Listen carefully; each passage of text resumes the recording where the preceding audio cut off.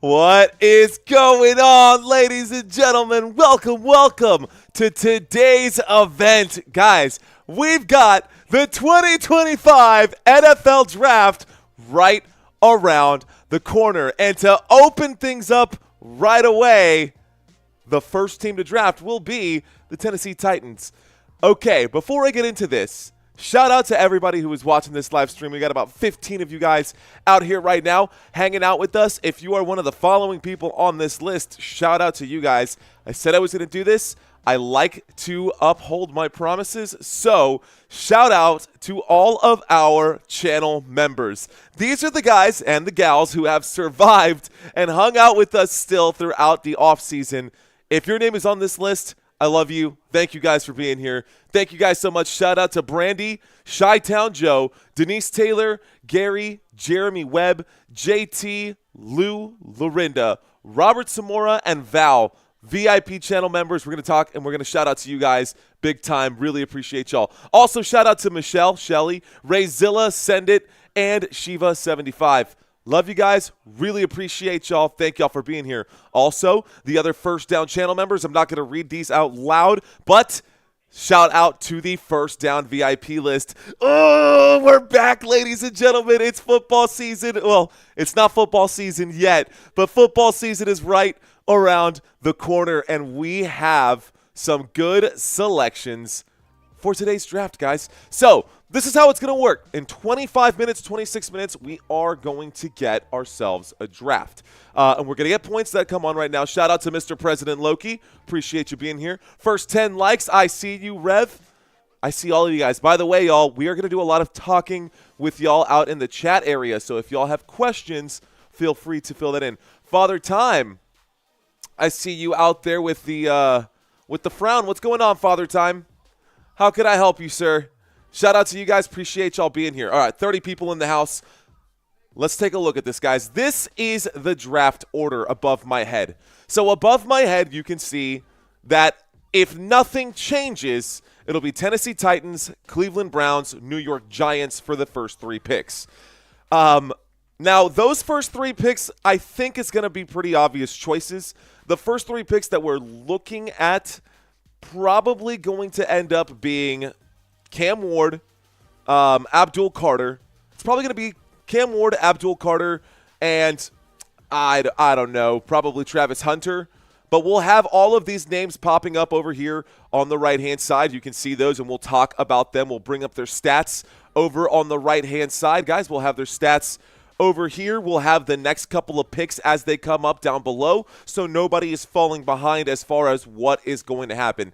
Got all the data, all the numbers, and I've got some additional clips and videos for you guys as well. So shout out to my boy Santino out there. Shout out to Santino, who has helped out tremendously, guys. He put some videos together for us. I did the audio recording, and Santino did the actual clips. You guys have seen some of the shorts being released throughout the day. I just dropped like 10 shorts today, so I'm sure you guys have seen some of those. And if you haven't, no worries, because we're going to show you guys on the full screen here today. Yes, ladies and gentlemen, it is draft day, and I'm curious how this is going to all shake out. Shout out to Anthony Martinez. Shout out to Anthony Sanchez out there. I see you, Trey Flip Tony. I see y'all out here. Father Time is the GOAT, is goated, says Trey Flip Tony. ZM, what up, man? What up, Caesar? What up, Gary? What up, fellas? Appreciate y'all. Owl on the prowl in the house. Capital of Texas in the house. Love it, guys. We've got draft day right around the corner. So, couple of prospects, guys. I think the big ones that we're going to talk about today, Travis Hunter. Yo, okay. If you guys don't follow college football, Travis Hunter is a game changer, and he might legitimately be the first two-way player in the NFL in, 50 years? 2 ways. What does that mean? That means he'll be playing offense and defense. He could be out on the field getting snaps on both sides, which would be really interesting to see if more than likely this will end up being the second pick overall. Shout out to Mike for hitting that subscribe button. Appreciate you. Shout out to Bruce Wayne. Sarah's in the house. What up, Sarah Wilder? Saying hello. How you doing, Sarah? We got Juice Daddy 804 in the house. Rock and roll. He says Dallas needs offensive line, cornerback, wide receiver, linebacker, running back. Juice Daddy, I'll tell you this, man. Dallas Cowboys picked 12th. You can see them right up here, right after the San Francisco 49ers. I am a Dallas Cowboys fan. Dallas Cowboys need Jesus right now, bro. That's what the Dallas Cowboys need.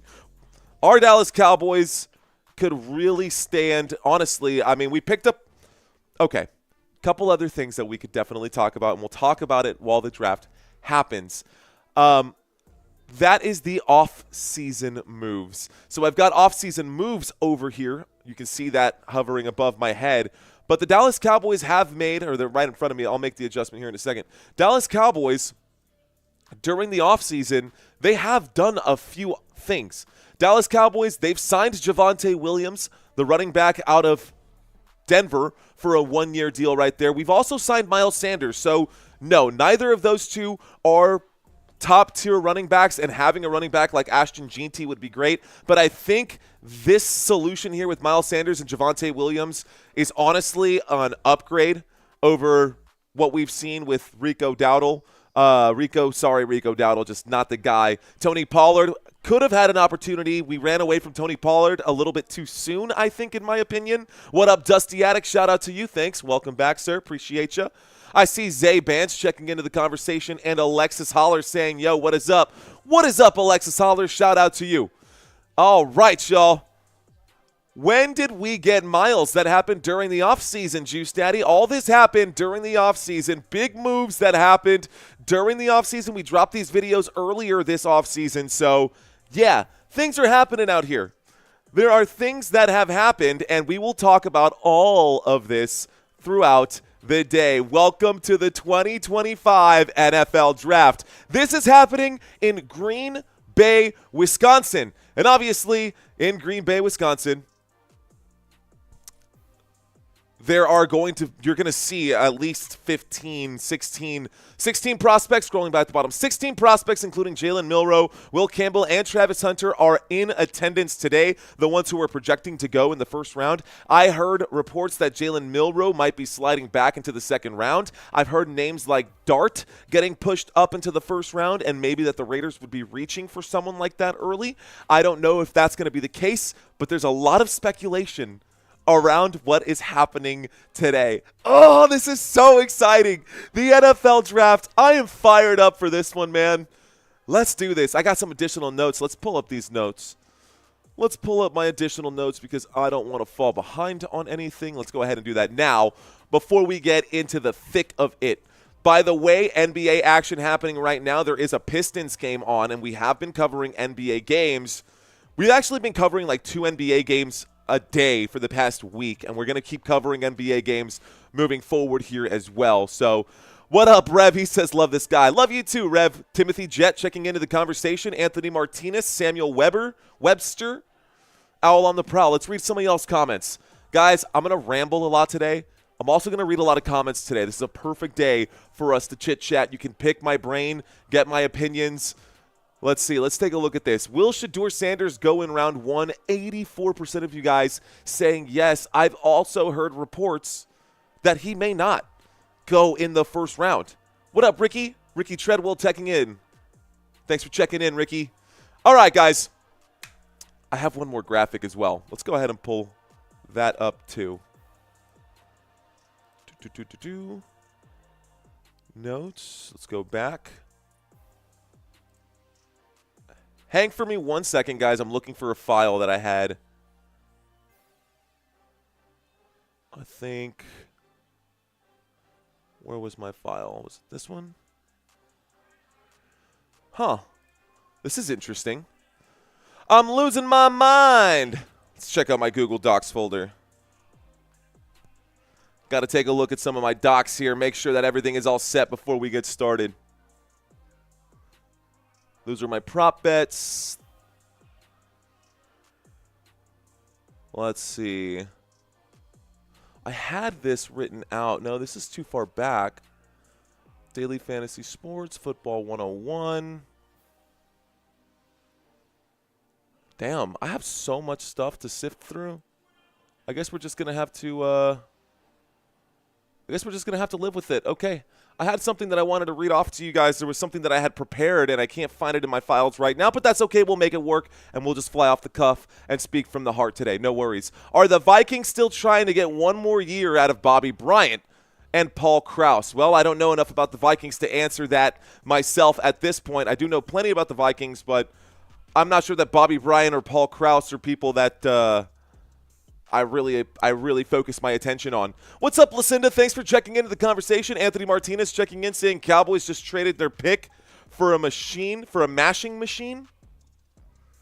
Haven't heard anything about, what are you talking about? Look, this is, okay, I'm going to tell you guys one of my speculations here. Anthony, is there some news about the Cowboys that I don't know right now? About a Cowboys trade? Let's look it up. We're going to have to do a lot of things on the fly today, guys. Cowboys trade. Let's see. Working on substantive traits. Is Breece Hall to the Cowboys trade in the works? Oh, that's a cool one. That says that was 3 hours ago. Did you hear that? Did you hear that? Is Breece Hall to the Cowboys trade in the works? Okay, this was my speculation, man. Okay, appreciate that. Thanks for clearing that up, Anthony.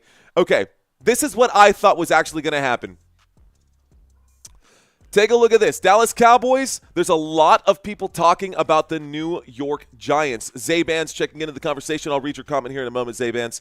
So, Dallas Cowboys sitting at 12, New York Giants at number 3. I keep hearing that the New York Giants, there's a ton of conversations and trades to be happening there with the New York Giants, and I'm wondering if the Dallas Cowboys could be on the phone with the New York Giants right here, right now, or maybe at some point to switch. Because this is what the New York Giants need. This is what the Dallas Cowboys need. The New York Giants need a quarterback, but they don't want to extend and reach for Shedeur Sanders or reach for Dart or reach for someone else that,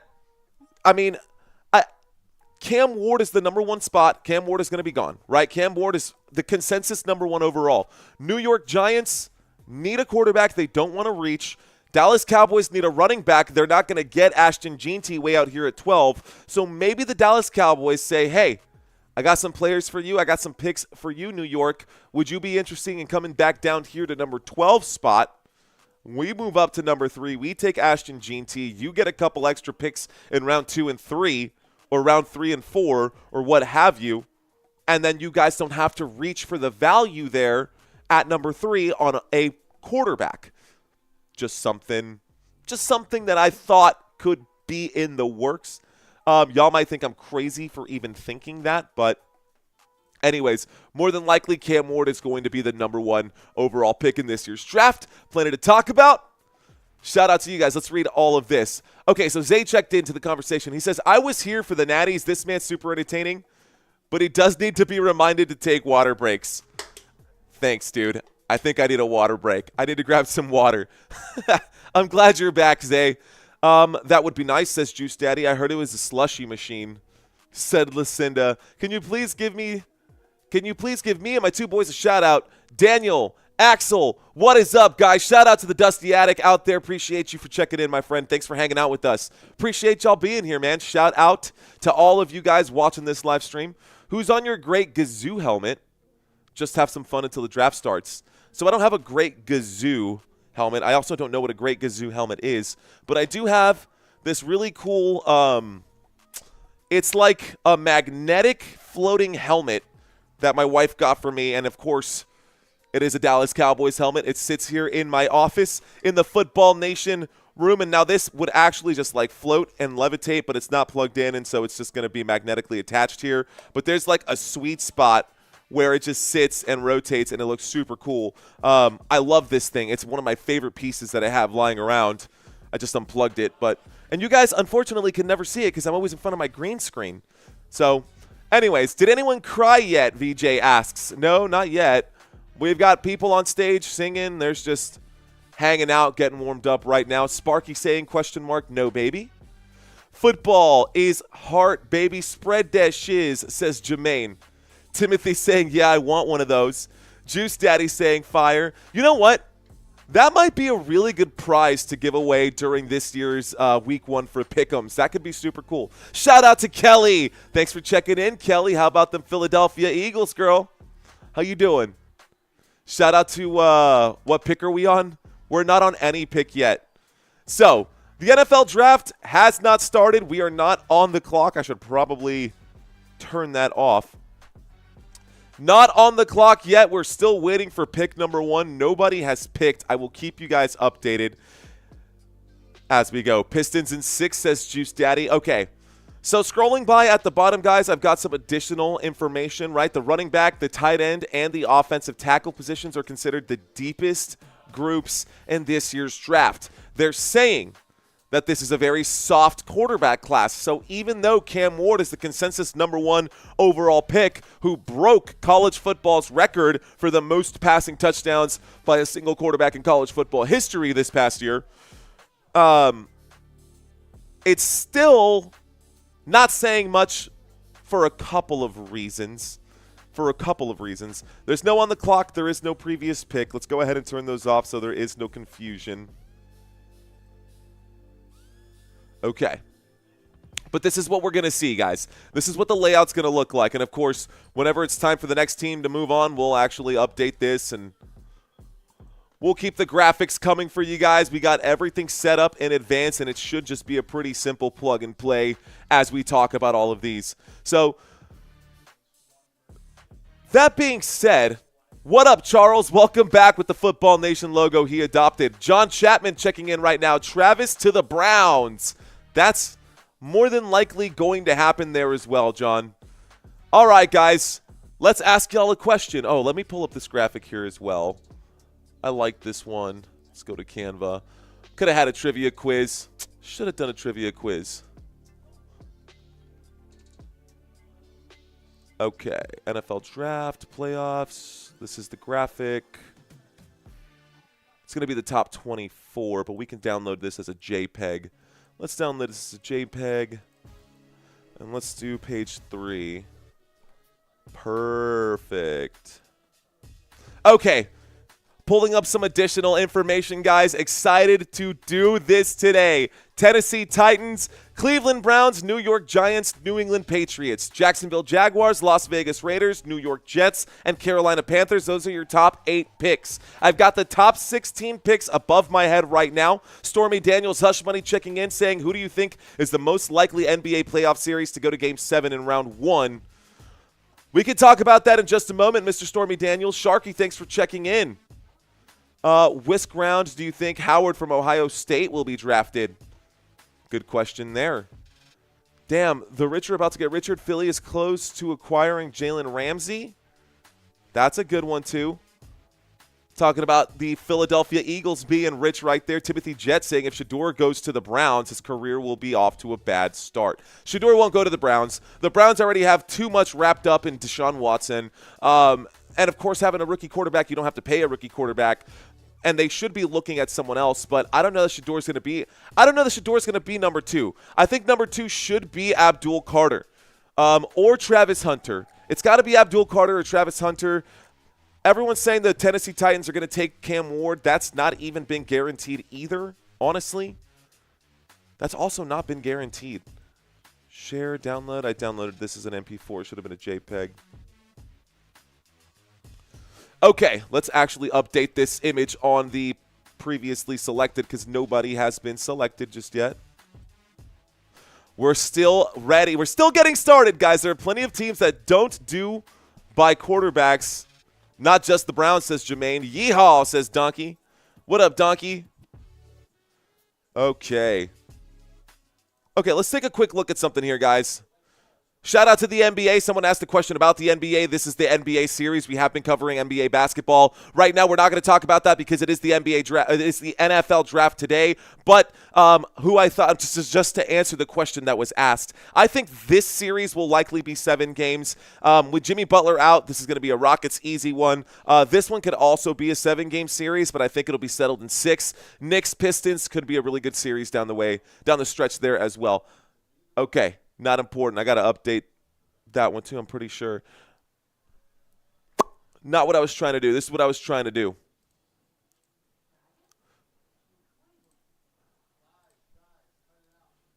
this is what I was trying to do. The NFL draft order, ladies and gentlemen. Here we go.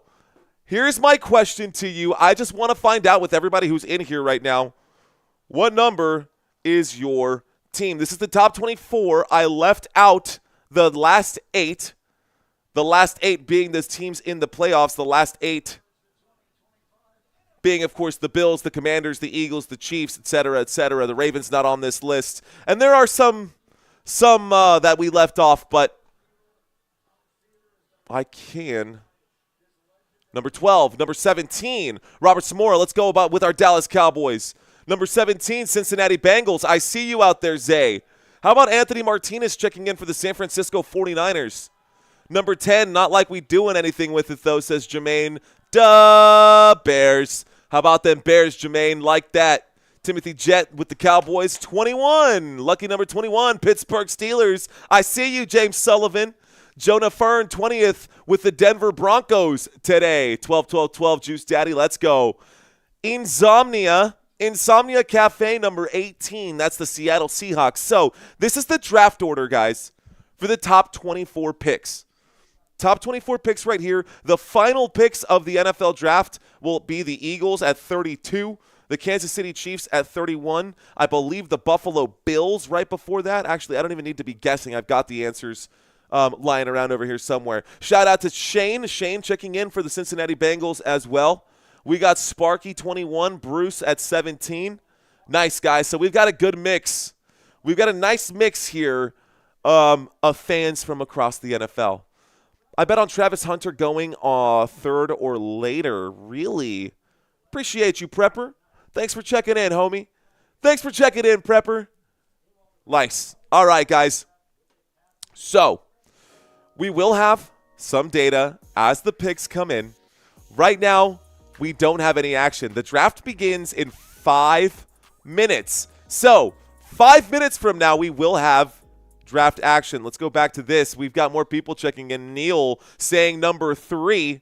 Neil checking in number 3. Steelers need Manning in 27. Ranking the worst NFL draft number 1 picks in the last 30 years. Ooh, Father Time. Bro, if you've got any information on that, let's talk about that. I would say that, I mean, there have been some bad first overall picks, and Caleb Williams, if he doesn't have a good year, could end up being one of them for all the grief that Caleb Williams did. Now, last year's draft class, guys, we saw a ton of quarterbacks going first. The most quarterbacks we've ever seen in the first round of an NFL draft. So last year, we saw a ton. Donkey saying pick up Scatterboo? We're not going to take Cam Scatterboo 12th pick, Donkey. We might get him on the coming back around. We might get Scatterboo back around, which shout out to ASU and Scatterboo for what he did against the Longhorns in that game. What a game for Scatterboo, dude. I remember covering that game. That was good. We covered that game live for that. Let's see. My first 5 was bad. Oh, my God. Prepper's comment out there. Jamarcus Russell, quarterback 2007 team, Oakland Raider. Dude, Jamarcus Russell, definitely one of the worst, if not the worst. I like that you put him down first because that's probably right. David Carr, 1999. David Carr being the quarterback for the Houston Texans at the time. Texans going to be one of the last 8 picks, by the way, as well, guys. I like the David Carr one there as well. Father Time. It's all bad. That's what he's Jermaine event. All right, Isaiah, I see you in the comments saying sacked and golden is what I want for the Cowboys.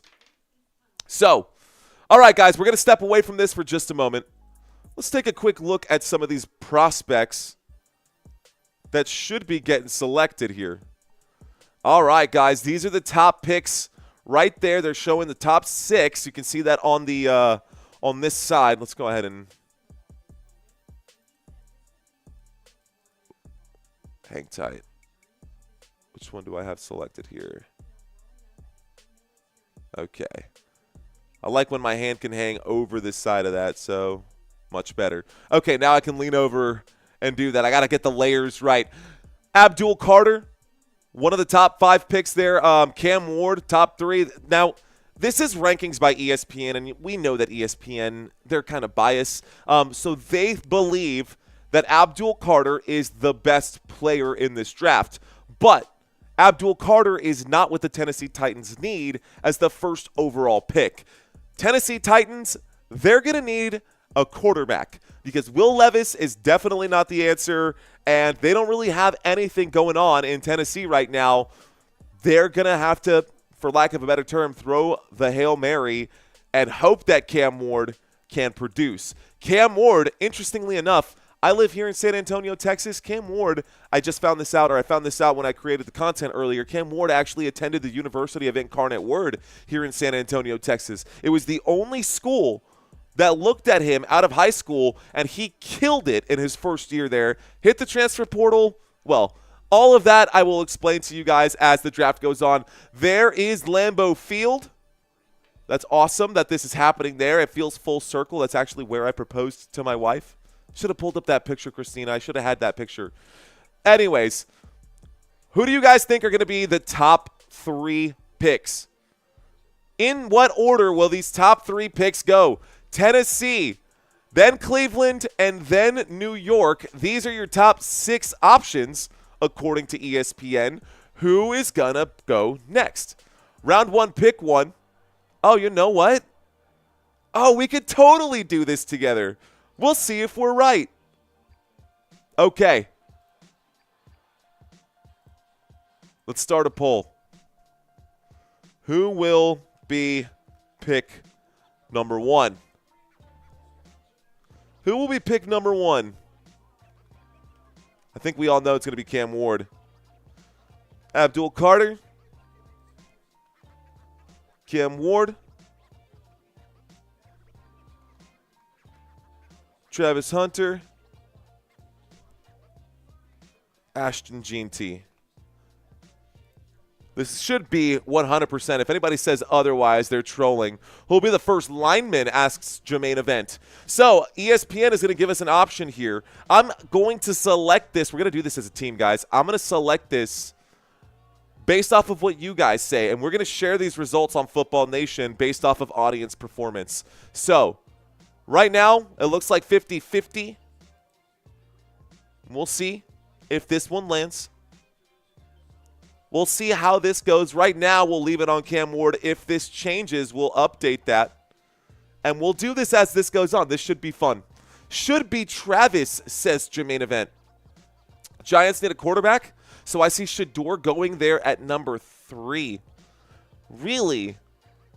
You see Shedeur going at number 3, but the Giants need more than a quarterback. I don't think the Giants are going to take Shedeur at number 3.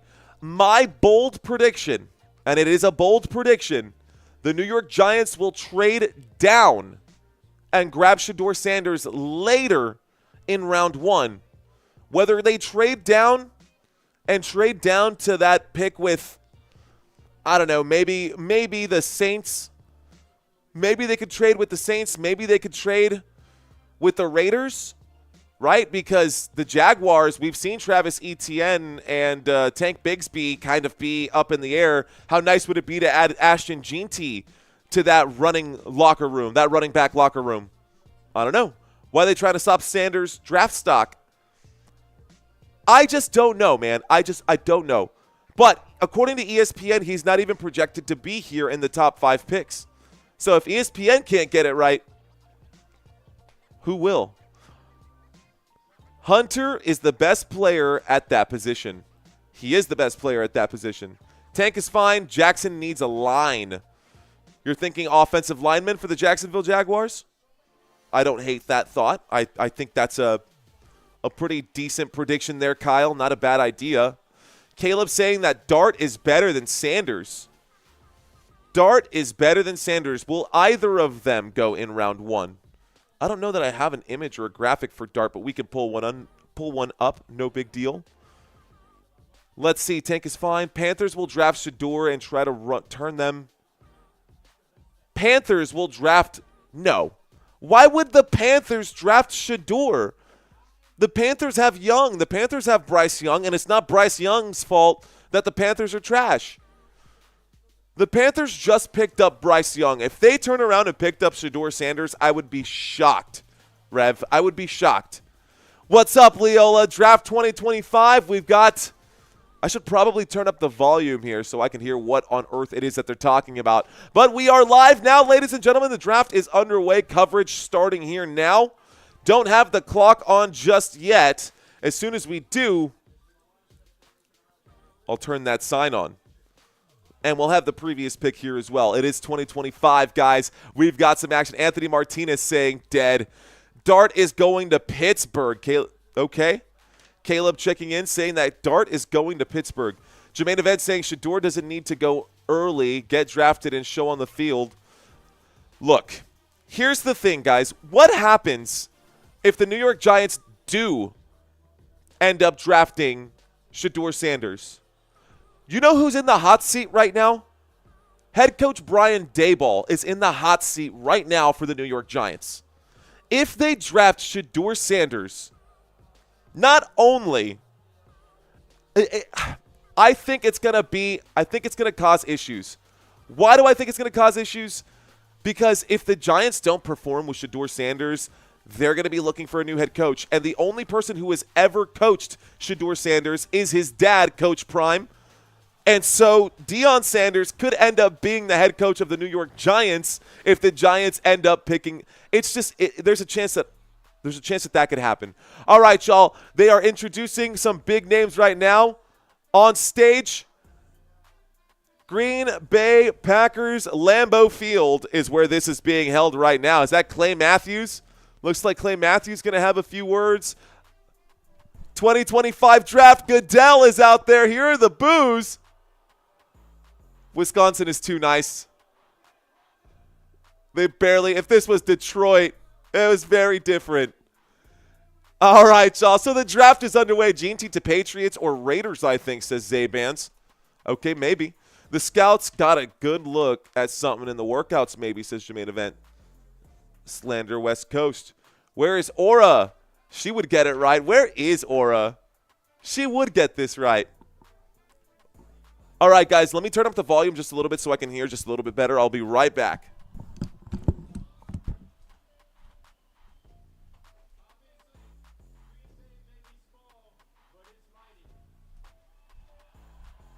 Okay.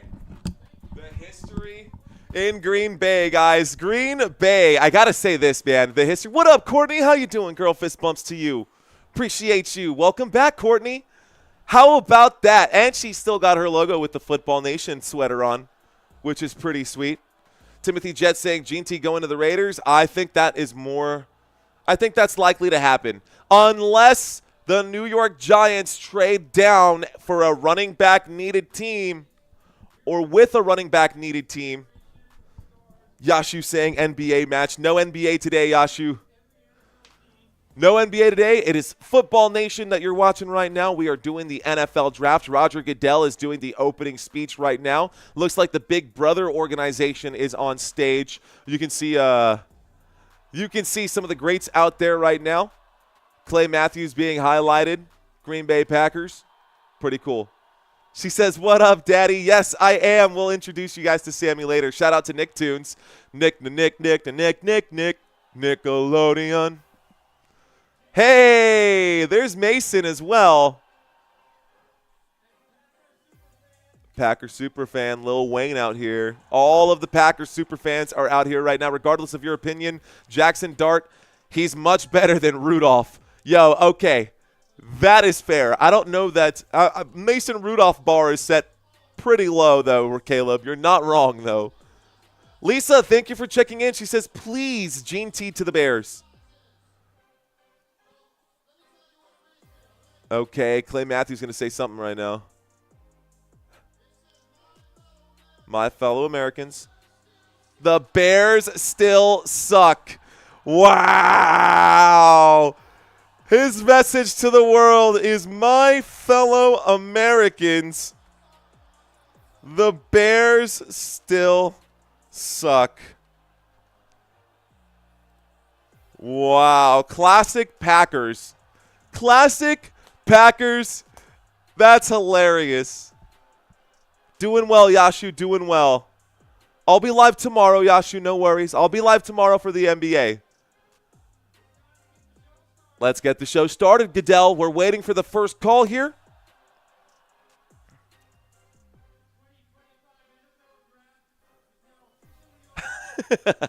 "2025 NFL Draft is now officially open. Call's going to happen. Looks like Jermaine Event not excited about it." Oh, that's hilarious. I'm going to pull this up one more time, guys. Let's take a quick look at it. This is the draft order, and we are officially on the clock now. 9:45 left to go. Tennessee Titans looking to get their first pick. Next coming up is the Cleveland Browns and then the New York Giants. These are the top 24 picks of today's draft. We'll get to the final 8 picks later on. But the draft is now on. The Tennessee Titans are on the clock. We will only be covering round 1 of the draft. Who do you guys think will be drafted first? Looks like 62% of you guys have said Cam Ward. And Cam Ward should probably be that guy. Let's go ahead and turn this on the clock. No previous pick just yet, but the draft is on and we are live. So Leola's saying, "I love them Bears." Carolina Panthers last season were 5-12, guys. The New Orleans Saints last season, New Orleans Saints above my head, were also 5-12. Chicago Bears, same story for Chicago. I thought Chicago was going to come up, man. I thought Chicago was on their way up, but 5-12 season last year. At number 11, the San Francisco 49ers finished that season with a record of 6-11. The Dallas Cowboys finished their season with a record of 7-10.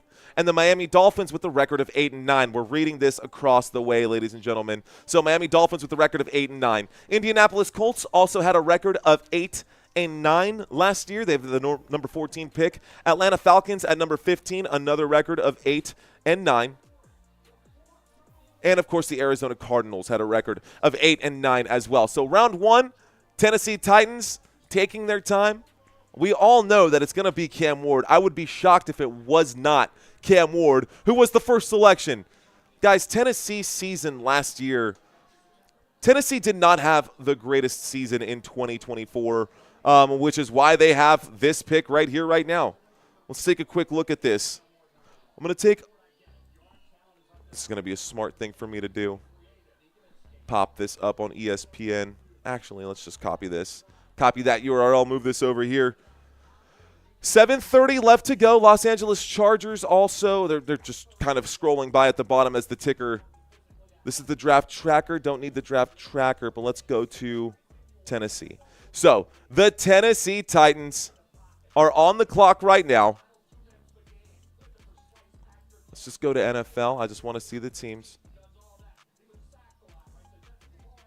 Don't know why it's being so difficult for me. Just take me to the Tennessee Titans. Let's do this then. ESPN's all funky right now. All right, guys. The Tennessee Titans, last season, let's talk about their numbers from last year. Will Levis with 2,900 passing yards. He obviously led the team. Not great numbers for the Tennessee Titans. Tony Pollard, the main running back for the Tennessee Titans in 2024, 1,079 rushing yards. Calvin Ridley was the receiving yard leader, 1,017. A new quarterback in Cam Ward could definitely help elevate Calvin Ridley, who has been a shell of himself since leaving Atlanta. Did nothing for the Jacksonville Jaguars, and now he's here in Tennessee. At least he had a 1,000-yard season. But what did that translate to? A 3-14 record for the Tennessee Titans, 4th seed in the NFC South, AFC South, excuse me. So I don't know, man. Most interceptions on the team in 2024 during the regular season. You've got Amani Hooker. You're a hooker. And then Kenneth Murray in most tackles defensively there.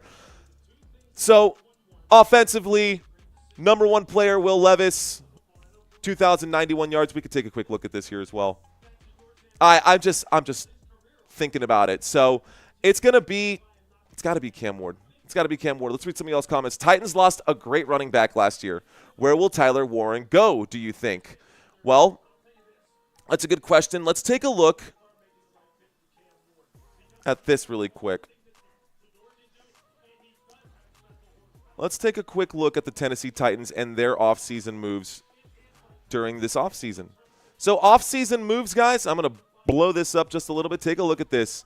Dan Moore, they re-signed him. Take a look at that contract size there. 4 years, $82 million for Dan Moore, the tackle. The Tennessee Titans re-signed Sebastian Joseph as well. They released edge Harold Landry III. So Harold Landry III no longer with the Tennessee Titans. Won't be there this year for you Tennessee Titans fans, if there are any this year right now. But this is where the Tennessee Titans are for their offseason so far. 5 minutes left to go here in the first round. Off-platform throws.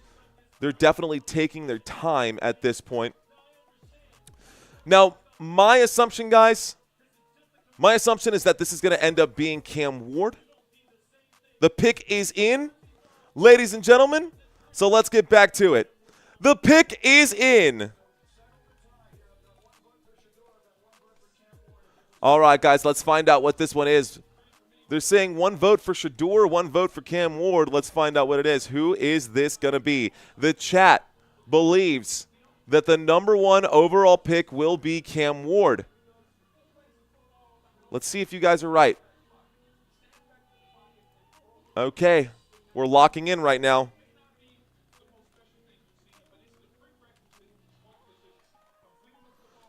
Who will the number 2 overall pick be? Travis Hunter, Abdul Carter. Who will it be, guys? Will it be Travis Hunter, Abdul Carter? Will it be Ashton Jeanty? Will it be someone else?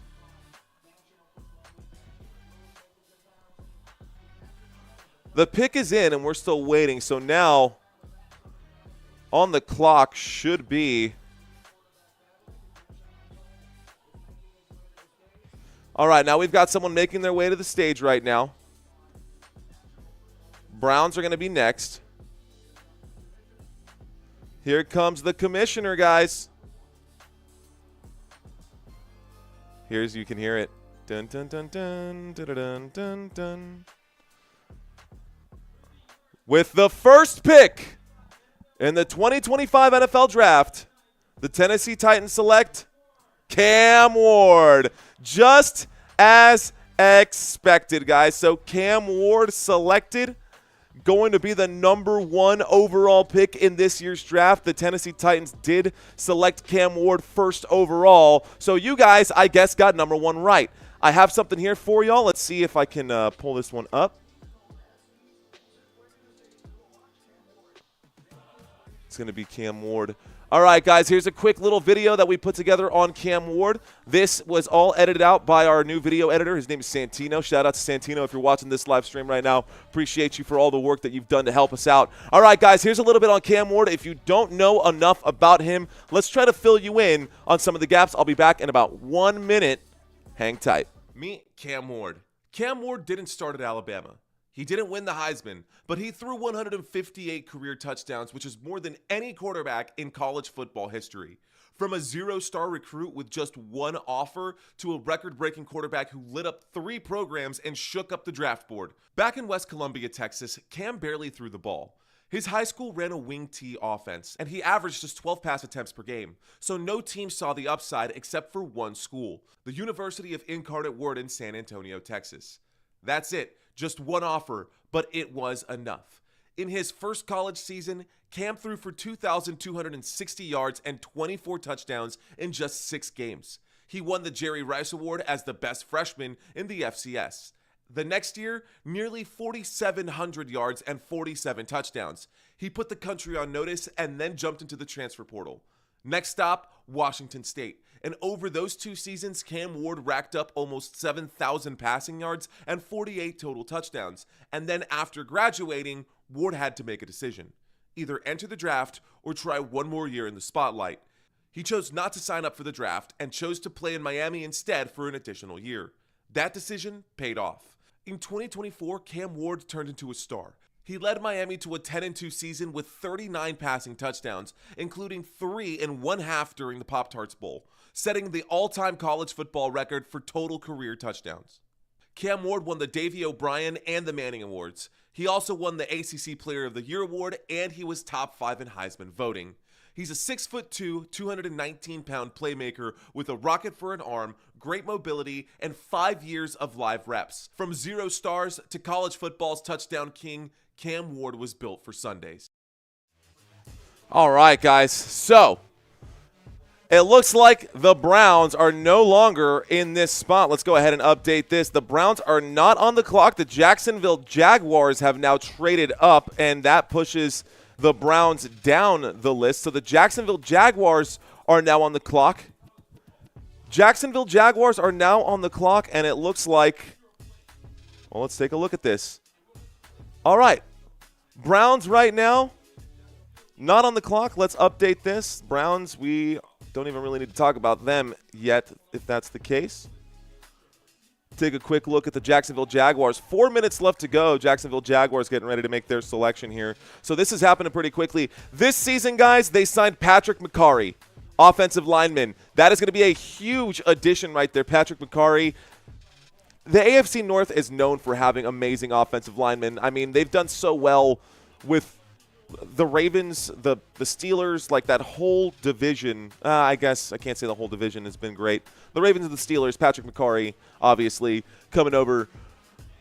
3 years, $37.5 million. Jordan Lewis, 3 years, $30 million. De'Ami Brown actually coming over here as well. So De'Ami Brown is a nice addition. The Jacksonville Jaguars did release Christian Kirk and Evan Ingram, so they do need someone to fill that in. Travis Hunter is the perfect addition. You let go of Devin Duvernay, you let go of Christian Kirk, you let go of Evan Ingram, and you let go of your corner, Ronald Darby. Guess what? All of those are wide receivers and corners, and this man here in Travis Hunter is both. Nick Toon saying that the Jags are taking Gene T. 50% of you guys are saying that Travis Hunter is the next choice right now. I think it very well could be Travis Hunter. On the clock right now, the Jacksonville Jaguars. First pick was Cam Ward, pick number 2 coming up right here, and then we'll have the New York Giants. So above my head, the one swap that we've seen so far, Jaguars and we've got the Jaguars and the Browns that have switched spots. So Jacksonville Jaguars on the clock. Take Shedeur, trade Sunshine. Gene T going to the Bears. Shedeur is what they need, and Coach Sanders, says Donkey. Lisa saying go Bears. Bears drafting here at number 10. Thanks for checking in, guys. Thanks for watching this live draft with us. We got about 100 of you guys hanging out with us. Appreciate you guys. All right. Well, there's a chance that the pick is in, by the way. So the pick is in. That means that the next team on the clock is going to be the New York Giants. Pick is in for the Jacksonville Jaguars. New York Giants now on the clock. Let's find out who the Jaguars have selected. So the Jaguars trade up. The Jaguars trade up. That is big news right there.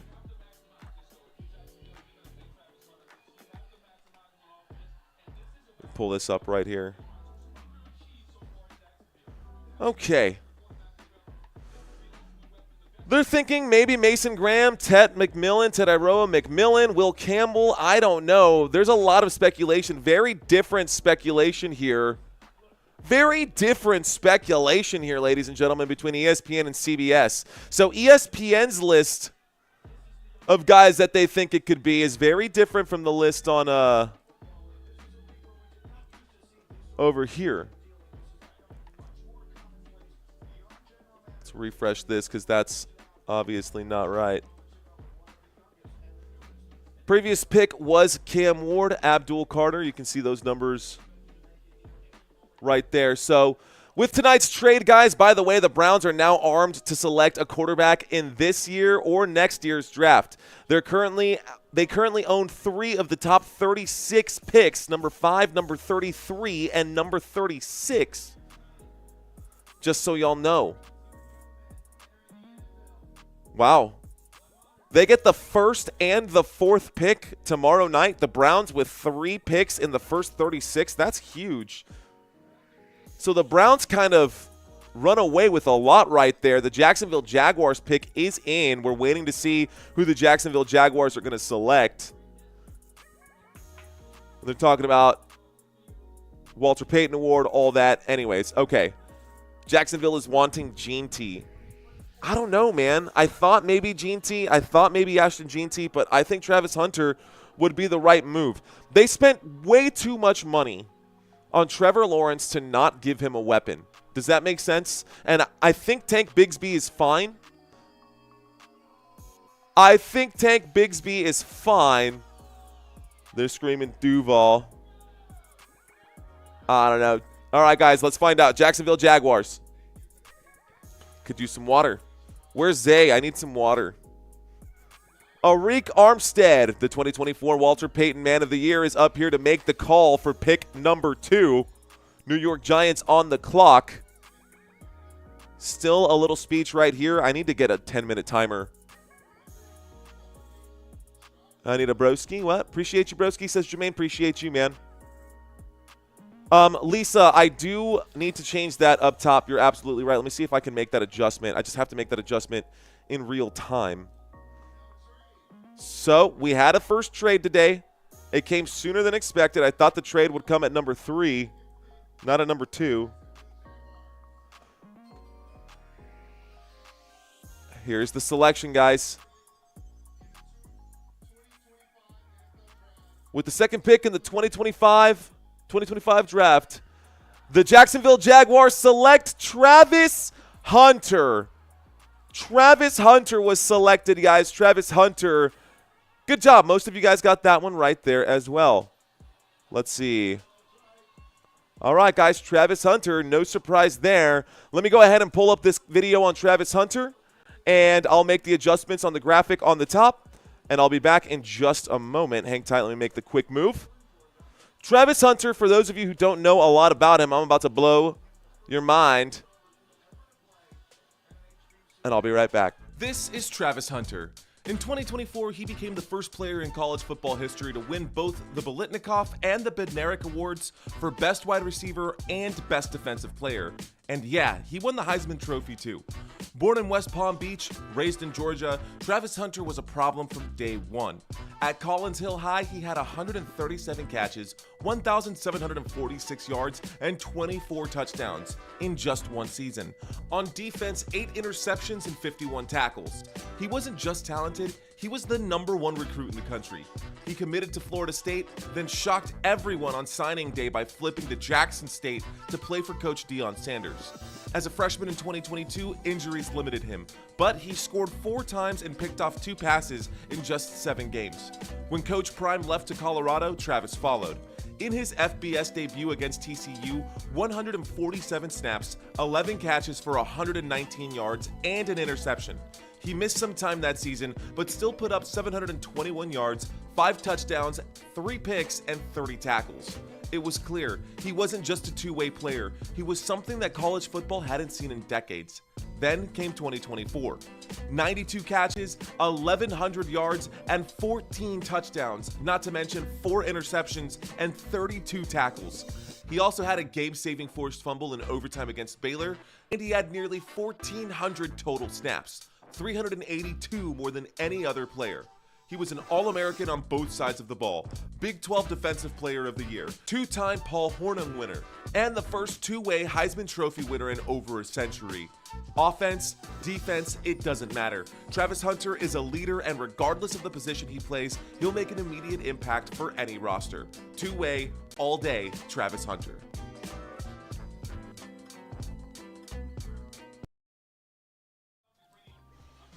Okay. Still got to update this graphic above my head. Let's see if I can't make that change happen in real time. So did you guys learn something new about Travis Hunter? First man to win the Bednarik Award, also Heisman Trophy winner, man. Unprecedented two-way production last year. In crazy numbers, guys. 753 offensive snaps, 776 defensive snaps. Like, that's insane. By the way, the New York Giants have 2 minutes and 30 seconds left to make the pick, and their pick is in right now. Shout out to Travis Hunter. Shout out to Travis Hunter fans. Travis Hunter was the last selection. That was the previous pick here. So on the clock right now, the pick is in for the New York Giants. Let's see who they're going to select. The best available seems to be Abdul Carter. It could also be Jalen Walker. That's a great pick and a good fit for the Jags. I agree, S. York. I'm with you. So the pick is in. We're waiting right now. And I should have this downloaded, but it's not there yet. Okay, let's try this again. Download, page 1, PNG, 32-team banner. Okay. Oh, it's just number 16? That's what it's called? Bet. Cool. Updated here. The New York Giants pick is in. That means that we have another team that's on the clock. New York Giants already off the clock. The pick is in for the New York Giants. And the next team to select in this draft is going to be the New England Patriots. How about the New England Patriots, who have upgraded their numbers? By the way, shout out to the Jacksonville Jaguars. We did talk about some of the changes that they made. Right now on the clock, New England Patriots. The last pick was Travis Hunter, who was selected by the Jacksonville Jaguars. We're now waiting for the Giants pick. Still waiting for the Giants pick. No update there. So, first pick, Cam Ward. Second pick, Travis Hunter. Waiting to find out who the New York Giants are going to select. Shedeur Sanders, they're showing him on screen right now. Last player with 8+ starts on offense and defense. That was Shedeur Sanders in 1996. So, 8+ starts on offense and defense. Shedeur Sanders was the last player to do it. Interesting. That's a cool fact. That's a cool fun fact. Two-way player, still doing it. Yori's saying it's Abdul Carter. Is that what the New York Giants are going to do? I'm surprised the New York Giants didn't trade. I'm surprised the New York Giants didn't trade down.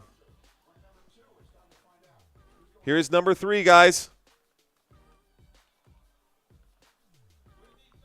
With the third pick in the 2025 NFL Draft, the New York Giants select Abdul Carter. The answer is Abdul Carter, guys. Abdul Carter was selected here. So, Abdul Carter is also a big name that a lot of people sleep on. We covered a game with Abdul Carter when we covered Penn State. Guys, this dude is a game wrecker. It is a game changer. Timothy Jett saying, wow, New York Giants desperately need a quarterback. Desperately need a quarterback. And they took Abdul Carter. Is that the right choice? Did the Giants make the right choice?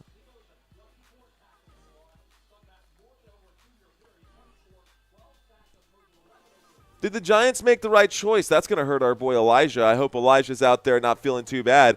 Did the Giants make the right choice, yes or no? So,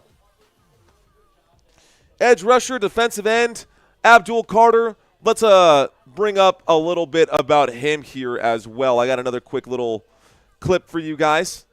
Santino put in the work to put these together, so let's introduce Abdul Carter to you guys. Some of these are shorter than others. Be right back. Abdul Carter made the switch from linebacker to edge in 2024. By season's end, he led the nation in tackles for loss with 23.5. He came out of Philly as a 4-star recruit and committed to Penn State.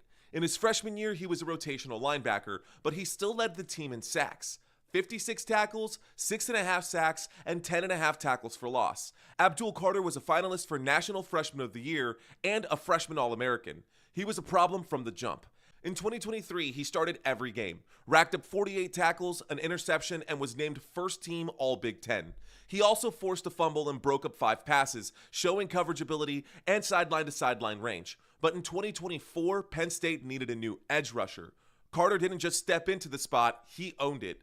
He finished his first season as a defensive end with 68 tackles, 12 sacks, and 23.5 tackles for a loss, more than any other player in college football. He was a finalist for the Chuck Bednarik Award, and he became a first-team All-American and was named Big Ten Defensive Player of the Year. He played 39 games, made 39 starts, finished his career with 172 tackles, 23 sacks, and 5 forced fumbles. Carter has elite get-off, an explosive first step, and an 18.5% pressure rate on pass rush snaps. He plays fast and finishes violently. Abdul Carter switched positions and became the best in the country. Edge, Linebacker, it doesn't matter. He creates problems for offenses, and he'll be an immediate starter on Sundays. It's interesting, man, because he wears the same number that Micah Parsons wears, and you know what? It looks like the pick is in already. On the clock right now, the Patriots looks like their pick is in, but let's talk about the New York Giants right now. So the New York Giants this offseason, we actually got to hang out with one of their defensive ends as well. We got to hang out with Elijah Garcia. He had a youth camp here in San Antonio, Texas. We were invited to do videography for that. I actually did and ran drills against an NFL defensive end, and I got my butt whooped. It was rough. I literally threw up afterwards, got wrecked. But now he's getting himself a teammate, and Abdul Carter, I think that's a good choice for the New York Giants right now. This dude, he's just built different. You can see him right there. Shedeur top 5? I don't know, Timothy.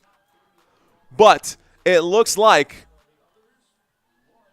round 1, the top 3 picks are gone. We've already had those top 3 picks go, ladies and gentlemen. Scroll to the top here. And this is going to be, it says that the pick is in. It says that the pick is in right now for the New England Patriots. Next is going to be the Browns, traded by the Jacksonville Jaguars. By the way, the Cleveland Browns now have 2 picks almost back-to-back. They have the number 1 and the number 4 pick in this year's draft. Next round, in round 2. Thanks to that trade by the Jacksonville Jaguars.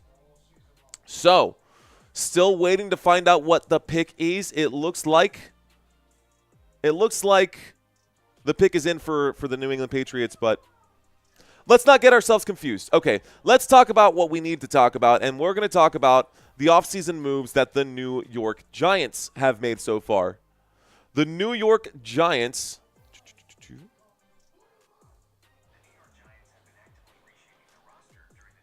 Whoa. My phone heard me say something and it just started talking. Okay, I don't need that, Gemini. Mind your business, Gemini. All right, guys, let's talk about that Paulson Adebo move. Paulson Adebo was picked up or signed here by the New York Giants. Javon Holland signed by the New York Giants, and Chauncey Golston, Dallas Cowboys, signed by the New York Giants. So the New York Giants have picked up some players here. How about Darius Slayton getting re-signed there as well? They have made a lot of moves. And as I said before, guys, if there's a coach who is in the hot seat right now, it is the New York Giants head coach in Brian Daboll. Let's find out what they selected here. Or we already found out who they selected. They selected Carter. So let's go ahead and put the next one on the clock. I'm going to leave that here for just a second. The next team on the clock would be the Browns, so we're just going to go ahead and operate under the assumption that they are currently making their selection. And we are waiting to find out who has been selected here by the New England Patriots. Commercial break right now. You're not missing anything. Obviously, this isn't like a high-action play calling, play-by-play like we normally do on this channel. So there's a lot of filler time and a lot of opinions to be asked right here. Did the Giants make the right choice? Most of you guys said yes. All right, guys. Will Patriots draft offense or defense?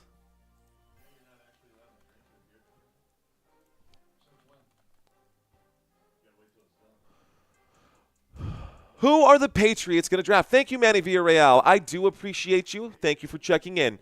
So those are the trades that have happened. Guys, we haven't had any big releases for the New York Giants. The biggest thing that happened for the New York Giants actually happened last offseason, and that's when they lost Saquon Barkley to the Philadelphia Eagles. This is a terrible draft so far, says Father Time. It's exactly what we were expecting. Outside, I literally could have written it down that the first 3 picks would have been Cam Ward, Travis Hunter, and Abdul Carter. Those are the top 3. That's the way it was supposed to go. That's the way that it went. Now is where it starts to get interesting. And no, I don't have videos for all 32 teams or all 32 top draft prospects, but I've got a handful of them today, and I'll do my best to try to keep you guys entertained as this day goes on. So, The Jacksonville Jaguars trading up from number 5 to number 2, giving away some picks to the Cleveland Browns. They took Travis Hunter. Pick number 3, the New York Giants. They end up taking Abdul Carter. Round 1, pick number 3. Let's find out what the New England Patriots are going to do. Now, the biggest move from the New England Patriots, and I did make a whole entire video about the rise of the New England Patriots. It's got like 30,000 views or something like that already. But I think the New England Patriots are going to have themselves a very good season this year. Here we go, guys. The pick is in right now. The Patriots selecting Will Campbell. Ladies and gentlemen, Will Campbell is going to be the selection here for the New England Patriots. So, highest rated offensive lineman here, and Will Campbell. Let's go ahead and give you guys some more information on him. Let's go ahead and pull up another video. Again, courtesy of our boy Santino. Shout out to you, Tino. Will Campbell. Coming right up, ladies and gentlemen. Will Campbell was born January 6, 2004 in Monroe, Louisiana, and he's one of the most decorated offensive linemen in LSU history. A 5-star recruit out of Neville High School, he was rated top offensive tackle in Louisiana and one of the top 5 nationally. He committed to LSU and enrolled early in January of 2022. Campbell became a day 1 starter at left tackle as a true freshman. He started 13 games that season, missing only 1 due to injury. He played 882 offensive snaps and allowed just 3 sacks as a freshman, and he was whistled for just 1 penalty.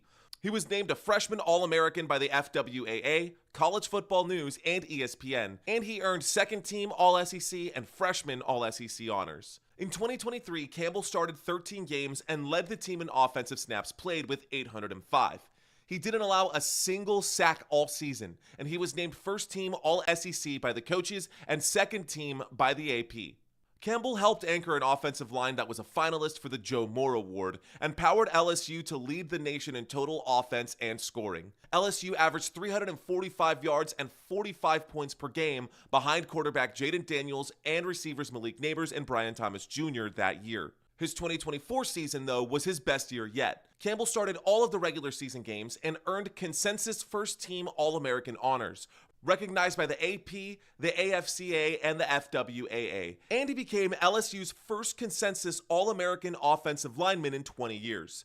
He shared the Jacobs blocking trophy given to the SEC's best lineman. LSU led the SEC in fewest sacks allowed, giving up just 15, with Campbell surrendering only 2 all year on 557 pass blocking snaps. He was named SEC Offensive Lineman of the Week after dominating against both Vanderbilt and UCLA, and he finished the year with 866 snaps, playing every snap in 10 out of 12 games. In total, Campbell started 38 games over 3 seasons, played 2,553 snaps, and allowed just 5 sacks. He played every offensive snap in 23 of 25 SEC games that he appeared in. At the NFL Combine, Campbell measured 6'5" and 319 pounds. He also ran a 4.98 40-yard dash. Not a bad pick right there. I like that move right there by the New England Patriots. They've got a pretty solid roster already. New England Patriots, their quarterbacks, Drake May, Joshua Dobbs. They did pick up Joshua Dobbs. Ramondre Stevenson, they've now added Stephon Diggs, Demario Douglas, Kayshon Boutte. Now, they also picked up Mac Hollins. So, I don't know if Hollins is going to fight for that number 2 spot or number 3 spot behind Stephon Diggs and Demario Douglas, but I think that Mac Hollins can find himself into that starting lineup. Offensive line, left guard, Will Campbell, gonna probably replace Layden Robinson. So Layden Robinson gonna probably be replaced right here. Guys, the pick is now in for the Cleveland Browns. The Cleveland Browns at number 5. Let's find out. Okay. Cleveland Browns in at number 5. It would be cool if we could get, man, it would be awesome to have graphics of the picks so far. Just one graphic, an overlay that I can update with the picks so far and just add the extra photo. I might be able to do that. That might be an easy fix. I should actually be able to do that pretty easily. I'll have to share that file with you, bro. Okay, I'm thinking out loud to myself. Quick look over here. Let's take a look at the Browns now. The Browns pick is in. We're waiting to hear the Browns pick. New England Patriots did pick up Will Campbell again. These are the moves that the New England Patriots have made so far. Let's find out what's going to happen here. Guys, I am going to say this.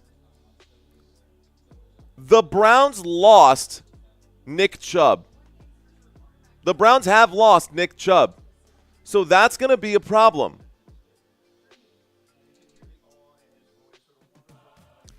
Here's what the Browns have done so far. The Browns did extend Myles Garrett. They traded away Dorian Thompson-Robinson. They did get back Kenny Pickett. Or they traded for quarterback Kenny Pickett. Malik Collins signed a 2-year deal. Cornelius Lucas signed 2 years up to $10 million. And Joe Tryon-Shoyinka signed on for 1 more year as well. Those are the moves that have been made by the Cleveland Browns. The Cleveland Browns pick is in, so the Browns are no longer on the clock. That means the Raiders are on the clock. And let's find out the pick here.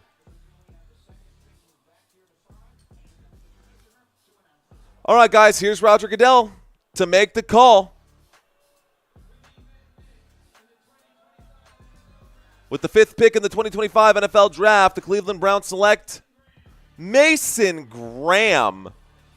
Mason Graham of Michigan. Mason Graham, really? Really? Interesting. Let's read some comments out here. Walker, question mark. You talking to me, Jerry? What up, Jared Campbell? Nobody cares about the Knicks in here. We're thinking NFL Draft, says Jared Campbell. Yeah, this year, this is draft day, not NBA day. NBA we'll have plenty of. We got 2 months to cover NBA, guys. We'll be here. Raiders just got Gene T then, says Panda Payo. I think that might be true. That might be true. But the last selection here by the Cleveland Browns, Mason Graham, guys. Mason Graham going to be the last selection. So, now, Mason Graham, not a bad choice here. Let me pull up a quick video on Mason Graham. We put in a lot of legwork, guys. We put in a lot of legwork here. Santino definitely helped out big time. Here's a quick little insight on Mason Graham. If you guys don't know about him, this is the selection that the Browns just did at defensive tackle to be there to assist Myles Garrett. So now they're going to definitely have one of the best pass rush defenses in the NFL, and that's pretty dangerous for the Browns. Let's go ahead and break down this video. I'll be right back. Mason Graham was never flashy. The Anaheim native played 3 years at Michigan and appeared in every single game. He finished his career with 108 tackles, 18 for loss, and 9 sacks.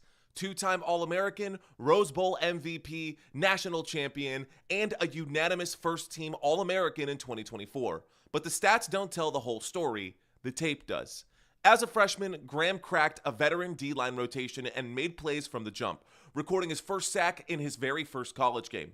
He wasn't just rotating in, he was setting the tone. His wrestling background gave him elite leverage and balance, making him almost impossible to move off of his spot. In year 2, he became a full-time starter and a problem for offensive lines. 7.5 tackles for loss, 3 sacks, and forced fumbles. He wrecked Minnesota on the road, he crushed Indiana with a scoop-and-score fumble recovery, and in the Rose Bowl against Alabama, he made the play of the game, a 3rd down tackle for loss in overtime that helped seal the win. 1 week later, Michigan won the national title, and Graham was at the heart of it all. By 2024, he was the best interior defensive lineman in college football. Blocked a field goal versus Washington, racked up 2 sacks against Minnesota, and put together a 7-tackle performance in the game against Ohio State. At 6'3", 318 pounds, he moves like someone 30 pounds lighter. He's quick enough to shoot gaps, strong enough to eat those double teams, and when it's time to shed and finish, he does it with violence. 3 years, 39 games, 35 wins, a national title, 2 Big Ten championships, and he's never missed a game. Mason Graham didn't need 5 stars or viral clips. He just lined up and did his thing. And now he's one of the safest and most disruptive defensive linemen in the 2025 draft. All right, guys, the Las Vegas Raiders are currently on the clock right now. And let's see. 257 total picks across the 7 rounds this year, guys. The Tennessee Titans had that first pick. And we've seen kind of what we expected. So, across the draft board, guys, Cam Ward was number 1. You can see this right over here. Cam Ward was number 1. At number 2 was Travis Hunter. At number 3, Abdul Carter. At number 4, Will Campbell. At number 5, Mason Graham. And at number 6, right now, the Las Vegas Raiders are on the clock. Las Vegas Raiders have to make their selection. Now, the Las Vegas Raiders have made some big changes. They now have Pete Carroll as their head coach. And they are, guys, the Las Vegas Raiders have definitely made some big moves this offseason. Another team that I think is going to step up and is on the up and up right now. Let's talk about what the Las Vegas Raiders have done during this offseason.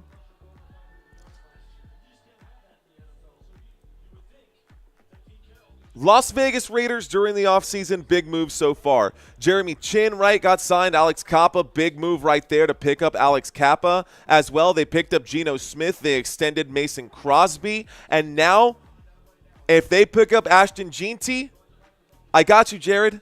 That's what I'm here for. I'm here to help. So, let's pull this up just a little bit. There it is. Ashton Jeanty gets picked right here, guys. With the 6th pick in the 2025 NFL Draft, they select Ashton Jeanty. He just went to the Las Vegas Raiders. So, as expected, the Las Vegas Raiders picked up Ashton Jeanty. He's hands down the best running back in this draft class. Without a doubt, the best running back in this draft class. Guys, number 1 for sure in the running back spot. Number 3 overall pick according to ESPN. He's got a grade of 93. So, 2024 record for the Raiders. Not a good year for the Las Vegas Raiders. Let's see if they can improve on those numbers. Again, the Raiders are going to look very different in 2025. Raiders are going to look like they've got Pete Carroll as a head coach and Geno Smith as a quarterback. Not to mention that the Seattle Seahawks have been completely dismantled. We have no idea what the Seahawks are going to look like. The Seahawks now have Cooper Kupp, which is crazy. So the Seattle Seahawks, they end up picking up Cooper Kupp. I don't know why I'm talking about the Seahawks right now. I've got the wrong graphics. I don't want to confuse anybody. Next team up on deck, guys. The next team up is the New York Jets. They are on the clock. The New York Jets now have a new quarterback. But the Raiders picking up Jeanty is not bad. The Raiders picking up Jeanty is not bad. So, this is the Raiders lineup right here. Geno Smith, Raheem Mostert, now going to help support Ashton Jeanty. So, there's going to be a fight here for that starting spot. But with a high draft pick like that, I think Ashton Jeanty is going to just be a day 1 starter. I don't see Raheem Mostert being the day 1 starter. But, I don't know, man. That was a big move, though, for the Raiders to pick him up.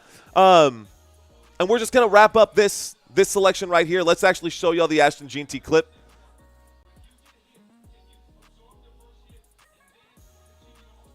I'll let Ashton Jeanty speak for himself, or I'll let my previous writing of Ashton Jeanty speak for itself. I'll be right back. Ashton Jeanty didn't have the stars. He didn't have the offers. He went from military-based football in Europe to Boise State, and he turned into the best running back in the country. In 2024, Ashton Jeanty rushed for 2,601 yards, just 28 yards short of breaking Barry Sanders' all-time record. He led the nation in rushing, yards from scrimmage, and yards per carry. He scored 30 total touchdowns and won the Maxwell and Doak Walker awards, and he finished second in Heisman voting. And this didn't come out of nowhere. As a freshman in 2022, Jeanty shared carries but still put up over 800 yards. And in 2023, he took over the backfield, rushing for 1,347 yards and adding 569 more as a receiver, more than any other running back in the country. He became a true third down back. Fast, powerful, durable, and by 2024, he was the engine for Boise State's offense. He's built low to the ground at 5'8" and 211 pounds, but he runs like a sledgehammer. Jeanty has vision, balance, and elite burst in the open field. He's got 66 catches over the last 2 seasons, and he can score from anywhere, on swing passes, screens, or on inside handoffs. There are questions around Jeanty, though. His pass protection needs work, and he logged 750 carries in 3 years, but he's never worn down. 9 games in 2024 with 30 or more carries, and he got better as the season went on. NFL teams are starting to value elite running backs again. Saquon Barkley, Bijan Robinson, Jahmyr Gibbs, and now Jeanty fits that mold. A complete player who can carry a modern offense. He's not flashy, he's not overhyped, he just runs through people, and he's going to be a great addition to any team's running game. All right, guys. So what do y'all think about that Ashton Jeanty choice? I think Ashton Jeanty was the right choice for sure for this. What's up, Brandy? Thanks for checking in. He's Zoom. I'm right here. What up, Brandy? How you doing, girl? Thanks for checking in. Haven't seen you in a while. Great to have you. Father Time saying he likes this selection here. All right, guys. So now we've had a good slew of picks. On the clock right now are the New York Jets. Pick number 1, Cam Ward. Pick number 2, Travis Hunter. Number 3, Abdul Carter. Number 4, Will Campbell. Number 5, Mason Graham. Number 6, Ashton Jeanty. Number 7 right now. Let's find out what the New York Jets are going to do on this pick here. All right, y'all. Start a poll.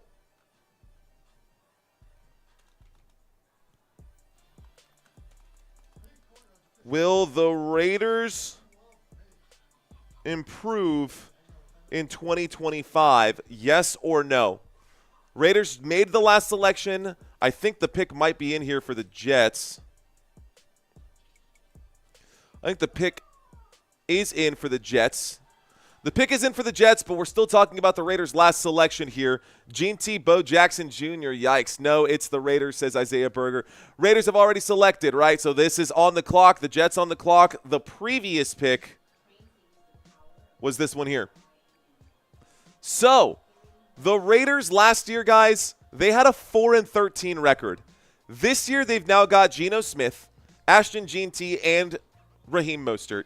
Their wide receivers, that is a problem here. The wide receiver situation, not great. Wide receiver room there is Jacoby Myers, Trey Tucker, and Kyle Phillips. They do have Brock Bowers, which is going to be the safety valve. He was the number 1 tight end in the NFL last season, and I picked him in like round 8 or 9 in my draft. Granted, I did not have a good draft year last year. I made some kind of ballsy moves. I thought Zach Moss was going to be the main running back in Cincinnati. That ended up not being the case. Anyways, not the point. The point is that I, too, think that the Las Vegas Raiders are going to improve here. Las Vegas Raiders have improved here. Okay, so round 1, pick 7. According to ESPN, and why I think that it's funky that it's showing it like this is because if I turn this on, y'all can see for yourselves. It says on the clock / the pick is in. So which one is it? The only thing is minutes after drafting edge rusher, Giants GM said his team is picking up Kayvon Thibodeau, 5th-year contract option. Okay, so Kayvon Thibodeau is going to get that 5th-year option there as well. Minutes after drafting Abdul Carter. That is just additional news from Adam Schefter over there. Scrolling down just a little bit. We don't even have to scroll down. We just got to close this out. Better. Okay. Who will these guys select? Who will the New York Jets select? So now we can focus our attention on the Jets. We are in the middle of a commercial break. And when we get back, we should have an answer as to who the Jets are going to select here. But the New York Jets this season, guys, the New York Jets have picked up. Let me go ahead and bring up this number here. Now, the Jets had a rough season last year, guys. Obviously, the Aaron Rodgers situation, the Jets have been a bit of a mess. They lost their head coach in Robert Saleh as well. Here's the pick for the New York Jets. The New York Jets select Armand Membou. Armand Membou gets selected as the number 7 pick in this NFL draft. Let's go ahead and slide this stuff over here as well so we can get y'all the next list of, hey, we're already there, bet.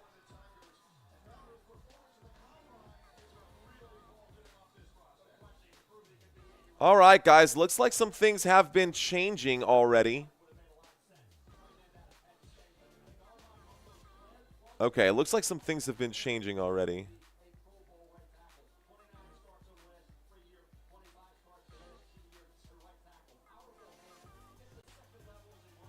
Whoa, sorry guys, I'm blanking on words right now. I'm trying to tinker with my settings, but let me get focused right here. Armand Membou was just selected by the New York Jets. Next to draft right now is the Carolina Panthers. So the Carolina Panthers now going to be on the clock. Let's update that. Here are the Panthers. Armand Membou is the next selection. This is the simple stuff instead of tinkering so much. Armand Membou. Okay. So, on the clock right now, we've got the Panthers, Armand Membou. He was the last selection there for the New York Jets. Let's go ahead and bring in the video for Armand Membou. I'm pretty sure I got one of those for him here as well. We're starting to run out of these videos. No, I think we got plenty here. Let's find out. Well, I think we got 17 of these, so we should be pretty good. Of course, it's not going to take us all the way through, but I do have one for Membou. All right, guys, let me introduce Armand Membou to y'all. Be right back. Armand Membou. At 6'4", 335 pounds, Armand Membou is without a doubt the fastest defensive lineman in this draft class. He posted a 4.9 40, a 34-inch vertical, and cranked out 31 bench reps. The guy is an absolute machine. Membou was born in Lee Summit, Missouri, and as a 4-star recruit, he committed to Missouri over offers from Oregon, Nebraska, and Kansas State. He was ranked a top 15 offensive guard prospect nationally. He played in 35 games across 3 seasons at Mizzou, starting 29 at right tackle and logging 2,243 career snaps. In 2022, he appeared in 11 games and started in the final 5. He played 397 snaps and helped Mizzou post over 2,000 rushing and 2,700 passing yards. In 2023, he started all 13 games. That offensive line was a Joe Moore Award semifinalist, and Missouri rushed for over 200 yards in 6 games and had 5 games with 500-plus total yards. Membou played 955 snaps and helped limit opponents to 1 or fewer sacks in 5 games. In 2024, he started 12 games and was named second team All-SEC by both coaches and the AP. He graded out with a 90.4 PFF score, which was 3rd among Power 4 tackles. He helped Missouri finish top 10 nationally in red zone offense, top 5 in fewest interceptions, and they led the SEC in time of possession. Thanks to Membou, the Tigers totaled 2,926 passing yards, 2,138 rushing yards, with 26 rushing touchdowns. Unfortunately, though, Membou did not play in the bowl game against Iowa. He was invited to the 2025 Reese Senior Bowl and was tested at the NFL Combine. Membou's athleticism shows on tape.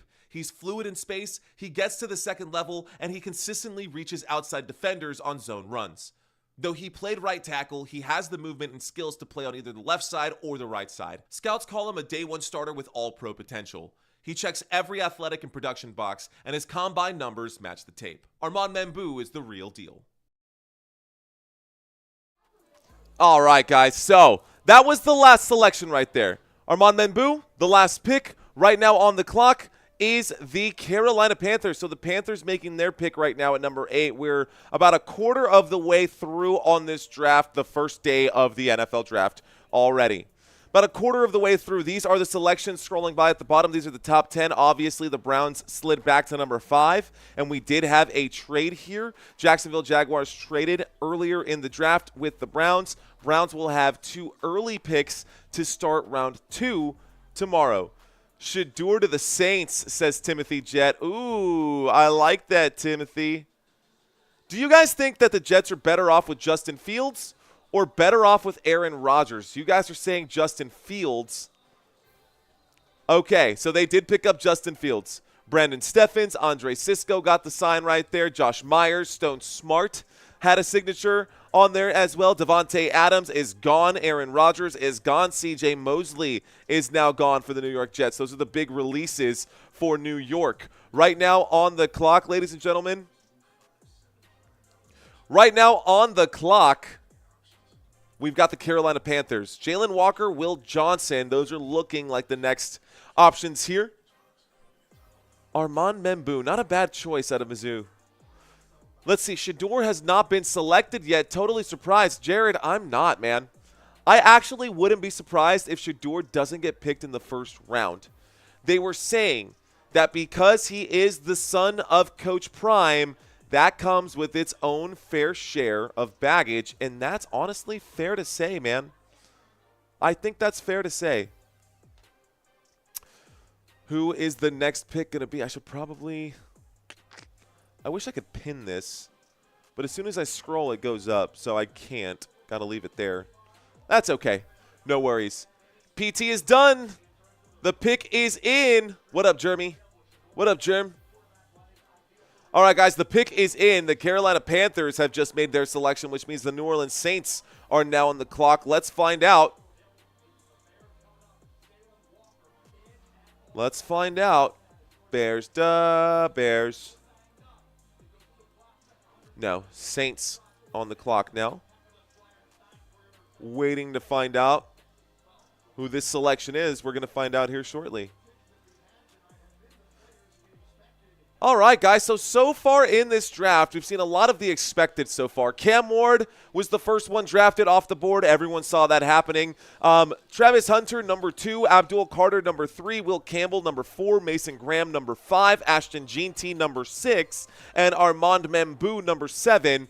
With the 8th pick in the 2025 NFL Draft, the Carolina Panthers select T-Mac Tetairoa McMillan. Let's go! I like that pick.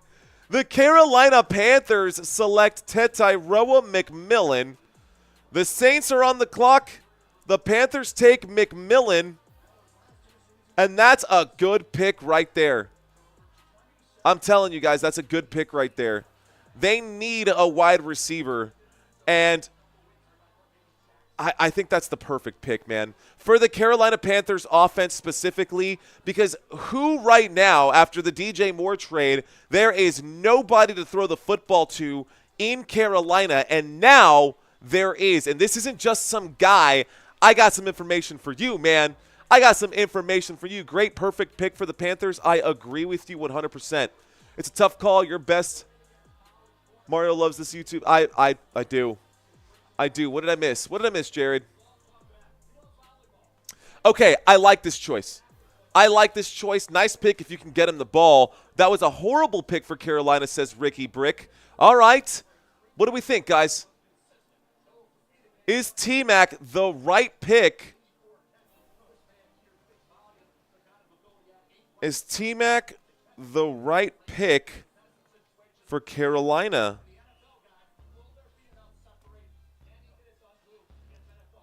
Huh. I think he is the right pick, man. I totally disagree with that. Let me explain to you guys why I think that is via a video I recorded a week ago. But it was finished being edited yesterday, so we're going to drop this for you guys. And I have no idea what this video even looks like. Santino put this one together. Let's see. Let's take a look. Tetairoa McMillan, a.k.a. T-Mac, was born on April 5th, 2003 in Hawaii and later moved to Southern California where he attended Servite High School. A 5-star recruit, he was the highest rated signee in Arizona history and a top 5 receiver nationally.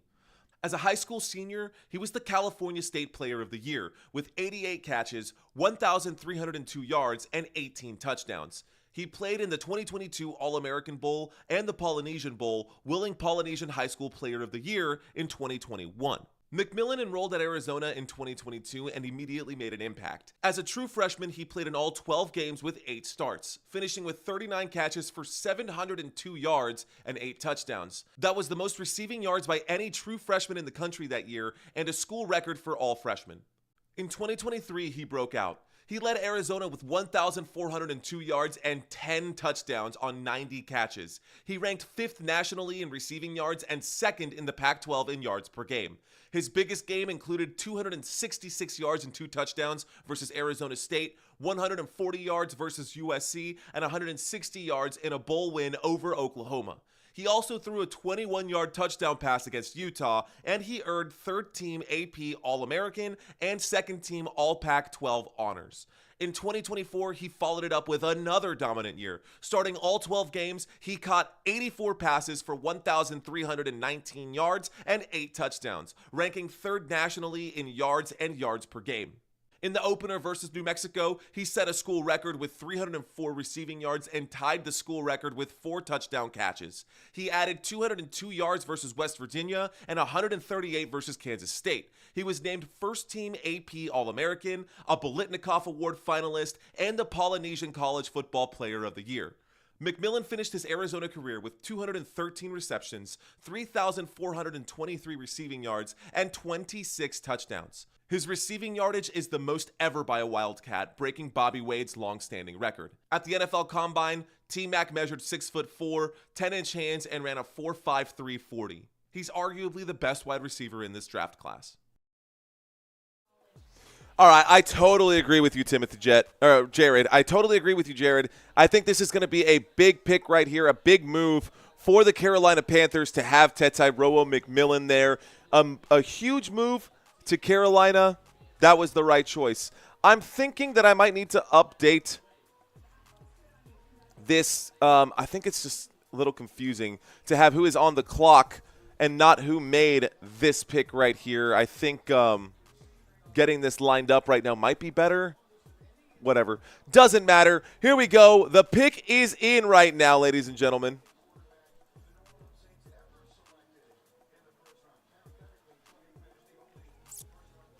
So, Tetairoa McMillan. It says that on the clock, New Orleans Saints. That's just, I don't know. I need them to get this right. I need ESPN to check in and stop doing that. They're tripping me out as well. This class is a mess, says Father Time. What up, CMC? What up, guys? Thank you guys for checking in. I appreciate y'all hanging out.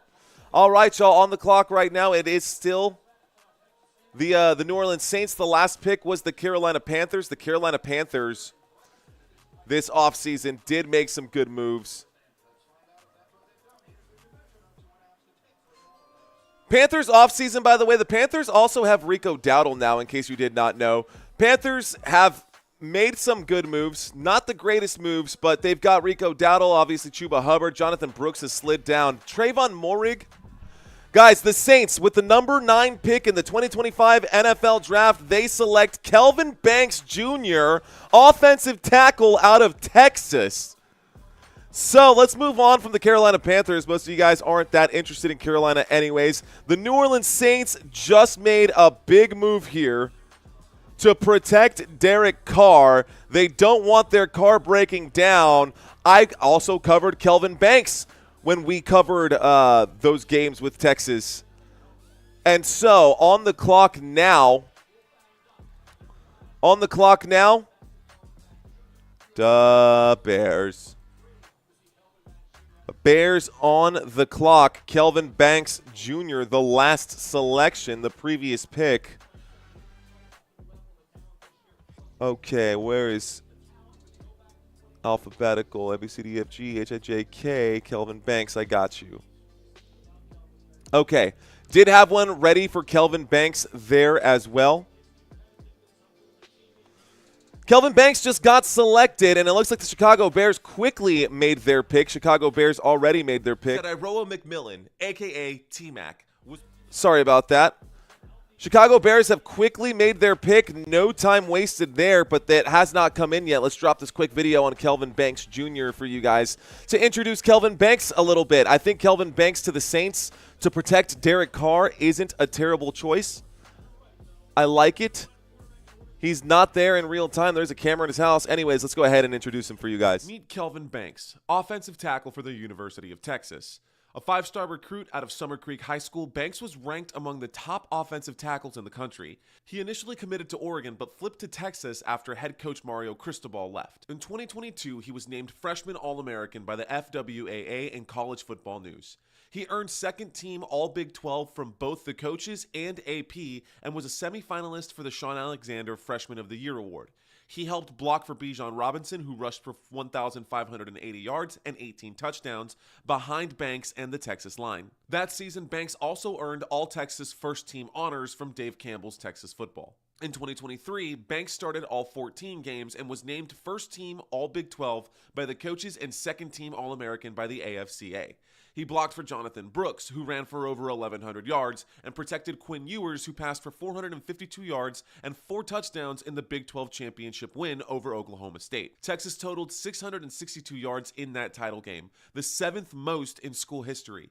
That season, the offense had 3 different 100-yard rushers in back-to-back games for the first time since 2015 and scored 30 points in 9 straight contests, the longest streak to open a season in program history. Then in 2024, Kelvin Banks started 12 games and was named unanimous All-American, winning the Outland Trophy, the Lombardi Award, and the Jacobs Blocking Trophy, becoming the most decorated lineman in college football. He was a 2-time SEC Offensive Lineman of the Week, and he helped Texas dominate their first SEC campaign. Last year, Texas averaged over 500 yards of offense in multiple games, including 614 yards versus UTSA, 562 yards versus Florida, and 522 yards versus Mississippi State. Banks didn't allow a single sack of pressure against Mississippi State and helped lead the team to a 34-3 win over Oklahoma.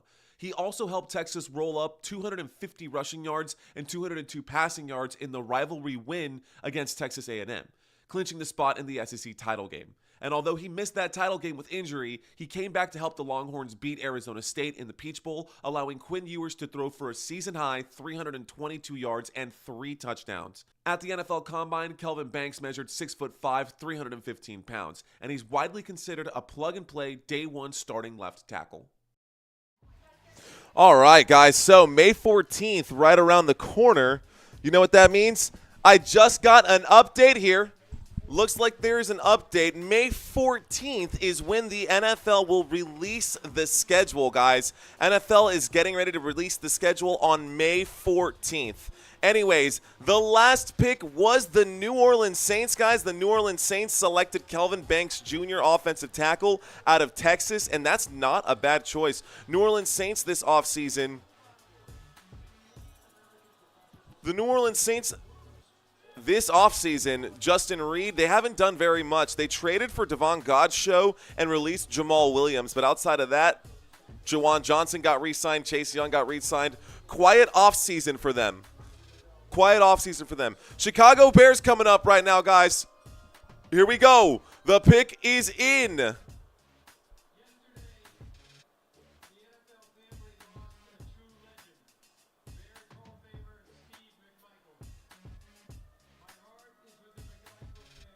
Okay. Chicago Bears, guys, they signed Dayo Adeyingbo. Okay, take a look at this. I got to tell you this. All right. Look, the Chicago Bears this season, the Chicago Bears pick is about to come in. We're about to hear Roger Goodell. They're talking about Steve McMichael right now. It looks like he passed away last month or earlier this week. May his soul rest in peace. But right now we're talking about the NFL draft. So Goodell trying to bring me down, man. Goodell trying to kill my vibe right now. Goodell trying to kill my vibe right now, dude. Come on, Goodell. Come on, Roger. All right, guys. So let's find out who the Chicago Bears select right now. Next on the clock, by the way, San Francisco 49ers are on the clock. All right. Come on, Goodell. So, previous pick, we're waiting to find out who the Chicago Bears have drafted right now. Timothy was his rookie season with a terrible team. Yeah. Look, rest in peace, Mongo.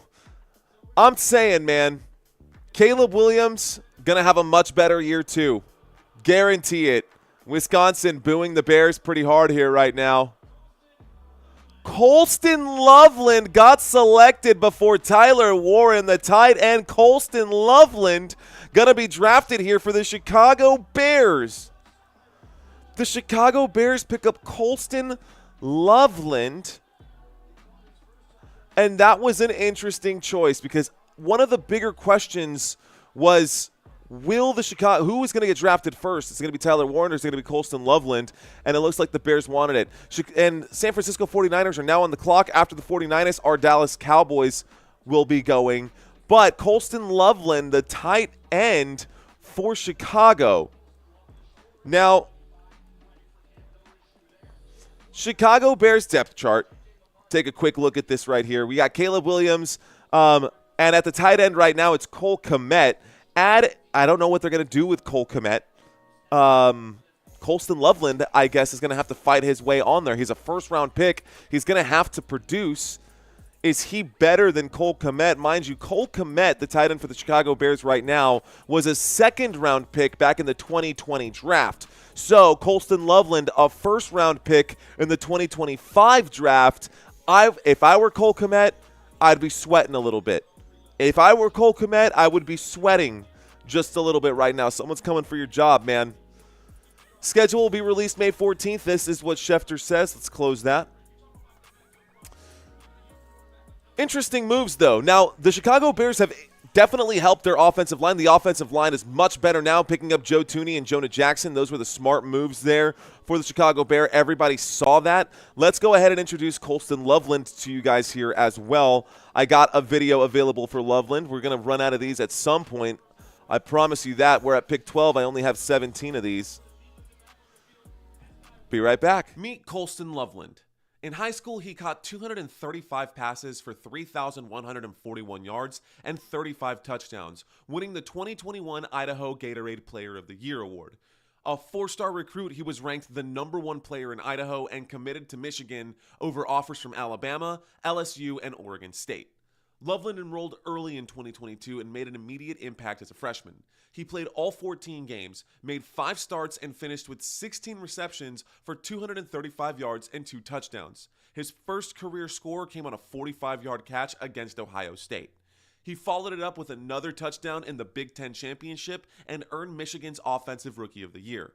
In 2023, Loveland started all 15 games, catching 45 passes for 649 yards and 4 touchdowns. He was named first team All Big Ten by the coaches and helped Michigan go 15-0 and win the national title. He led the Wolverines in receiving during the championship win over Washington, catching 3 passes for 64 yards. His junior season in 2024 was his best, and despite missing 3 games due to injury, he caught 56 passes, the most by a tight end in Michigan history, for 582 yards and 5 touchdowns. He posted 8 catches in back-to-back games versus Fresno State and Texas, and had 2 touchdowns versus Michigan State. He also set a career high with 112 yards against Oregon. Loveland became just the second Wolverine finalist for the John Mackey Award, joining 2016 winner Jake Butt. He was named second-team All-American by the FWAA and second-team All-Big Ten. In 3 seasons, Loveland totaled 117 receptions for 1,466 yards and 11 touchdowns, ranking top 3 all-time among Michigan tight ends in each category. He also played 39 games with 24 starts and contributed on special teams. At 6'5", he makes for a great red zone target. You know who that reminds me of? Honestly, this reminds me of that Dalton Kincaid. I think Caleb Williams is going to have a big improvement right now because of this selection. And not because of this selection, but because of the huge improvements to the offensive line that they have made. Joe Thuney is not a bum. Jonah Jackson is not a bum. The Chicago Bears offensive line is going to be great this year, and their whole unit is going to be much sharper. Caleb Williams will have a better year 2. Will they win the division? No, they're not going to win the division. They still... I don't know what to expect, man. Honestly, at this point, and I hate to say this, even with Justin Jefferson and as well as they did last year, even with Justin Jefferson, even with Aaron Jones, I think the Minnesota Vikings are going to slip this year. I don't see their quarterback situation improving too much. So, anyways, Bears should not waste that first pick on a tight end when they got Kmet. Cole Kmet, by the way, I'm telling you, man, Cole Kmet has not had a great season. Take a look at this, guys. He's 87th in the NFL when it comes to receptions, right?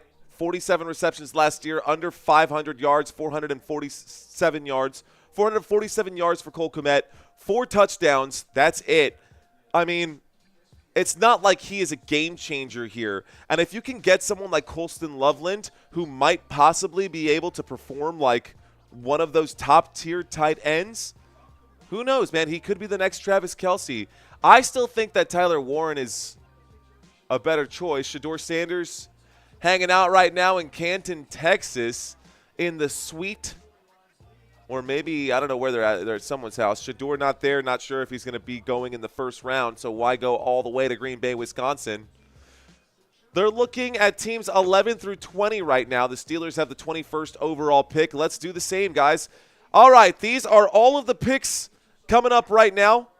And the San Francisco 49ers pick is in. We're about to find out. Dallas Cowboys draft next. Then we're going to cover this second leg of it, guys. We're done. We're about 34% of the way done with today's live stream.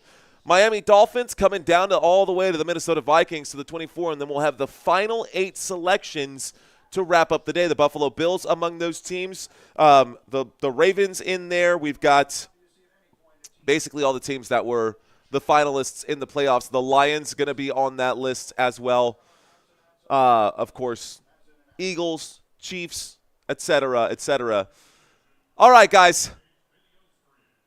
Let's see who they are going to select. San Francisco 49ers. How about we take a quick look at the San Francisco 49ers and what they need to do, what they have done, because the San Francisco 49ers have definitely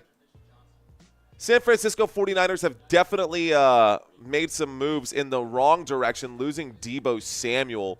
A huge loss there. I wonder if we're going to see another wide receiver go off the board right now. What do the San Francisco 49ers need the most?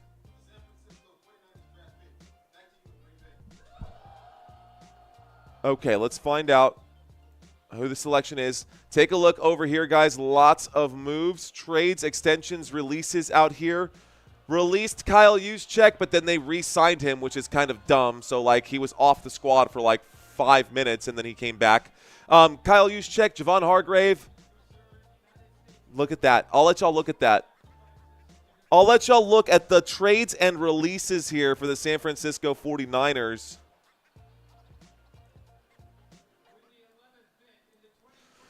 With the 11th pick in this 2025 draft, the 49ers select Michael Williams, guys. Michael Williams going to be selected. The edge out of Georgia is the next pick here for the San Francisco 49ers. So the San Francisco 49ers pick up an edge rusher, and after losing Javon Hargrave and Malik Collins and Leonard Floyd and all of those, I think that's going to help fill that gap very nicely. So let's go ahead and pull up the graphics.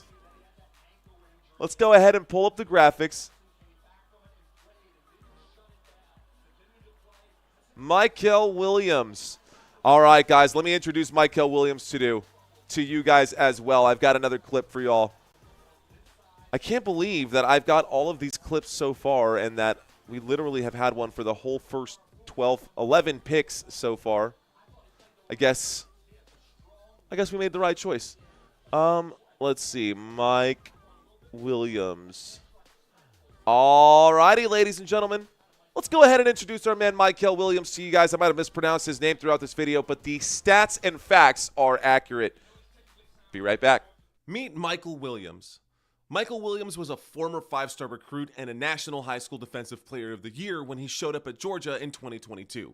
He lived up to the hype immediately, earning freshman All-American honors and a spot in the SEC All-Freshman team while playing in 15 games during Georgia's national championship run. Over 3 seasons, Williams appeared in 39 games and started 17, tallying 74 total tackles, 17 tackles for a loss, 12.5 sacks, 43 quarterback hurries, 3 forced fumbles, and 4 pass deflections. He recorded at least 1 sack in each of his 3 seasons. As a freshman in 2022, Williams had 3 sacks, a team-high 31 QB pressures, and made his biggest impact late, posting 5 tackles and a sack in the national championship game win over TCU. He also tallied 2 quarterback hurries versus Oregon, 5 hurries versus Tennessee, and 3 hurries versus Florida. In 2023, he played in all 13 games, starting 10 and led the team with 4.5 sacks and 6.5 tackles for a loss. He added 5 QB pressures in a key win over South Carolina and capped the season with a sack, forced fumble, fumble recovery, and pass breakup in the Orange Bowl win over Florida State. In 2024, Williams was a second-team All-SEC selection by coaches. He recorded 5 sacks and 8.5 tackles for a loss and forced 2 fumbles while leading the team with 2 sack performances against both Texas and UMass. His effort versus Texas in the SEC championship game, 2 sacks, 5 quarterback pressure. All right, guys, we're stepping away. We've got the next pick, and it's our Dallas Cowboys. So, sorry about that. Tyler Booker is the selection for the Dallas Cowboys. Tyler Booker, guard out of Alabama. Okay. How do we feel about that? Interesting. Tyler Booker. Don't know if that's the man that I would have picked. Don't know if I love that selection, but I guess I don't hate it.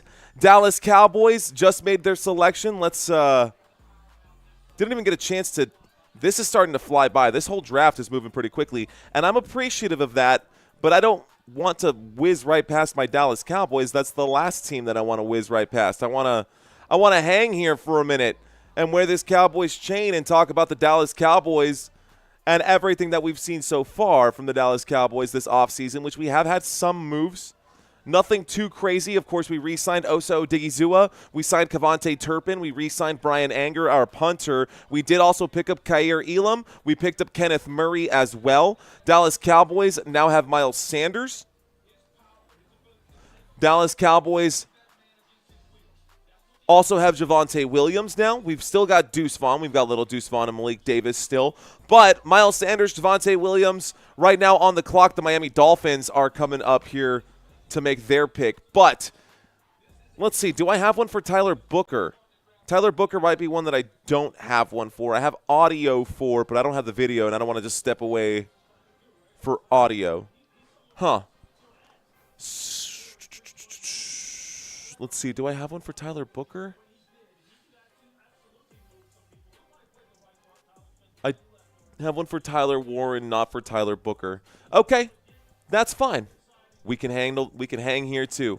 Akuna Matata. So no step away video for the Dallas Cowboys. Of course, my team is the one team out of all the draft picks that we've seen so far. My Dallas Cowboys is the one team who selected one out of the 17 players that I would not have taken in the top 17. Go Cowboys! Anyways, got to give credit where it's due though, so let's go ahead and close this out. And on the clock right now, we've got the Miami Dolphins. Dolphins are on the clock, but let's talk about the Dallas Cowboys and their last pick.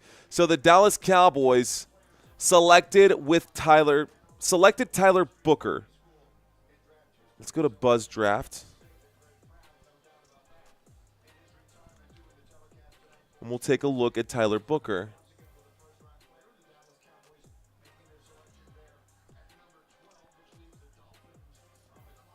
All right, guys. Dolphins are on the clock. Right now, we're going to take a quick Right now, we're going to take a quick look at Tyler Booker.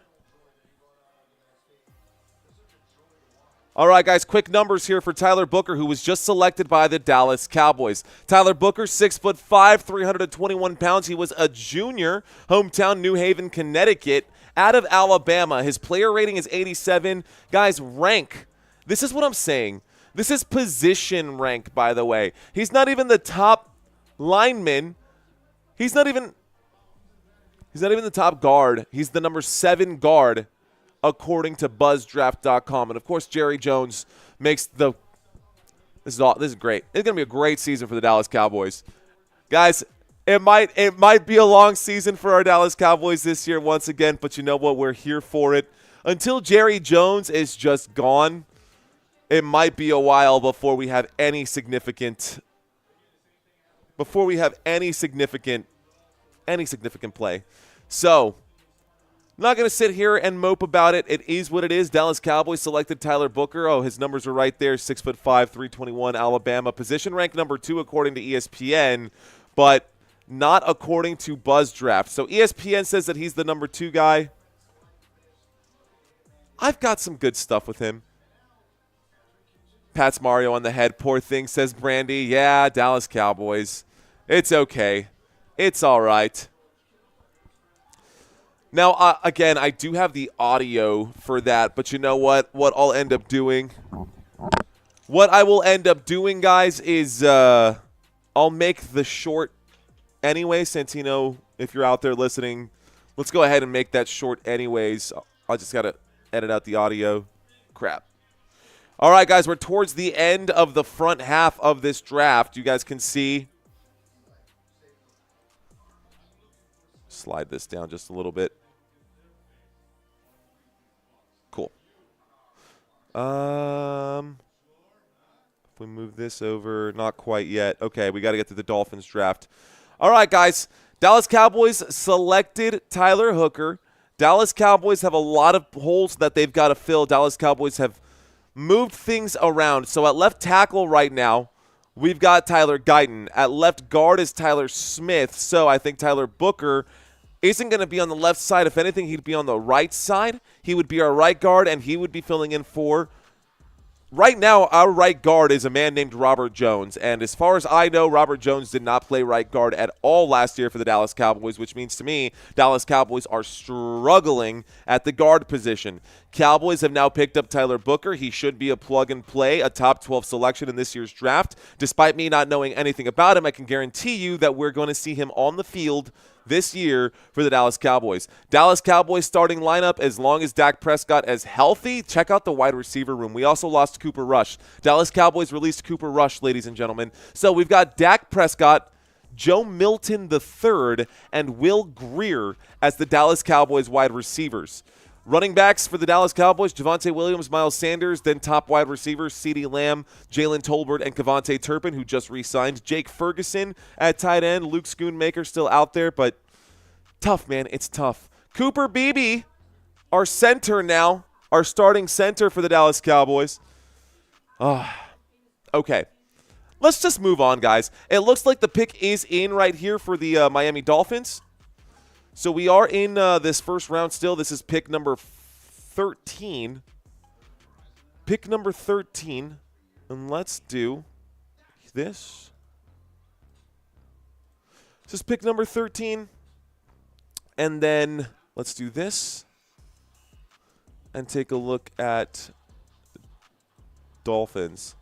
They lost Javon Holland. They lost a few players, guys. They lost Raheem Mostert. Obviously, releasing Raheem Mostert is an issue. Elijah Campbell has been re-signed. Take a look at these additions, though.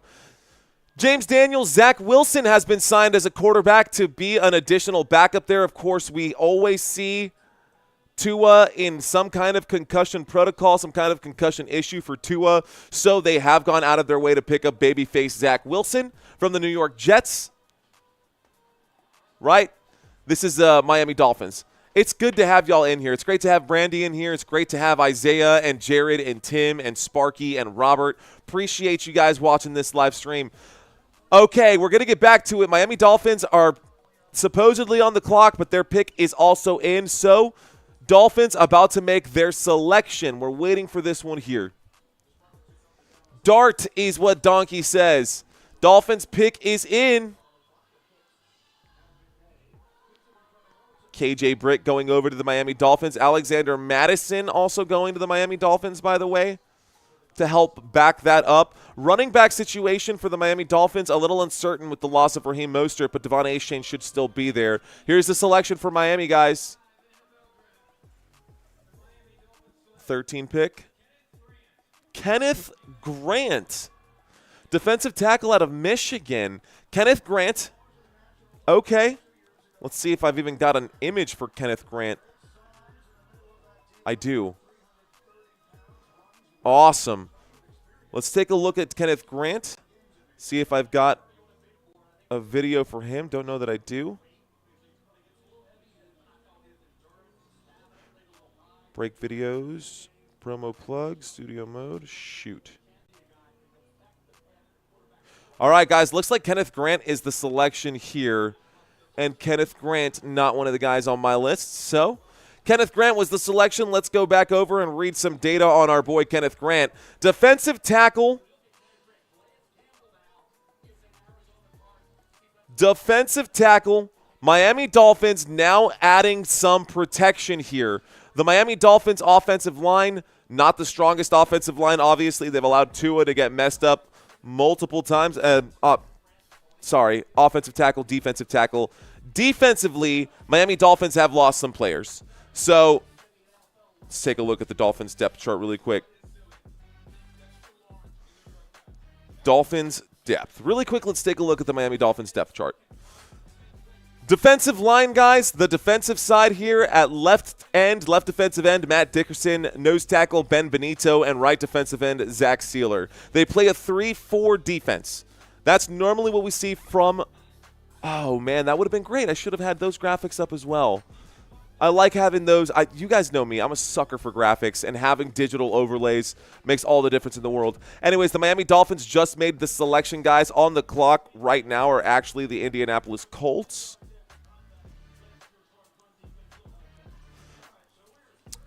Indianapolis Colts currently on the clock. And that's a big horseshoe. That's fine. Miami Dolphins this season.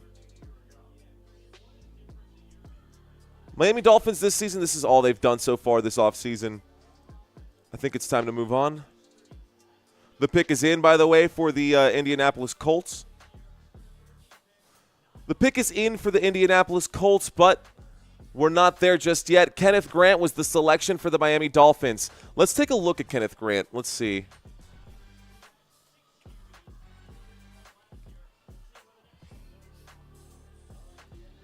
Kenneth Grant for the Michigan Wolverines, guys. 18 solo tackles in 2024. He had 3 sacks in 2024. 6'3", 339 pounds, out of Maryville, Indiana. A junior, guys. A pretty good size there for defensive tackle at 6'3", 339. Don't have his combine numbers, but here are the Colts selection. The Colts, with the 14th pick in the draft, select Tyler Warren. Guys, the tight end out of Penn State. Tyler Warren is an amazing pick. I thought he should have gone sooner. I thought he should have gone over Colston. Tyler Warren was the selection here. Let's bring up the Colts numbers and the Colts information.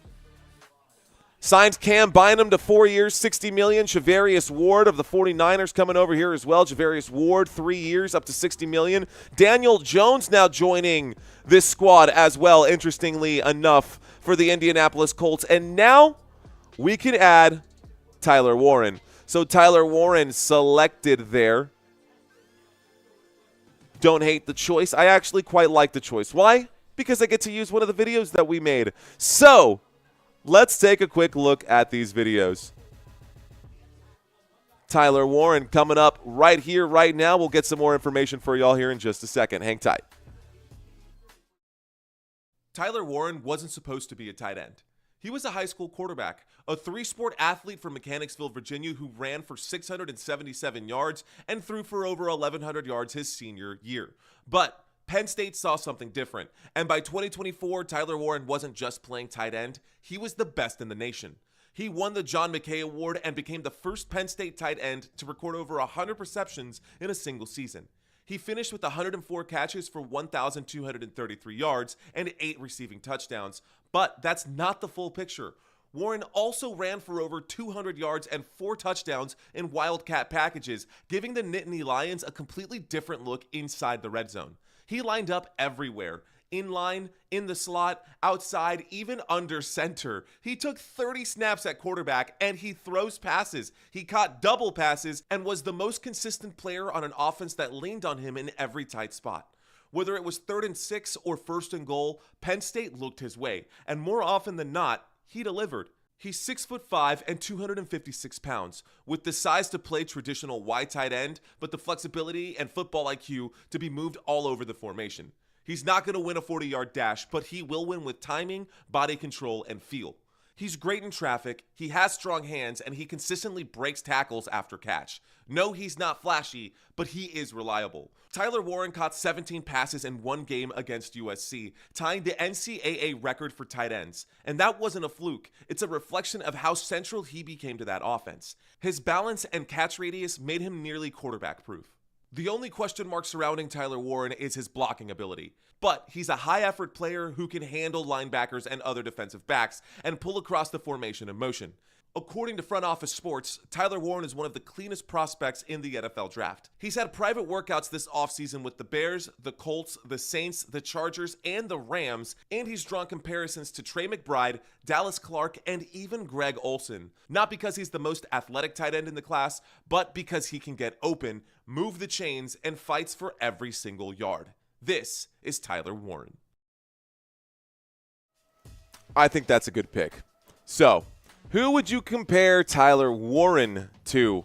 Asks Timothy Jett. That's a good question, Timothy Jett. There's a lot of people that come to mind, but the fact that he can throw the football as well and just do everything, he can run the football too. Like he is such a strong elite tight end. He's almost a Swiss Army knife. Does he remind you? Oh my gosh, it could be.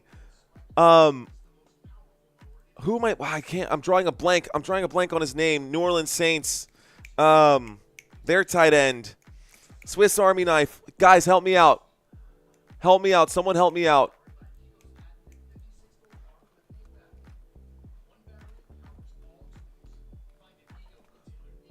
Someone help me out. Someone help me out. Someone's trying to compare him to Greg Olsen. No, Greg Olsen. I mean, size-wise, maybe. Maybe size-wise. Thank you, Hill. Yes, Hill. Thank you, S. York. Appreciate that.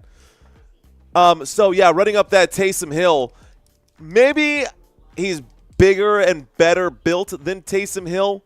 But the fact that he can do everything like that, you've seen Taysom Hill line up as a quarterback. You've seen Taysom Hill line up as a running back. You've seen Taysom Hill line up in the tight end spot, so he can do it all. Would be interesting to see how the Colts decide to use him, considering that they've got the flexibility here. Atlanta Falcons are now on the clock, and then the Arizona Cardinals, and then we'll be on the second half. The pick has not come in yet for the Atlanta Falcons. Remember, last year, the Atlanta Falcons, with their first pick, after taking Kirk Cousins, picked up Michael Penix Jr. Kirk Cousins struggled so much. That he ended up getting benched, and Michael Penix Jr., when everyone was just trashing Raheem Morris and the Atlanta Falcons, when everyone was trashing the Raheem Morris and the Atlanta Falcons, they ended up having to need to use Michael Penix Jr. later in the season. So let's see what the Atlanta Falcons do with this pick. The last pick, Indianapolis Colts selected, I'm tripping out, Tyler Warren. Indianapolis Colts selected Tyler Warren. Now the Atlanta Falcons are on the clock. You can see, according to ESPN, they have still not made their selection. Atlanta Falcons this offseason. Let's take a quick look here. The Atlanta Falcons during the offseason. Leonard Floyd was signed. Divine Diablo, 2 years as well. Mike Ford, 2 years there as well. Now, they did lose Grady Jarrett, which is a huge blow to the Atlanta Falcons. Losing Grady Jarrett, the defensive lineman, that hurts big time. But, I don't know. Is there someone in here on the defensive line that could help fill that gap? Donkey saying Walker, linebacker. Falcons are my favorite team. Bijan Robinson there, running back, my favorite player. Who are the Falcons taking? Well, 50 seconds left to go. Shedeur Sanders, second team All-Pro, is being featured right now. But Atlanta Falcons taking this one down to the wire, and I wonder if they're actually taking this long to make their selection, or if the first picks were going so fast and they need to fill the time on ESPN. Probably more likely what happened there. I'm sure the Falcons already knew what they were going to select here, but here is the Atlanta Falcons pick, ladies and gentlemen. Looks like the pick is in. It looks like the pick is in for the Atlanta Falcons, so we're about to hear about them. This means that on the clock right now, Arizona Cardinals to finish out the first half of these selections. All right, guys. Did your team select already? Looks like 70% of you guys have said no, your team has not made the selection just yet. If your team has made the selection already and you're still hanging out, please update me so I know what we're talking about right here or who I can focus on. On the clock, looks like the selection was already made. Arizona Cardinals are next on the clock, but the Atlanta Falcons, let's find out what their pick is. We're waiting to find out what the Atlanta Falcons have done with their selection. Jalen Walker, Derek Harmon. Seems like those are the two choices there.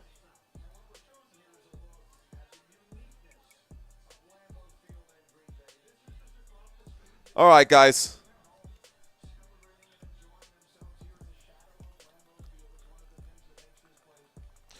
Let's find out.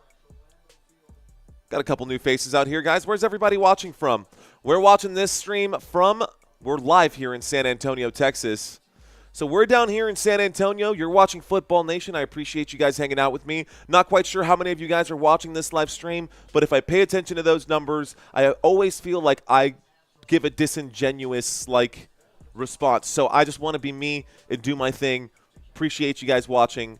Really appreciate you giving me some of your time tonight when there's NBA playoff basketball. You guys are sticking around to catch some football information right here. Appreciate you guys. Shout out to Robert in San Antonio, Texas. Big flex right there. In North Carolina, I see you, Timothy Jett. Sioux Falls, South Dakota. Shout out to you, Donkey. Appreciate you, man. Here we go, guys. Looks like this pick is in, ladies and gentlemen. Still on the river. Thank you. Here we go, guys. Falcons select Jalen Walker, defensive end out of Georgia. Jalen Walker is the selection here. And I actually really like that pick. Let's see. Where is my Jalen Walker slide? There we go. Jalen Walker, Georgia. Great choice right here. I think I got another one for you. Shout out to you, John, out in Florida.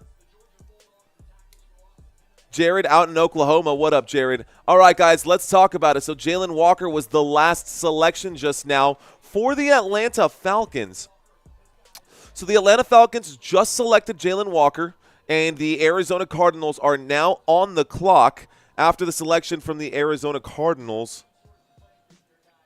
Let me update this one.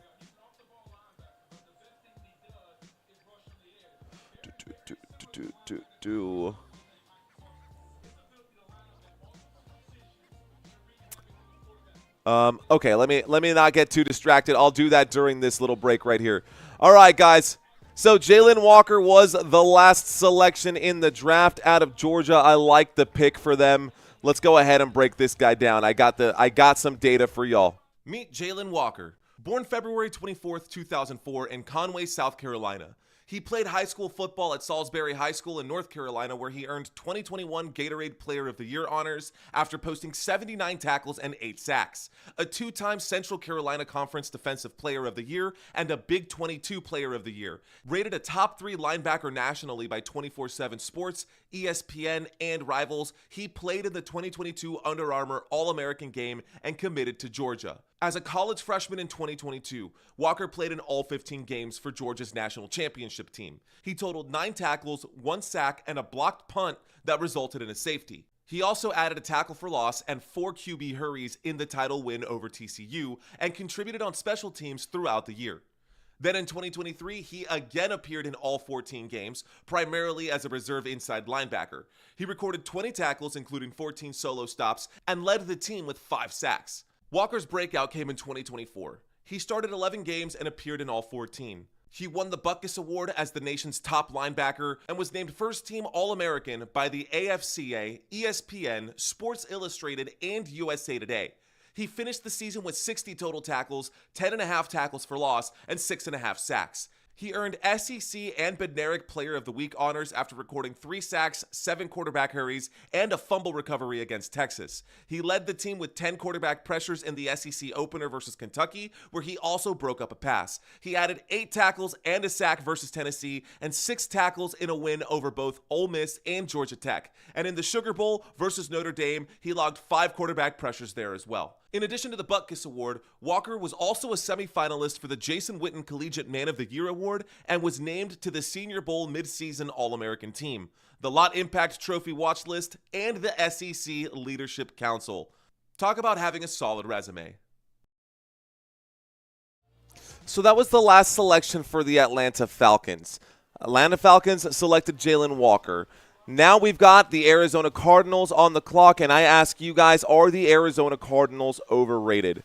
My question to y'all, they've got 4 minutes left to make their selection right here. I like the selection of Jalen Walker there for the I like the selection for Jalen Walker for the Atlanta Falcons. Coming up after this team is going to be the Bengals. We've updated this chart above our head as well, so you can see that. Let's move that down just a little bit, actually. I guess it doesn't matter. It's fine. So, Bengals are coming up after the Arizona Cardinals. Let's talk about the Arizona Cardinals. I think that they are underrated. I think that did I get timed out? Father Time, hit the refresh button, maybe. Don't forget to do that. All right, on the clock right now, Arizona Cardinals. Looks like the pick is in. So the Arizona Cardinals pick is in. Let's see. Are we all set here? Get everything squared away. On the clock, Arizona Cardinals. Yeah, that's it. That's all we got right now. Cool. Cool. Tight. So far, so good, guys. We've seen most of the teams make the right selections. Of course, the Dallas Cowboys surprising everyone. Once again, surprise, the Dallas Cowboys, another underwhelming selection. But you know what? I think the Dallas Cowboys, at some point, Jerry Jones is too proud to do it. Do it, man. Tank. Should have just tanked last year. Can't believe I just said those words out loud. Anyways, let's see. What's up? RS watching from Cebu. What's up? Thanks for checking in. Buccaneers get a good player, hopefully, says CM Punk. Sheesh 99. I see you. Bengals get a running back first round, says Timothy Jett. Not a lot of running backs left available, and I don't think they're going to do that because Chase Brown is a very solid running back, Tim. I like Chase Brown for the Bengals.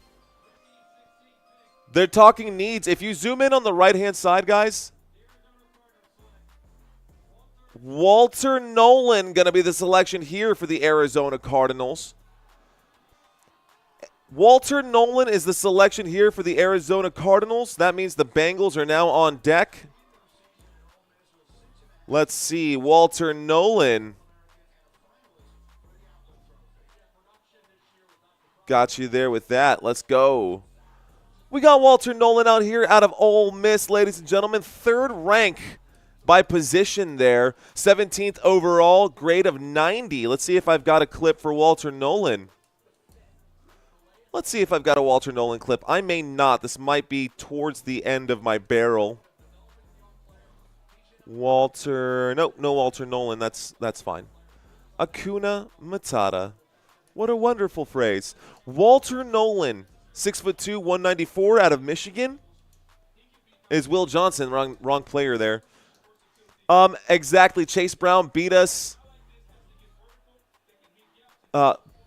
Reading Jared's comment right here. Exactly. Chase Brown, us, a beast. Bengals don't need a running back. No, they don't need a running back. I think that the Bengals, what they need, honestly, the Bengals could probably use another offensive lineman. They need to replace Alex Kappa. The Bengals lost Alex Kappa. The Bengals running into some issues. Anyways, the Arizona Cardinals made this selection here with Walter Nolan. We got to give the Arizona Cardinals some credit. Don't know if we have Arizona Cardinals fans in the house, but Walter Nolan, let's pull up his stats from college. Walter Nolan, in college, 26 solo tackles for the Ole Miss Rebels, ladies and gentlemen. This is what the Arizona Cardinals have now added to their roster. So they add Walter Nolan. 26 solo tackles, 6.5 sacks, 6'3", 305 pounds, y'all. In 2024, he had 48 total tackles. In 2023, he had 37 total tackles. He produces, man. To finish the season, Ole Miss, coming off of 5 wins. I mean, team looks good. 8 tackles against Florida, 8 tackles against Mississippi State. I think it's a good fit. But the Arizona Cardinals aren't really making big splashes with that move. Arizona Cardinals roster isn't anything that I'm afraid of if I'm in the AFC West or in the NFC West and I'm, the Rams. The Rams aren't scared of that squad right now. Like, they're just not. The Seahawks aren't scared of the Arizona Cardinals. Let's find out what you guys think. Should they be scared? Should NFC West, should the NFC West be scared of the Cardinals? They're cutting back to a commercial break, guys. The Bengals are still on the clock. It looks like the pick is in for the Cincinnati Bengals. So let's find out what the Cincinnati Bengals are going to do here.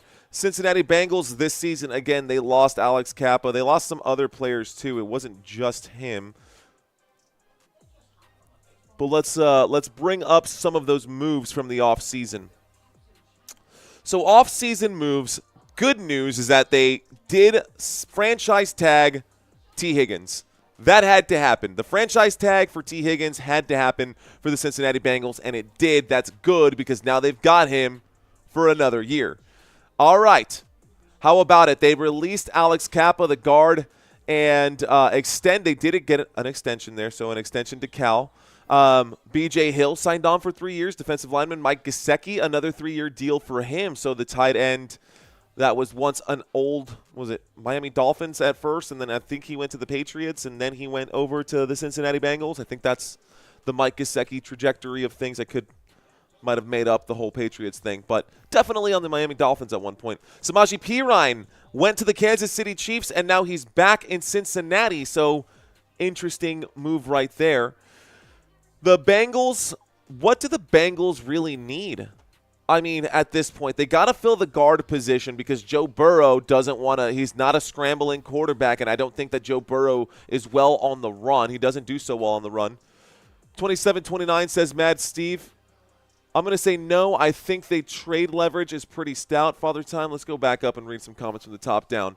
Mad Steve saying Redskin Nation in the house. What up, Mad Steve? Thanks for checking in, homie.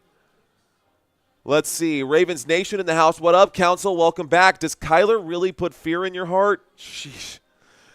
That's a good question. Yeah, you've got like an angry chihuahua.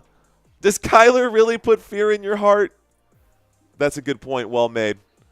Yeah, you're going to take your chances on tackling Kyler Murray. I don't think anyone's going to back down from that challenge.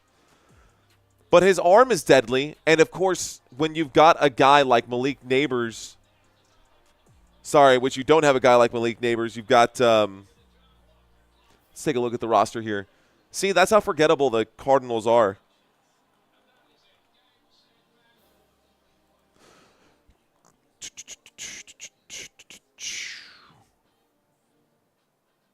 Okay, depth chart here for the Arizona Cardinals. Marvin Harrison Jr. is who I meant to say. Sorry about that, guys. Another sophomore wide receiver. Marvin Harrison Jr. was drafted early in round 1 of last year's draft. This year they went defense as their first pick in the draft. Okay, guys, Cincinnati Bengals. We're waiting for the pick for Cincinnati. Cincinnati Bengals, again, franchise tag T. Higgins. Murray did say he was going to run more. I like the Cincinnati Bengals, guys. We're waiting for the Bengals pick to come in. Waiting for the Cincinnati Bengals pick to come in.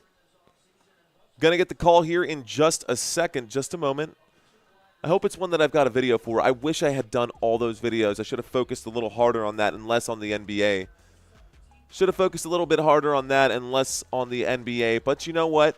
It's okay. All right, Roger Goodell getting ready to make the call. Here's the announcement, ladies and gentlemen. With the 17th pick in the 2025 NFL Draft, the Cincinnati Bengals select Shedeur Stewart. Oh, my gosh, Shedeur Stewart. You know what's really funny? I made this whole video, and I called him Sherman Stewart the whole time. I do have a video for Shedeur Stewart. I said Sherman Stewart in the video, but all of the information is there, and all the information is accurate. I also have the right text up for that. It's embarrassing. It's not perfect, but I'm going to show it to you guys anyways. Let's go ahead and pull that one up. So Shedeur Stewart was one that I thought would be a good selection just based off of numbers alone. As you could probably deduce, I didn't know a whole lot about him since I was calling him Sherman Stewart the whole time.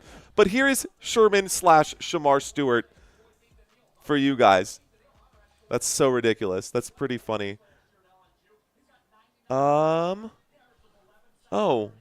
I had it here somewhere.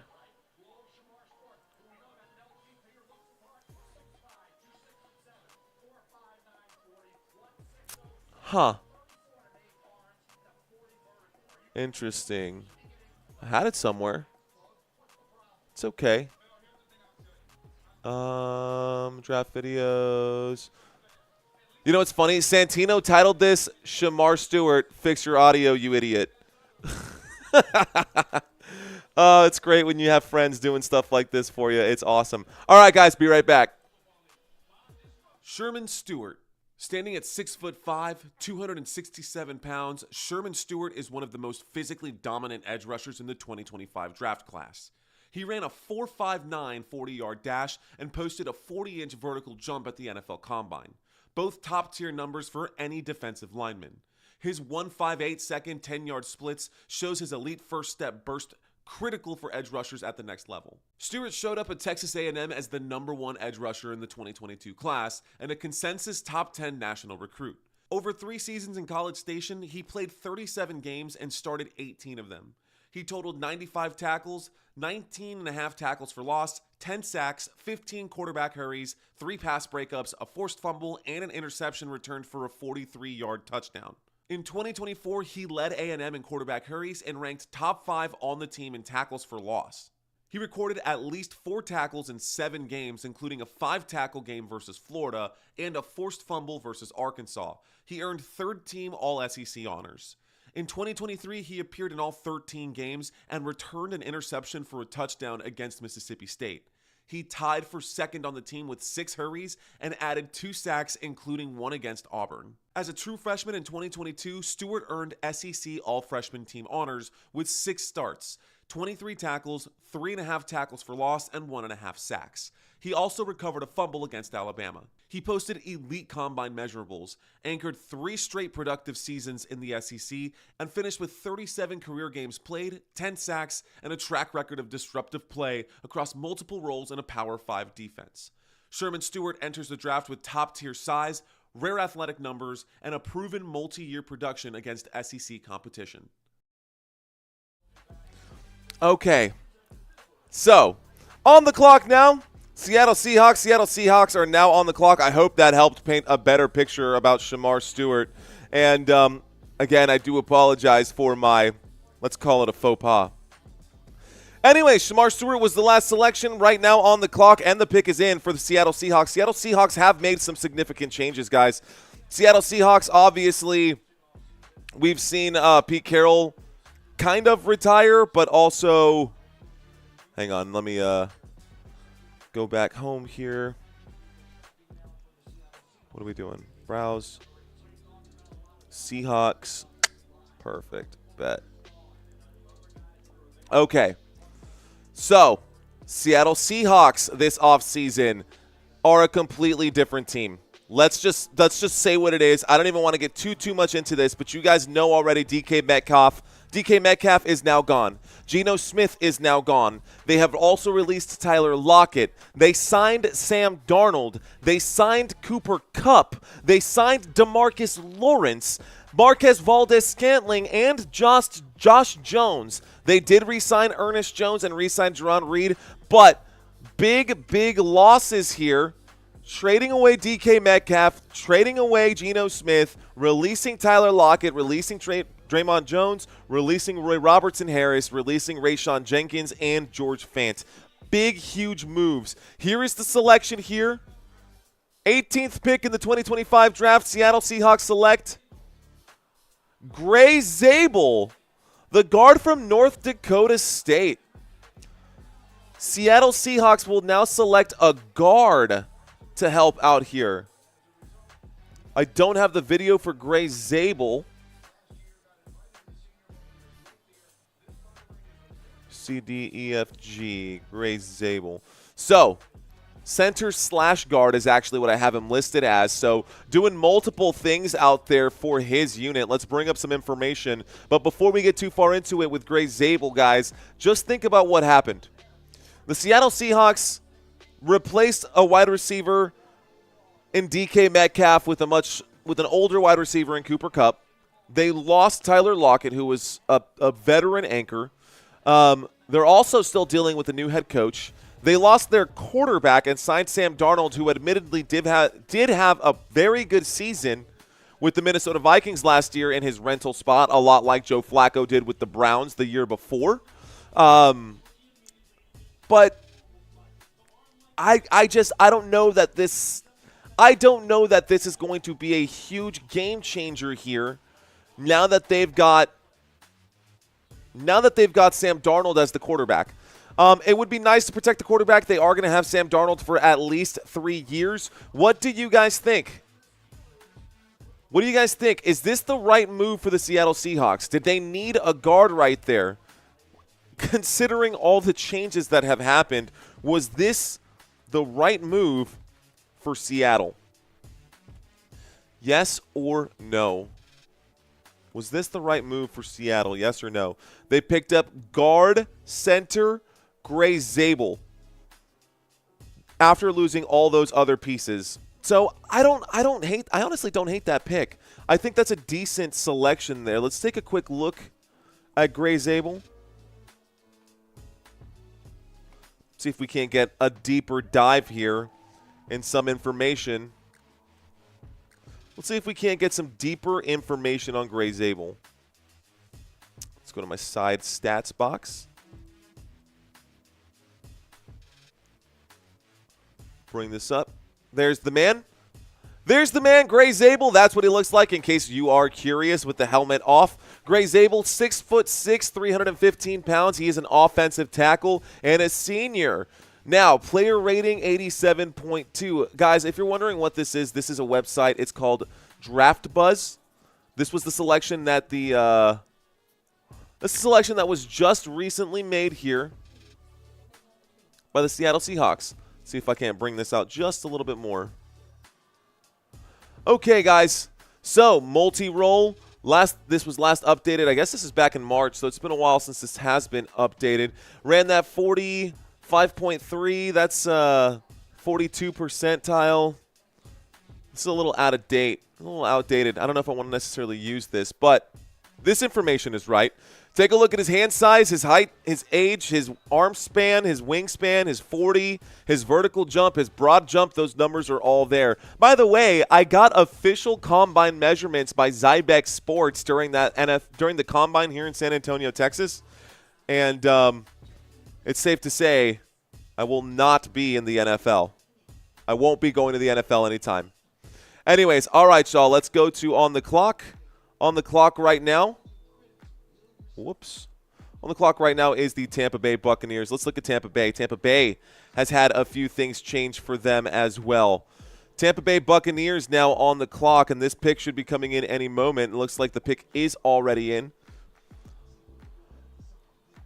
Let's move this over down here as well. How's that? Almost there, guys. This is what we've seen so far. We're already down here. We've seen all these selections happen already. Tennessee Titans all the way down to Dallas Cowboys. We did have a trade early in this draft. The Cleveland Browns traded with the Jacksonville Jaguars. Jaguars went up to get Travis Hunter. Cleveland Browns slid down. Cleveland Browns made their selection in the defensive line. Let's take a look at the first. Let's take a look at the actual first picks here. What we've seen so far.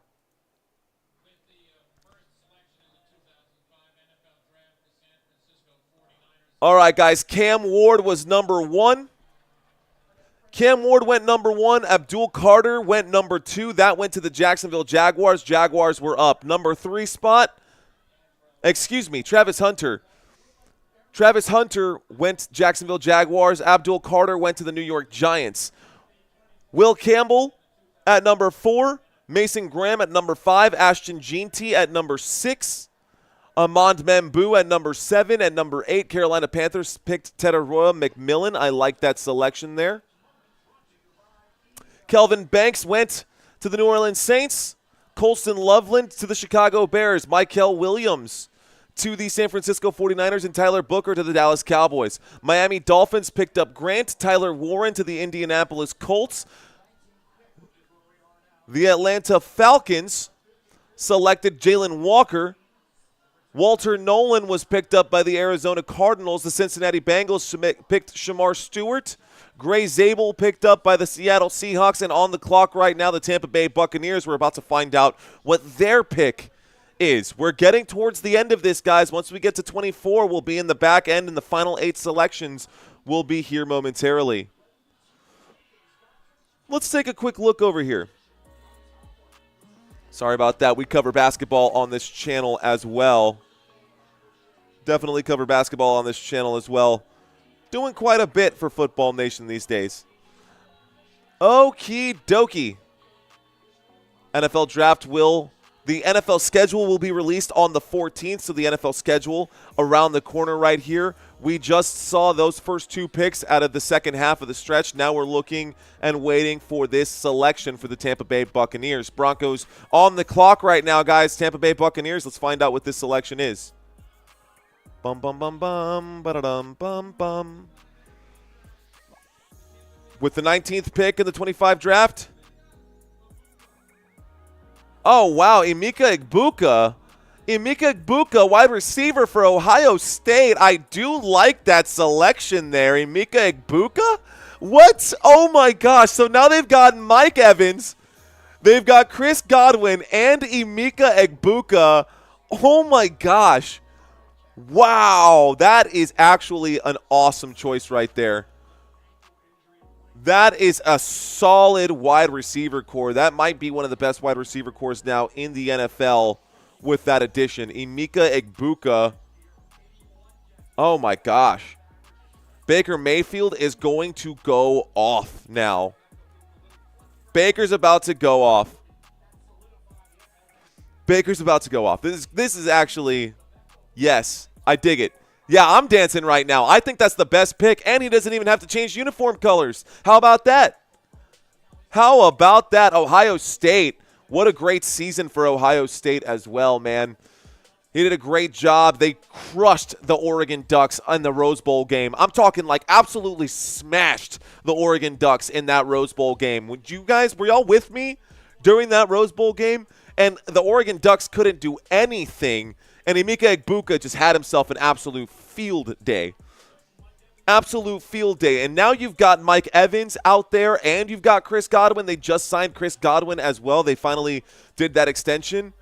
I mean, Tampa Bay Buccaneers are looking pretty scary, and that is a huge addition. It worked out really well for them in this draft. Now, they did make a couple of changes during the offseason. Of course, they did sign Hassan Reddick as well. Big choice. You can see the Chris Godwin move right there, right in the middle of the screen. Who they signed during the offseason, who they re-signed here as well. Tampa Bay Buccaneers are looking very good right now. They're gonna win that division again. Another straight run in the playoffs under Baker Mayfield. I wonder if he'll ever get a ring. Let's ask that question. Can Baker Mayfield get a ring? Can Baker Mayfield get a ring with the Buccaneers?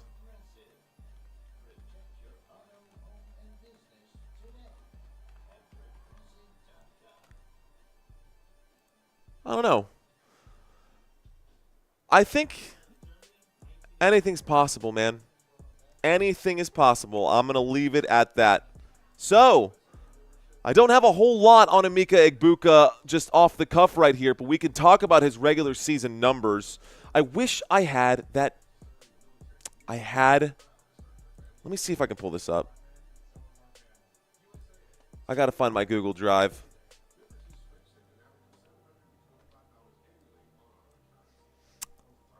And we'll come back over here.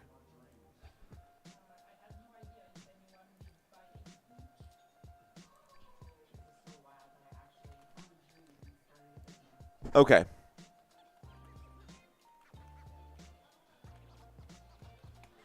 Let's talk about Emeka Egbuka for a moment here. All right, y'all. 6'1", 205 pounds, 5-star recruit in the 2022 draft class. Out of high school, a 5-star recruit out of high school. College, played for Ohio State primarily as a slot receiver, but he did play some outside stuff. They were showing a lot of his slot receiver highlights right there. 2022 second team All Big Ten. 2023 third team All Big Ten. And Ohio State's all-time leader in career receiving yards. That is who the Tampa Bay Buccaneers have just added to their lineup. Like, yeah, dude. That's real life right now. Huge move right there, a big addition. I mean, Dallas Cowboys had to have done something better. I don't want to bash on it, but I mean, this guy ran a 4.12 on the short shuttle. Not bad right there. 40-yard dash, 4.14, a 4.41 and a 4.47. That's at the 2025 Pro Day Steelers had him at a 4.43, so right in the middle right there. The Pittsburgh Steelers were looking at him, and it looks like could you imagine if the Pittsburgh Steelers had added him? Oh, that DK Metcalf-Egbuka combo would have been dirty. On the clock, guys, let's go ahead and update this. I'm still really excited about that Emeka Egbuka pickup right there. I mean, all the accolades are there. I'm going to give y'all some notes that I'm reading online right now about Emeka Egbuka. These are not my personal notes. These are just things that I'm seeing online. So, nuanced route runner, wins with detailed, polished routes, excels at manipulating defenders, and creating separation, especially in the short and intermediate areas. Fluid movement, quick change of direction, snaps off breaks. I hate reading this stuff like that. It just feels just so stupid to read it like that. Anyways, I'm not going to read those out like that. They say best NFL role would be a slot Z receiver in timing offense, and a good timing offense right there. And that is kind of exactly what the Tampa Bay Buccaneers are. Let's go ahead and change this one on the clock right now, guys. It is the Denver Broncos. Denver Broncos on the clock. Let's shift our attention to Denver because I like what the Denver Broncos did last year, and I think they can improve on that. The AFC West was already a very, very difficult league to be in, or very, very difficult division to be in. Very difficult division to be in the AFC West when you've got the Kansas City Chiefs, the Raiders, who just made big improvements right there, picking up Ashton Genty. Perfect pick for them as well. And, of course, with the Chargers, who are going to be making their selection here shortly as well. And I need to update this. The Philadelphia Eagles should be the final selection, not the Kansas City Chiefs. So that'll have to be corrected down at the end of this one. There has not been anything. But it looks like the Denver Broncos, the pick might be in. Let's find out who they're going to select right here. Matthew Golden out there could be one of those selections here. Will the Denver Broncos pick up Matthew Golden? 9 receiving touchdowns in 2024. That's tied for the most in the SEC. The camera is panned in over on Matthew Golden right now out of Texas. Good games with Texas, Ohio State. The Ducks did not show up, but when Texas played ASU, what a match with Texas and ASU. We are waiting for the announcement here. The Denver Broncos, guys, this season. Here we go. The Denver Broncos.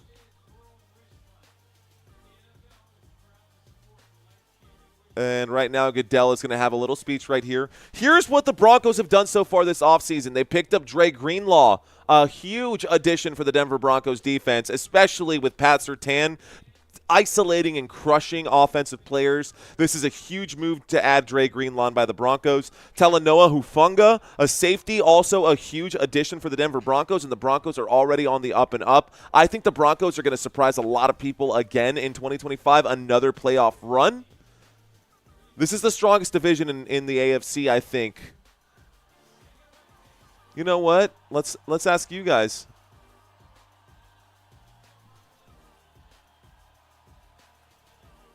Which division is stronger? AFC North, AFC West. Wow, they went defense, and they took Jahdae Barron, the defensive back out of Texas. Do I have a video for Jahdae Barron? I should have. I know I've got the content for him.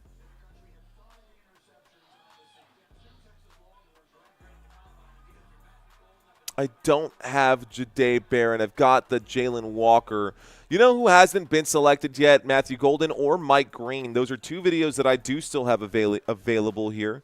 I think everyone else was selected. So I've still got a couple. Maybe the Will Johnson one as well. So I think I've got 3 that we still haven't gone through. That's okay. Jahdae Barron, that's a good choice. Let me pull up these right here. Yeah, Jahdae Barron, not a bad choice.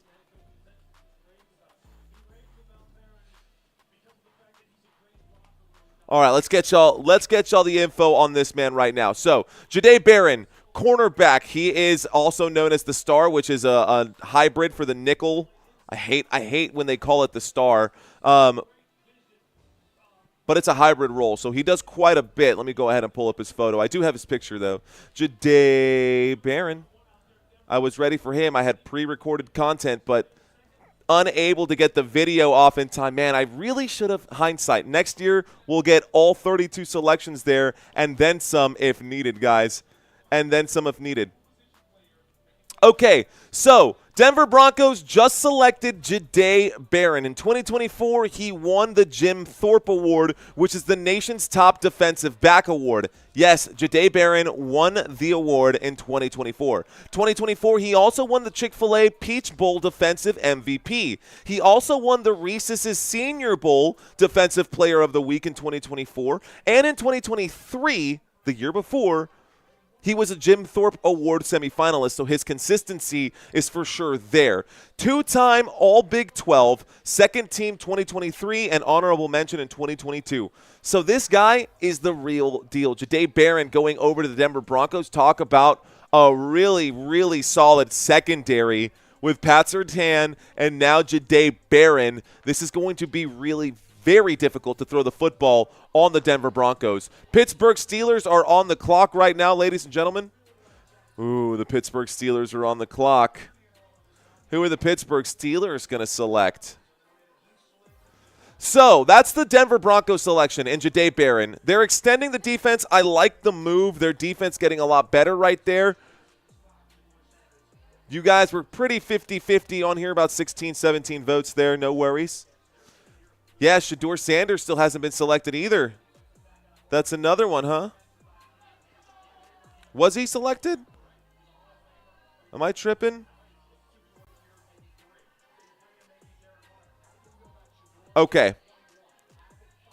Shedeur right here for the Steelers. It's possible. Shedeur to the Steelers is very much possible right now. The Steelers don't have a quarterback. Darius Slay has been signed to them. Here we go. The pick is in. The camera's panning onto the stage. Scroll up just a little bit and see. DK Metcalf has joined the Pittsburgh Steelers, guys, so that's a huge addition to Pittsburgh. That's a huge addition to the Pittsburgh Steelers. They also re-signed Ben Skoranek, not that it matters, and Scotty Miller, whatever, that's fine. But the big blockbuster move for the Pittsburgh Steelers this offseason was the addition of DK Metcalf. Hands down, the biggest move for them. Here's the selection being announced right now. Pittsburgh Steelers select Derek Harmon, defensive tackle out of Oregon. So Derek Harmon is who the Pittsburgh Steelers select. Huh. How do you guys feel about that? Pittsburgh Steelers don't have a quarterback. They take Derek Harmon. Do you think they're still waiting on Aaron Rodgers? Or do you think they're hoping and crossing their fingers for something else?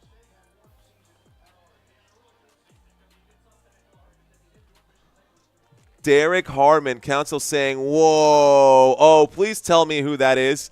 I got you, Robert Zamora. So, Derek Harmon, he is a player out of Michigan State. 2021 to 2023 is how long he played there. Let's go ahead and come back over here for a second. Let's read some notes here on Derek Harmon for you guys. All right, guys, Derek Harmon. In 2024, second-team All-American, APA, FWAA, and Sports News all rated him second-team All-American. Copy that? 45 tackles in 2024. 10 of them were tackles for a loss. He picked up 5 sacks last season and 2 fumble recoveries. FBS leader among interior defensive line pressures, 55 of them. So he leads the FBS, or he led, and now he's drafted, so he's no longer in college football, but now he's on the Steelers. So he led the FBS in pressures, defensive line pressures, 55 of them, and PFF grades an 86.3 pass rush, 4th among defensive tackles. So according to Pro Football Focus, Derek Harmon is ranked 4th among defensive tackles. Now, let's see if there's anything else on here that I can read to y'all. Tackles 45, tackles for loss 10.5, sacks 5 of them, pressures 55 of them, forced fumbles 2 of them. Bottom line, this is according to AI right now. This is what it says word for word. Harmon is a high upside interior disruptor with a schematic flexibility, offering immediate value as a rational pass rusher. While tackling issues raise concern, his burst and hand technique make him a day one impact player. That's what it says according to artificial intelligence. I say this pick for the Pittsburgh Steelers is mid. I think this pick for the Pittsburgh Steelers is a safe selection. I don't know how this is going to impact the Pittsburgh Steelers all that much on the defensive line. I don't know how that's going to really affect the Pittsburgh Steelers all that much. It's not going to make that much of a difference. Let's take a look at the Steelers depth chart. Let's take a look at the Steelers roster. All right, guys. Let's take a quick look at the Pittsburgh Steelers roster. Don't forget to hit that like button, by the way, if you guys are still out here. Okay. Pittsburgh Steelers. I need a depth chart. Here we go. Defensive line for the Pittsburgh Steelers, guys. The D-line, Isaiah Loudermilk. What a name. Isaiah Loudermilk at left defensive end. Keanu Benton and Cameron Hayward out there, nose tackle and right defensive end. I think we know who Harmon is going to replace. I think Derek Harmon, if anything, is going to be filling in for whoever the hell Loudermilk is. Never heard of him before. But Keanu Benton is a solid nose tackle for the Pittsburgh Steelers. And Cameron Hayward is obviously one of the greatest to do it out there for Pittsburgh. TJ Watt, Patrick Queen, Peyton Watson, nothing else really has changed. They've got Alex Highsmith. Darius Slay Jr. is a nice addition for the Pittsburgh Steelers defense this offseason. Yes, Pittsburgh Steelers defense did pick up Darius Slay Jr. All right, guys. And, of course, they also picked up, as we mentioned multiple times, DK Metcalf. Okay, let's go ahead and shut her down. On the clock right now, Pittsburgh Steelers. That wasn't a bad choice. Thank you for hanging out, Pittsburgh Steelers fans. Don't forget to hit that like button on your way out if you guys are going to dip out. Let's take a quick look at this right now. On the clock, LA Chargers. On the clock, LA Chargers, 3 minutes and 30 seconds left to go for them. They have yet to make their selection, although, again, I think they probably have made their selection, but ESPN needs the commercial breaks, so that's, their thing. Let's scroll down one more time. We're going to wrap this up, guys. This is towards the end of the draft now. Now we're looking at the last final picks. We are down to here now.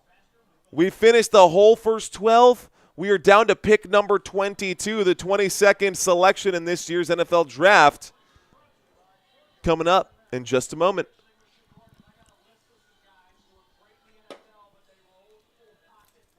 Okay, best available. Everyone is saying this should go to Shedeur Sanders. I don't know why they would do that. Will Johnson is still out there. Josh Simmons is out there. Matthew Golden has yet to be selected. I smell a Matthew Golden pick. There's no way. This makes no sense to me that Matthew Golden hasn't been selected unless Buffalo is waiting, and it's going to end up being Buffalo who gets it. It's probably going to end up being Buffalo. Okay. Another day, another dollar. We're hanging out. $5 make you holler. We are live out of San Antonio, Texas, ladies and gentlemen. Shedeur Sanders has yet to be selected. Let's see what the next move is here. Okay. Let's pop out my chat box.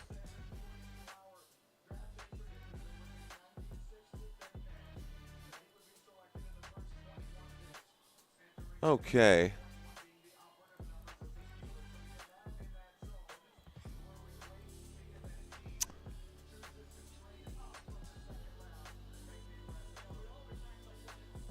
I'll ask you guys again. Will Shedeur Sanders be drafted in round 1? Yes or no? Let's go ahead and start the poll. Will Shedeur Sanders be drafted in round 1? Waiting for the next pick to come in. 1:21 left on the clock, and it looks like there's a big gap right here. Sorry, Brandy. You don't want Aaron Rodgers? Steelers don't want Aaron Rodgers out there?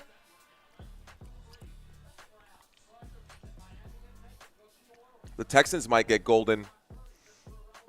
That's a good point. All right, let's scroll over right now. On the clock, the Packers might get Golden. If the Packers get Golden, that would be huge for them. I don't think the Packers have a real wide receiver one. Like, honestly, I don't think the Green Bay Packers have a real wide receiver one. Father Time thinks that the Jets will trade up later in the draft. Unless Minnesota gets him to compete for this starting job.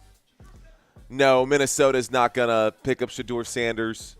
All right, this is where we're at right now, guys. We've got 1, 2, 3 next picks are going to be, or you can see they're actually down below as well. You've got the Chargers, the Packers, and the Minnesota Vikings. Tennessee. After that, the Houston Texans, the LA Rams, and the Baltimore Ravens. Only one trade in this draft, and it happened early in the draft. The Chargers pick is in. We're waiting to see what this pick is going to be. And on the clock right now, that means the Green Bay Packers are already on the clock. So the pick is in. We're going to get the announcement here in just a moment. Who got rushed from the Cowboys? It's a good question. I forgot who the Dallas Cowboys kicked Cooper Rush off to.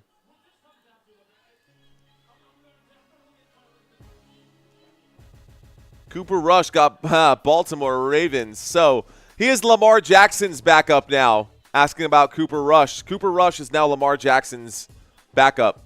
Interesting. Now, okay, let's talk about it because I'm getting distracted here, and I've got plenty of information that we can still bring up. Chargers, guys, with Jim Harbaugh, had a decent season. It was commendable. They made it into the NFL playoffs. They didn't get very far. They've added Deontay Jackson. They've added Najee Harris, which to me is one of the bigger blockbuster moves that have happened during the offseason. Yes, during the offseason, Najee Harris left the Pittsburgh Steelers, the previous pick right there, so this kind of ties it all together, and is now with the Chargers. So he will be the starting running back here.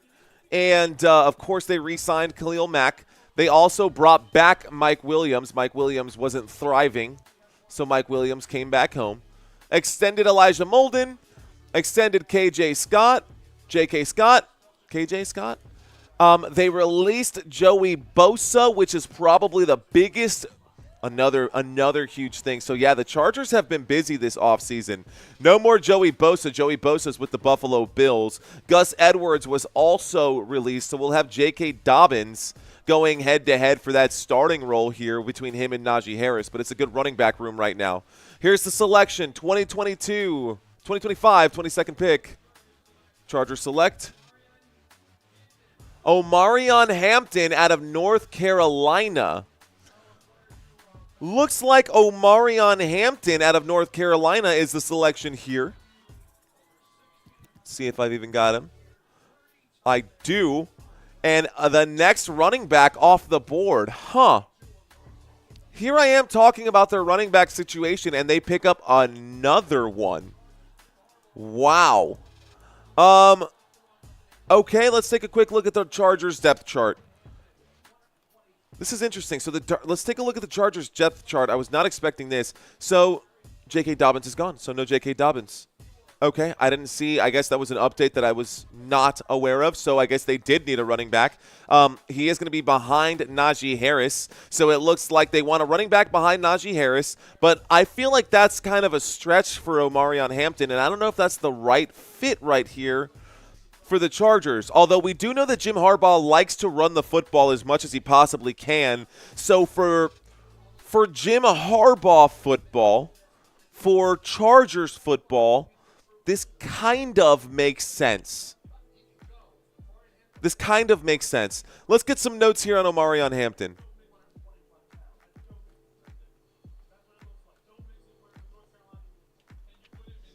So here's some notes for Omarion Hampton. 6 foot tall, 220 pounds. Got some notes popping up right here. Here are some notes on Omarion Hampton. All right, guys, Omarion Hampton. His 40-yard dash in the NFL Combine was a 4.46. 6 foot tall, 220 pounds. He's got a 38-inch vertical and a 10'10" broad jump. What? He can broad jump 10 feet? That's the second most among running backs. Someone can broad jump 10'10"? No, that has to be a typo. No way. You can jump 10'10". That's insane. That's insane. That's ridiculous. Do you know what that means? If you were to lay down a basketball court, he could jump from the ground to the hoop horizontally, not vertically, because that's physically impossible. But a 10'10" broad jump. I'm honestly dumbfounded by that number that I'm seeing right here. Anyways, in 2024, Omarion Hampton, 1,660 rushing yards. That's pretty good. Omarion Hampton in 2024, 1,660 rushing yards. He also had 15 rushing touchdowns, 373 receiving yards, and 2 receiving touchdowns to go with that, so 17 total touchdowns. FBS ranks, he's top 5 in rushing yards and yards after contact. So huge numbers for him. He's got 622 career carries.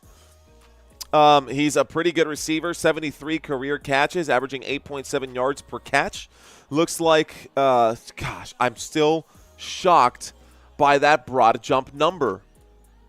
10'10" broad jump just blows my mind. Like, wow. So, I don't know. North Carolina does make some decent running backs, says Isaiah. 10 foot is wild, says Timothy Jett. That's what I'm saying, bro. That's nuts. Life Drop saying, not my favorite, but I'll take it. Go Bolts. Thanks for checking in, Life Drip. Green Bay Packers are on the clock, ladies and gentlemen. We were just talking about the selection of Omarion Hampton, and I am thoroughly impressed by his measurables there. Excited to see him play this season. Green Bay Packers are on the clock. Let's see what the Green Bay Packers have up their sleeve, what they're planning for. What do you guys think? What do the Green Bay Packers need the most right now? Of course, Jordan Love having another he had a bit of a down year last year. He did have that knee pop thing in Game 1 in Brazil versus the Philadelphia Eagles. Got to update that one there. How is that wrong? How did I get that wrong? Anyways, I'm not even going to make the change right now. Above my head, the Green Bay Packers are next to pick. 2 minutes and 58 seconds left to go before their selection is done. Guys, the NBA playoffs are happening right now. For those of you who are interested in NBA coverage, we do NBA playoffs a lot on this channel. It's kind of been the main staple over the past week here. And across the NBA, these are some of the records. We'll get back to this tomorrow if you guys are interested in watching some basketball with Football Nation. I will be live tomorrow covering at least 2 games. We're streaming now, man. That's just how we do it. Anyways, okay. We're just streaming now. I was hoping to find a video of Hampton doing the handstand broad jump, but I couldn't. So Hampton, Omarion Hampton, pretty big selection there. Nice choice. Waiting for a pick here that I've got some video footage for. Would have been great to have one for every single one of them. I'm sad that I didn't get that done. Okay, let's actually go back. Do you have a notification for those NBA games? I can pull one up. Do you want one, Jet? I can set one up for you, man. We can do that. It'll distract me for a little bit, but, it's fine. Waiting for the Green Bay Packers selection. Let's take a look. I don't want to get too distracted for that. I'm going to focus on NFL for today, so I'm not going to pull that up, Tim. We're going to focus on NFL for now. Let's go ahead and go over to the Green Bay Packers offseason. Pretty quiet offseason for the Green Bay Packers. Mason Crosby did retire for the Green Bay Packers. That's probably the biggest thing here. That's probably the biggest thing here is that Mason Crosby retired, but outside of that, Brandon McManus re-signed, and then Isaiah McDuffie, Aaron Banks. Moving over to the Green Bay Packers, that's a nice choice, and Nate Hobbs signing on, that's also a pretty good choice. Green Bay Packers, the pick is in, ladies and gentlemen. This is in Green Bay. This is the loudest I've heard it get so far. The Green Bay Packers pick is in. That green and gold looks really nice on that in that stadium. Those lights are cool. That's a cool effect, man. The stage is great. I like the stage that they have out there in Green Bay. Been there. Done that. Touched Lambeau Field. Got down on one knee at Lambeau Field and proposed to my wife out at Lambeau Field. Got a special place in my heart for Lambeau. All right, guys. Who should the Green Bay Packers draft on this one? What position do the Green Bay Packers need the most? I don't think anyone would get that. Let's see. Let's read some comments. Willie Galt, says Germ. Let's see. Timothy Setting. Let's see. Okay. All right. Germ, you on Mario's Facebook friends list? You can be. Just tell me the time and I'll come find you. I got you, Timothy. Golden question mark for this one? I like that pick. I do like that pick. What up, Jade Kelly? Thanks for checking in. Cheesehead. Christina's Cheesehead is downstairs. I wonder if she could throw it up for me. That'd be fun for this pick. Let's see, guys. They're saying that the next best available is Matthew Golden, or one of them. Nick Emenwari is also one of them out of South Carolina. I would like that one as a safety selection, too. All right, Green Bay, here we go. Green Bay Packers fans, here's the Green Bay Packers selection.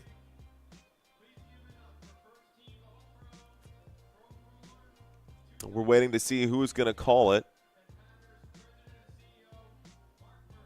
Mark Murphy, Packers president and CEO, is going to make the announcement for this one. How about this atmosphere? Isn't it unbelievable? He says. Roger, thank you, he continues to say. Everyone's cell phone's out. Everybody's cell phone's out right now. That's a lot of people at that stadium. I like Josh Jacobs. I like the Green Bay Packers. I think the Green Bay Packers. Where we go. All right, guys. Dun, dun, dun, dun. Dun, dun, dun, dun. He's just talking. We're waiting for him. He's just talking, guys. We're waiting for an announcement from the Green Bay Packers with the 23rd pick in this year's draft. He says, how many of you guys are owners? A lot of people. I'm not an owner. One of the, not one of the only publicly owned group, the only publicly owned team in the NFL is the Green Bay Packers. With the 23rd pick in the draft, the Green Bay Packers select, for the first time since 2002, draft a wide receiver, Matthew Golden. They select Matthew Golden, and that is the right choice right there. So Matthew Golden getting picked up. I love that pick for Green Bay. They don't have a real wide receiver one. For the first time since 2002, here is a first-round pick for a wide receiver. Matthew Golden going to Green Bay, Wisconsin. How about that? Guys, Matthew Golden to Green Bay is a huge thing. I've actually got something for y'all here. So hang tight. Check out this little video clip that I've got ready for Matthew Golden. Hang tight. I love that move, honestly. That's great. That's great. That's a great choice. All right. They're saying go, Pack, go. Here's a quick video. Let me introduce you guys to Matthew Golden. Matthew Golden has done nothing but produce at every level. The Houston native first stood out at Klein Cain High School, where he recorded 3,242 receiving yards and 32 touchdowns.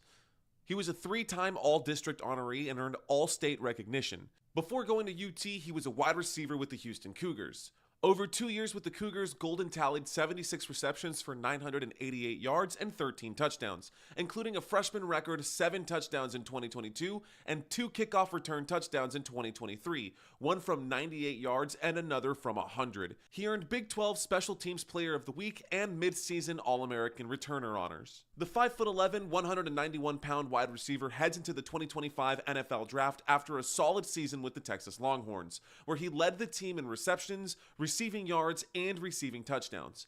In 2024, Matthew Golden posted 58 catches for 987 yards and 9 touchdowns, starting in all 16 games for a playoff-bound Texas team. His biggest games came when the lights were brightest: 162 yards and a touchdown in the SEC championship game versus Georgia, and 149 yards plus a game-tying 4th and 13 touchdown in overtime of the Peach Bowl against Arizona State. Golden caught at least one pass in every game in 2024 and scored touchdowns in 8 different contests. He also recorded 3 100-plus yard games, all in the second half of the season. Added up and across 36 college games, Golden totaled 134 receptions, 1,975 receiving yards, and 22 receiving touchdowns, plus 722 kick return yards and 2 special team scores. That's 24 total touchdowns.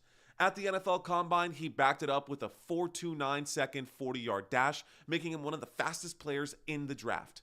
Golden's transition from a G5 standout to Texas's top wideout in the SEC makes him one of the most versatile offensive weapons in the 2025 draft class. Okay, how do y'all feel about that selection now after watching that video? How do y'all feel now after watching that video? Good choice by the Green Bay Packers. Minnesota Vikings now on the clock. Man, Matthew Golden, 5'11" to 6 foot tall. They kind of measure him at 6 foot, 195 pounds, 40-yard dash, a 4.29, fastest among wide receivers in the 2025 Combine. Fastest among all wide receivers in this year's Combine. We know that he can produce, and I think he's going to be a great addition here. Next choice is actually the Houston Texans. Next choice is going to be actually the Minnesota Vikings, not the Houston Texans. So let's make the adjustment. I guess, Was it always like that, or did this happen? Taking a quick look.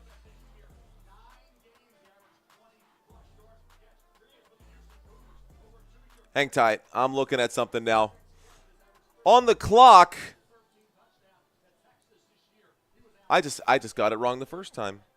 Okay, well, let's get it right. Green Bay Packers. Oh, no.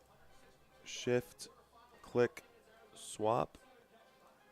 Shift, click, swap.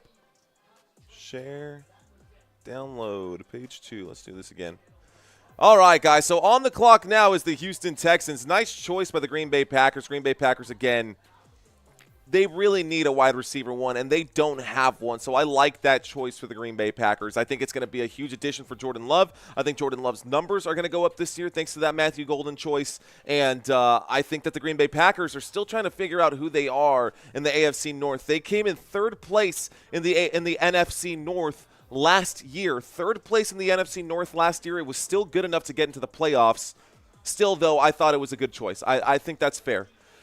All right. Let's see, settings, Matthew Golden. Right now, the Houston Texans are on the clock. Who will the Houston Texans select now? So the Houston Texans, man, I don't know if Tank Dell is coming back. What's happening with Tank Dell? He might miss the entirety of this season. But they did sign Sheldon Rankins. They did sign Darrell Taylor. They signed Laken Tomlinson. They signed a bunch of people. They also let go of a handful of people, but a couple of trades here for the Houston Texans. It's actually not the Texans, it's the Minnesota Vikings. I did this again. It's the Minnesota Vikings, and the Minnesota Vikings select Donovan Jackson. So let's get that right. Minnesota Vikings. Super distracted. Vikings. And they select Jackson. Let's see. Jackson. Giants just traded back into the first round, guys.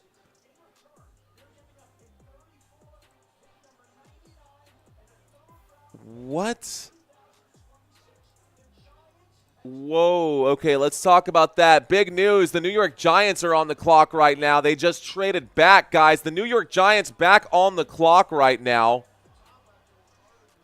The New York Giants back on the clock right now. I want to talk about the Minnesota Vikings, but the Giants are back on the clock with 4 minutes left to go. Minnesota Vikings this year, they re-signed Byron Murphy. They did trade away Ed Ingram. They picked up Javon Hargrave. They picked up Will Fries. They picked up Jonathan Allen.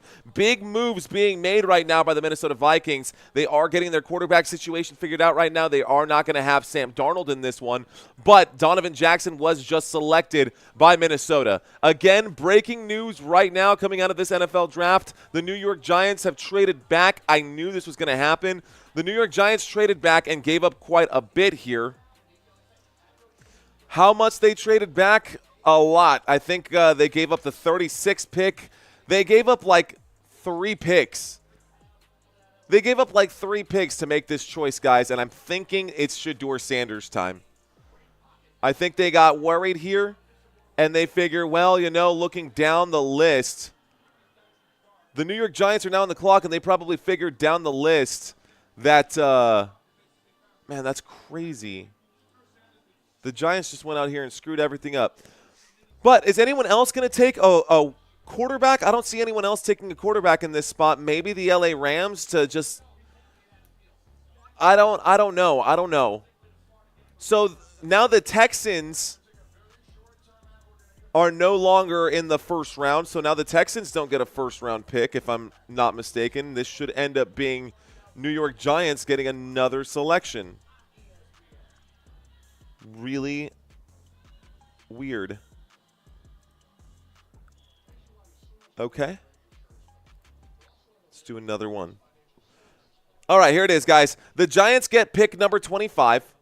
The Texans get pick number 34, number 99, and a 2026 third-round pick as well. That is what the New York Giants just gave up in order to make this selection. So the New York Giants, instead of the Houston Texans, are now here making the choice, making the selection. Let's go ahead and change my graphic above my head.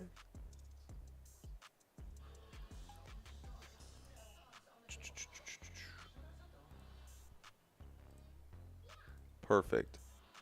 Better. Cleaned up. So you can see this weirdness, right? The Minnesota Vikings made the selection with Donovan Jackson, and now the New York Giants are back on the clock. Let's see who the New York Giants are going to select with their second first-round pick. Interesting move by the New York Giants. I think I like it. Picking up Shedeur Sanders is the right move for sure. But it's about to be Shedeur Sanders time, and I do have a video for Shedeur Sanders if this is who they end up selecting. What if they turned around and picked up Dart instead of Sanders? What if they did something crazy like that?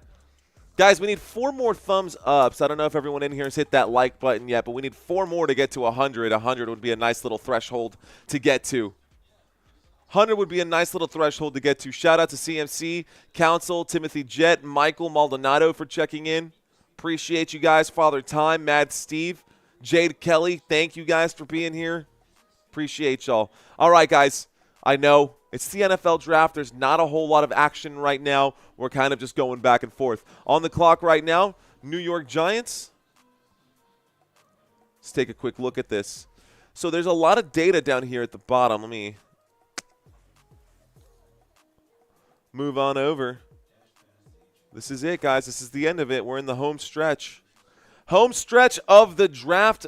Just 8 picks remaining after this. We've got the New York Giants selection, LA Rams. Then we've got the Baltimore Ravens.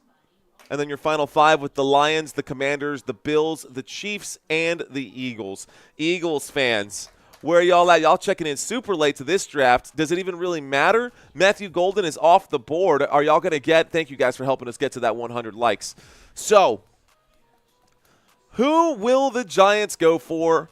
It's not going to be Jihad Camel. It's not going to be Will Johnson. Someone is going to select Will Johnson. I do have a clip on Will Johnson as well, and Shedeur Sanders. So at least we'll have a little bit of something here, a little bit of entertainment while we wait. The Giants pick is in, according to ESPN. I'm going to preemptively go ahead and add this here because I think this is what's going to happen. If I'm wrong, that'll be embarrassing. But I think the New York Giants are going to take Shedeur Sanders. That's just my guess on all of this.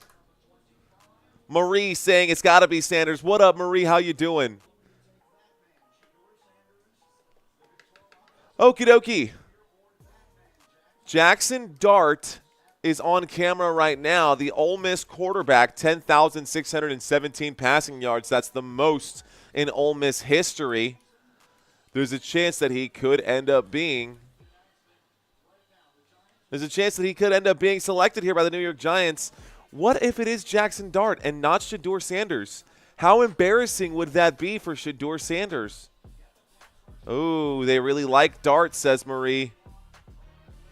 I mean, the pick is in, so I guess we're going to find out. LA Rams are on the clock now, guys. They're saying Shedeur Sanders is the next best available. Quarterback number 3 should be Dart, but I don't think anyone needs a quarterback at this point. So the Houston Texans have traded the 25th pick to the New York Giants, and with the 25th pick in the 2025 NFL Draft, the New York Giants select Jackson Dart. They took Dart. Oh my gosh. They took Jackson Dart, guys. I am not kidding. They took Jackson Dart. And I don't even have him. I didn't have him. Yes, I do. Here he is.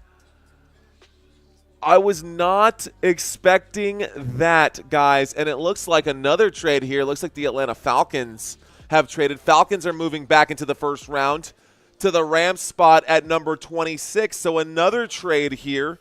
Back-to-back trades. The Falcons are on the clock once again.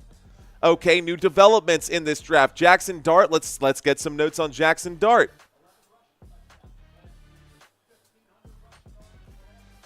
All right, guys. Jackson Dart, 6'2", 223 pounds. He's got a pretty solid 4.5 dash, so he can actually run the football. It's not officially timed. It looks like that's just an estimated number. In Ole Miss, in his career at Ole Miss, he played from 2022 to 2024. And in 2024, he had 4,279 passing yards. Still pretty good passing numbers for Jackson Dart. I don't want to take too much away from that. 4,279 passing yards, 29 passing touchdowns, 6 interceptions, but 495 rushing yards and 3 rushing touchdowns to go with that as well. I cannot believe that right now the New York Giants traded back into the first round and didn't get Shedeur Sanders. They took Jackson Dart. Oh, wow. Did the Giants make the right move? I asked you guys, will Shedeur Sanders be drafted in round 1? And now 69% looking like a big fat no. Good player, but not the right pick. Someone is getting fired. It's going to be Dayball. It's going to be Dayball. I'm telling you, Father Time. Jackson Jarts. That's funny. Well, rough. Rough, man. I don't know. I don't hate it, right? But I'm not in love with that one. I'm not in love with that selection. Let's read some of the numbers here one more time. In 2024, Jackson Dart was the fourth quarterback, the number 4 quarterback in the SEC, and 4th quarterback in conference history. Reread this one more time. SEC records, 4th quarterback in conference history with 12,000 total yards. Wow, that was difficult to read out loud. Jackson Dart was the 4th quarterback in SEC conference history with 12,000 total yards. Career stats, 11,970 passing yards, 81 touchdowns, 27 interceptions, 1,500 rushing touchdowns, and 1,500 rushing yards and 14 rushing touchdowns. in the USC back in 2021, 1,353 passing yards, 9 touchdowns in limited action. So he is pretty good. His efficiency, 69.3% efficiency, a completion rate of 69.3 completion rate in 2024, 25.4% explosive pass rate of 16-plus yards. Started 41 games with no major injuries. Decent numbers. Okay. Not bad. So the Atlanta Falcons have now traded up, guys. Let's take a look at the Atlanta Falcons information. This is what happened with the Atlanta Falcons. Raheem Mostert getting crazy in the draft once again. And the Atlanta Falcons, they get the 2025 first-round pick at number 26, 2025 third-round pick, Rams, and a 2025 third-round pick. Rams get 2025 second-round pick at 46.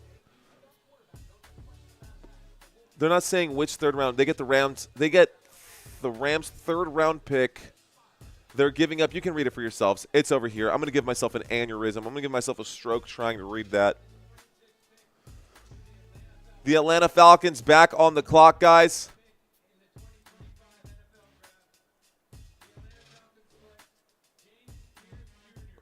The Atlanta Falcons will select James Pierce Jr. Okay, another edge rusher trying to beef up the defense here. I don't hate it, but that's the selection right there. James Pierce. So the Falcons trade, and let's talk about what they actually gave up right now. So what they've given up so far, the Atlanta Falcons, in this game, or in this draft, they gave up the 2026 first-round pick for next year's first-round pick. And they gave up their 7th-round pick in this draft. The Baltimore Ravens are now on the clock, ladies and gentlemen. Let's take a quick look over here at James Pierce. All right, guys, so James Pierce, edge rusher, right? 6'5", 244 pounds. He's a junior, so he's still a young guy. He ran a 4.47. A 4.47 at the comp. Looks like unofficial reports. It's not yet official. So 4.47. Arm length at 32 inches, almost 33 inches. He's got 10-inch hands, so he's got those Kawhi Leonard hands. Obviously, out of Tennessee, you can see the uniform out there. 5 tackles, 2 sacks in 2022.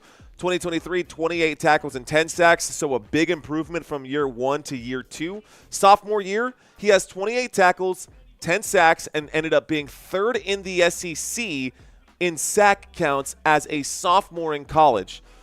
15 tackles for a loss, was 5th in the SEC as a sophomore in college.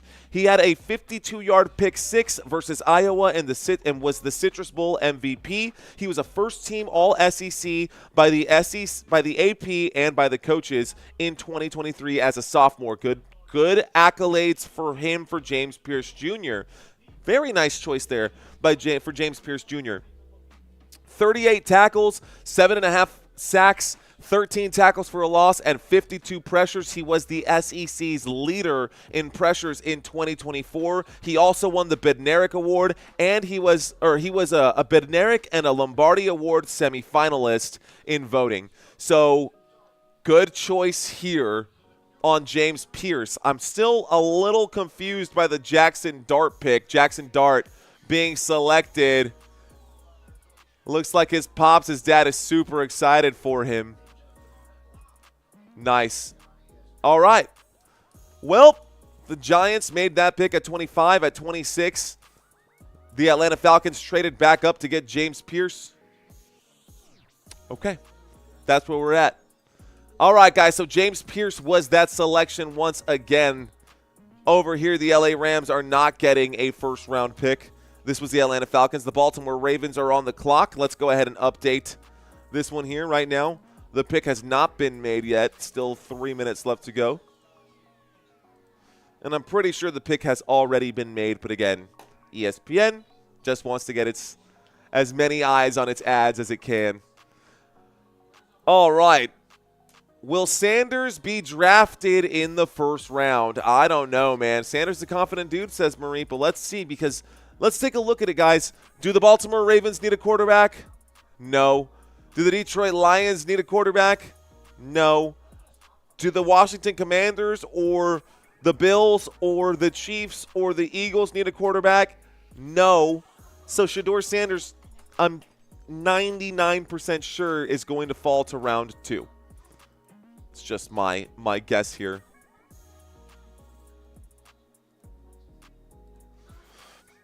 I think someone needs to pick up Will Johnson.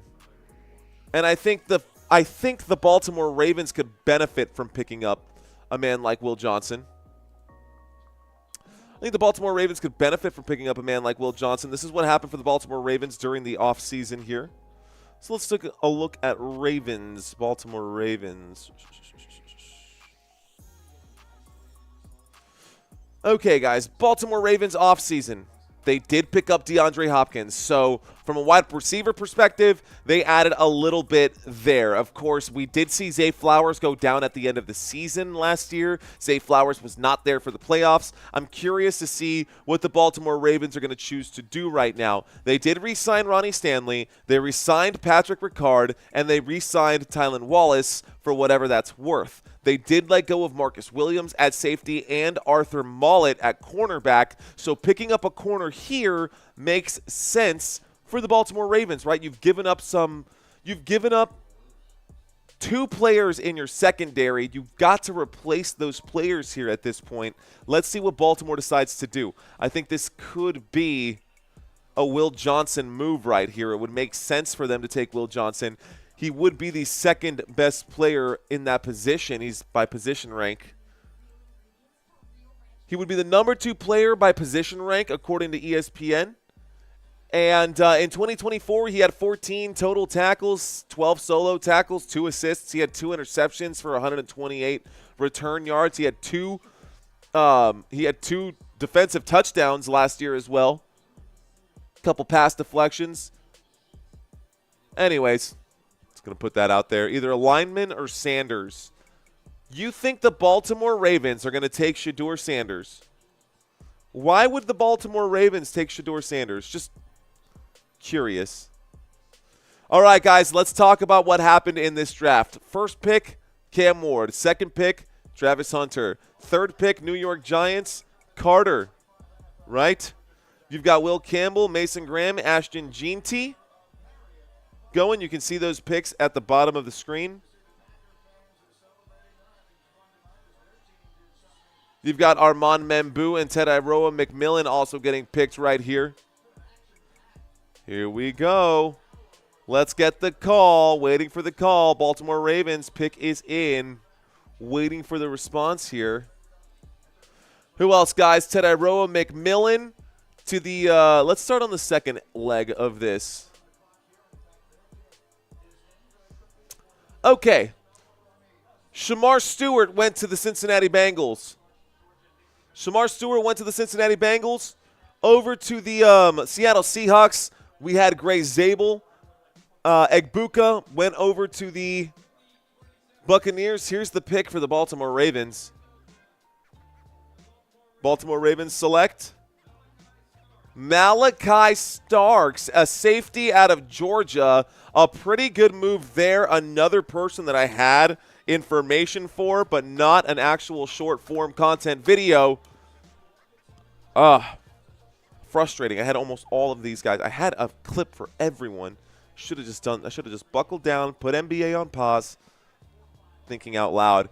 Okay, guys, that's the selection. So the Baltimore Ravens select Malachi Starks. Let's see, Malachi Starks. Okay. So,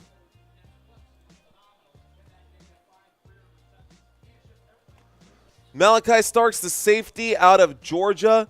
He is someone that we watched the Bulldogs play. Malachi Starks, I watched him do his thing, guys. 6'1", the safety out of the Bulldogs out of Georgia, 6'1", 197 pounds, a junior as well. He had a 4.5 dash, that is official numbers, a 33-inch vertical. A 33-inch vertical, that's like 2.5 feet off the ground. Like, he can dunk is basically what I'm trying to say. Arm length at 32 inches, hand space about 9.5. That's what it says for the hand span. Let's talk numbers and measurables for Malachi Starks over here. Baltimore Ravens selected Malachi Starks, the safety out of Georgia. In 2024, his senior year, he had 77 tackles and 1 interception. He was a first-team All-American. He played 400 snaps that year. 400 snaps at free safety, 215 snaps in the box, and 271 as a nickel back.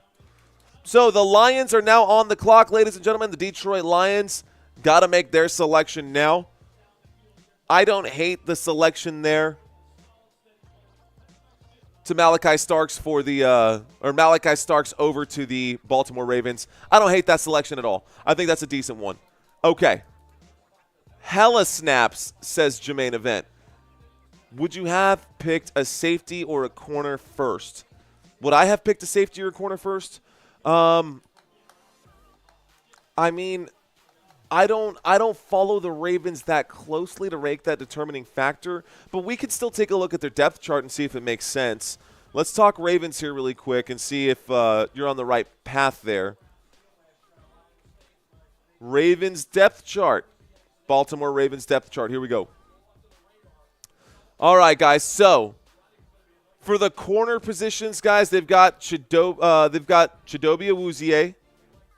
So Chidobe Awuzie and Nate Wiggins as the corners for the Baltimore Ravens. The safeties are Ardarius Washington and Kyle Hamilton.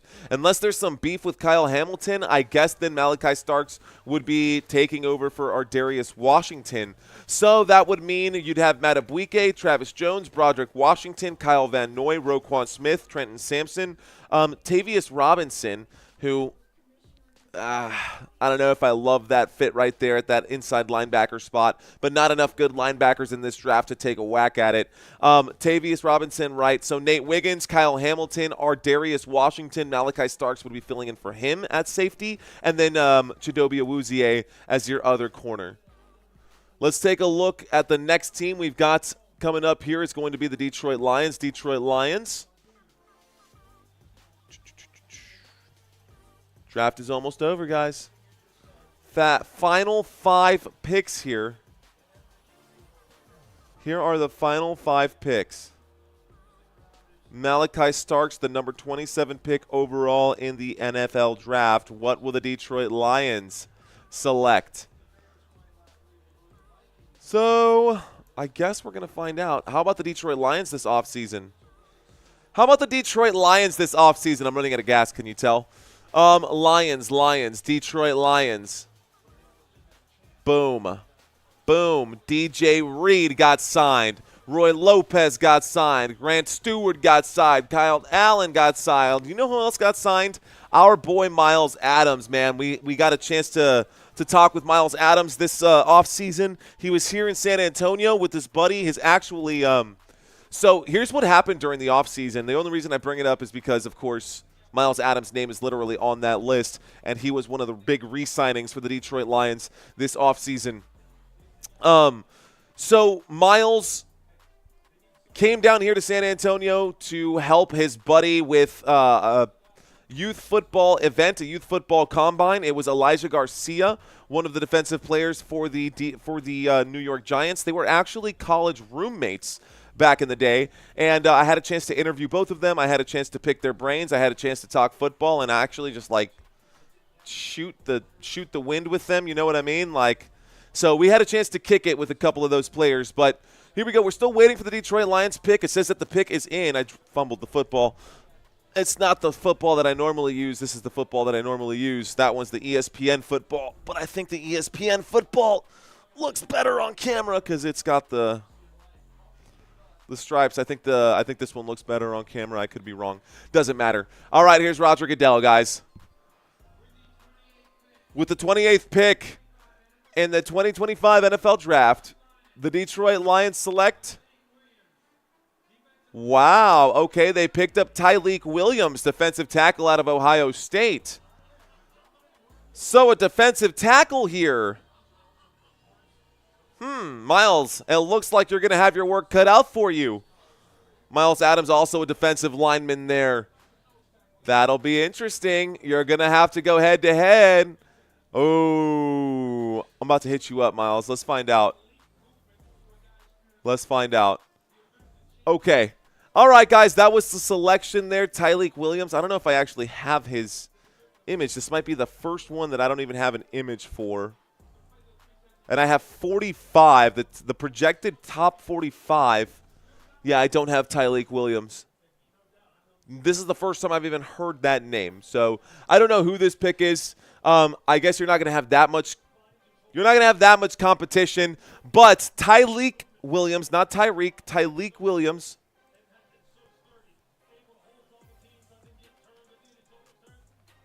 Let's talk about him. Tyleik Williams, ladies and gentlemen. We'll talk about Tyleik Williams here. I've got some notes popping up right here. Let's see. Top 10 Pro Football Focus rushing defense grade in 2024. It says anchors against double teams.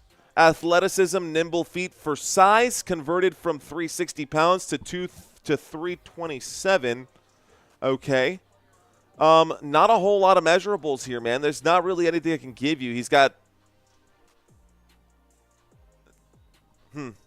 It's not giving me a whole lot right here. 6'3", 327 pounds, hand size over 10 inches, arm length 32-inch wingspan. He is a senior, and he's going to be somewhere on this depth chart, somewhere here for he's going to be somewhere there for the Detroit Lions. So it is what it is. To whoever just subscribed to this channel, thank you guys so much. If Shedeur is in second round, will Dion go with him?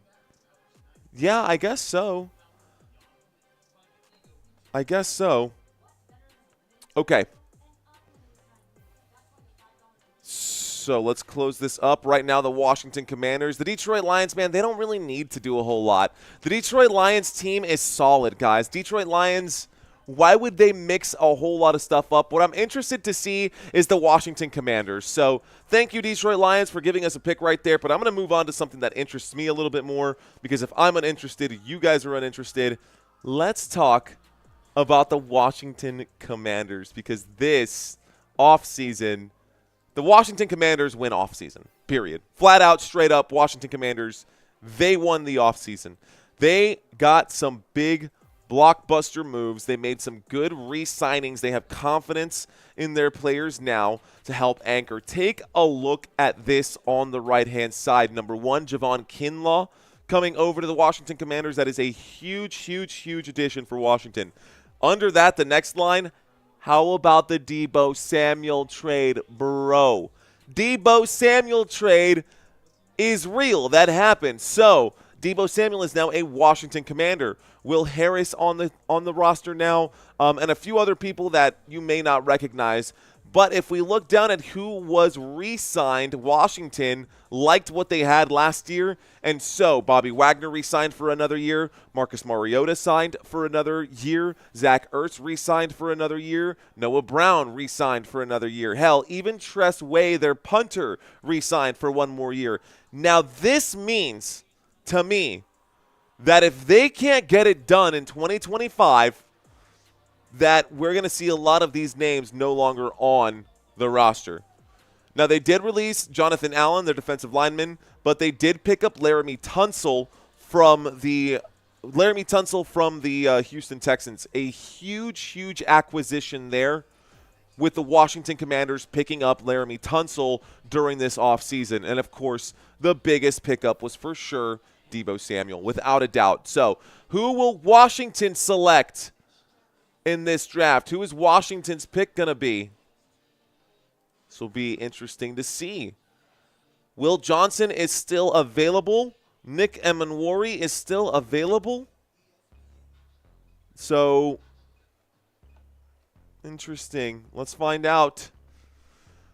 Here we go, Washington Commanders. The pick is in, ladies and gentlemen. Let's find out what the Washington Commanders are going to do.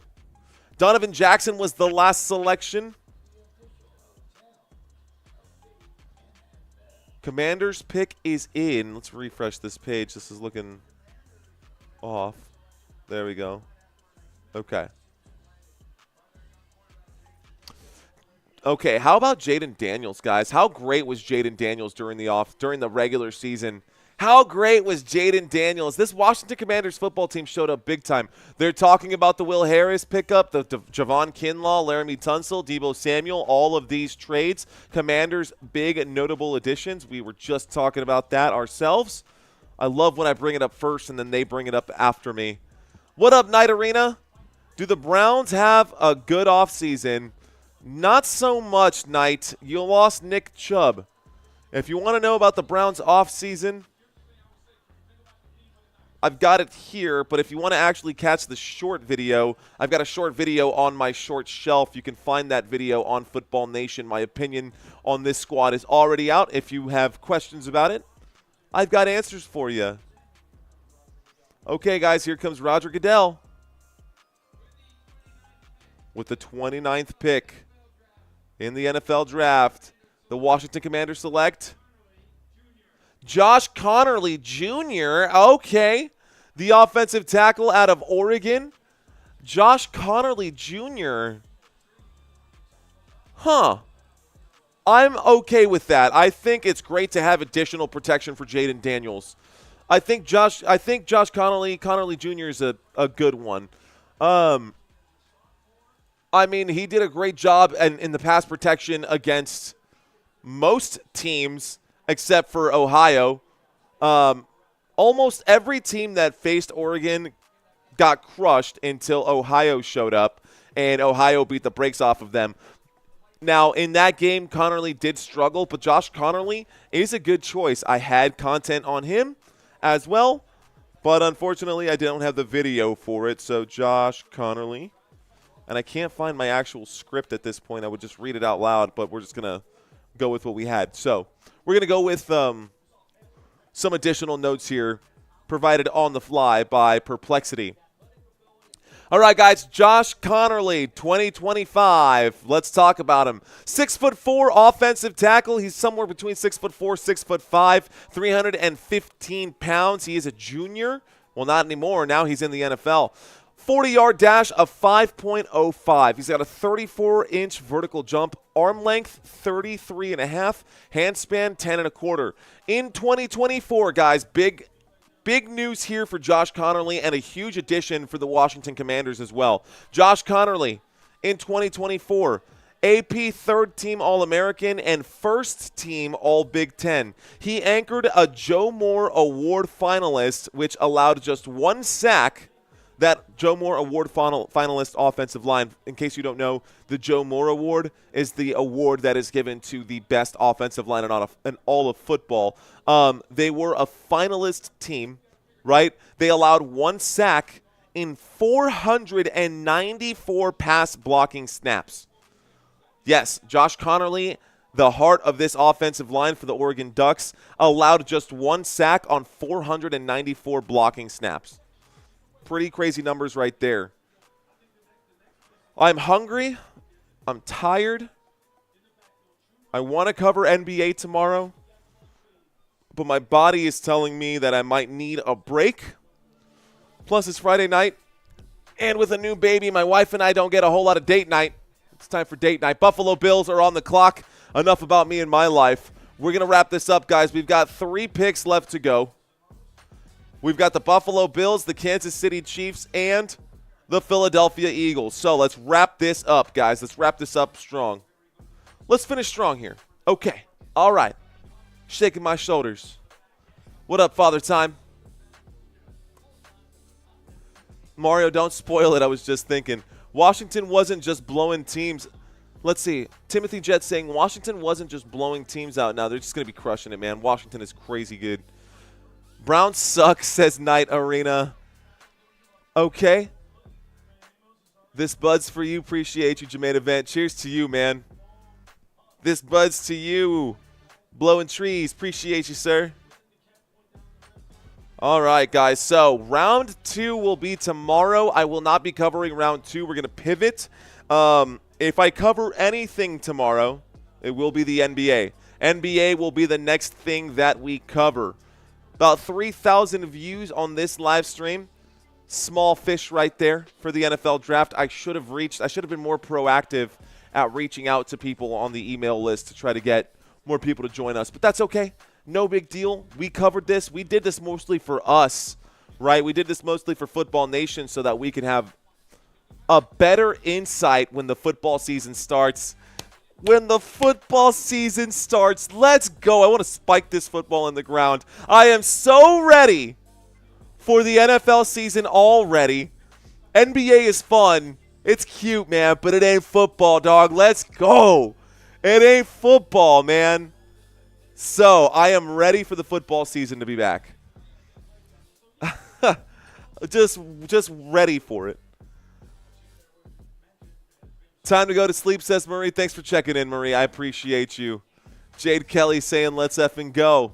You already know, 5 months to go, says Isaiah. I've got like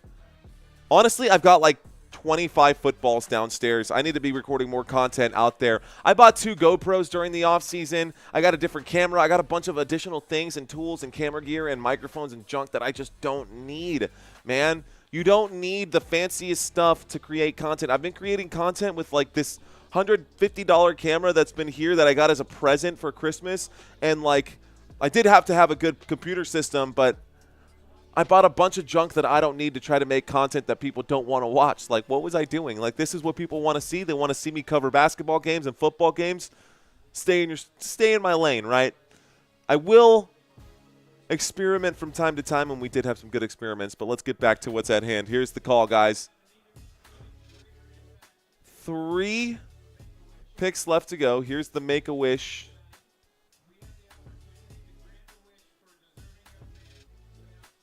Here's the Buffalo Bills. They've got a man who's going to make the pick right now. He's in a wheelchair, a young man right here, trying to gas up the crowd.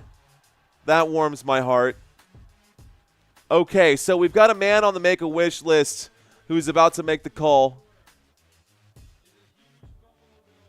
Tommy's a huge Buffalo Bills fan, and Tommy's out here to make the call. All right, guys. We hit 3,000. Here's the call.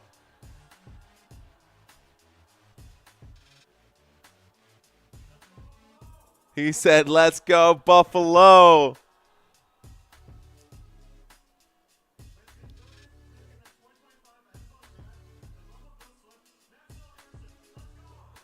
The Buffalo Bills will select Maxwell Harrison, the cornerback out of Kentucky. He got so excited, he spit it out pretty fast, but that's what it is. Why wasn't Will Johnson? Why hasn't he been drafted? That's a great question. That's a great question, honestly. I don't know why Will Johnson hasn't been selected just yet. But Maxwell Hairston is the selection here. Let's see if I even have an image for Maxwell Hairston. That name sounds new to me. And it is, but I got one here. I got at least an image, not a video. Maxwell Hairston out of Kentucky, ladies and gentlemen. Let's talk about him. Last 2 picks, guys. We've got 2 more picks. Kansas City Chiefs on the clock right now, but before that, let's talk about Maxwell Hairston for the Buffalo Bills. The Buffalo Bills decided to go with a defensive player. Buffalo Bills took a cornerback, 6'1", 183 pounds.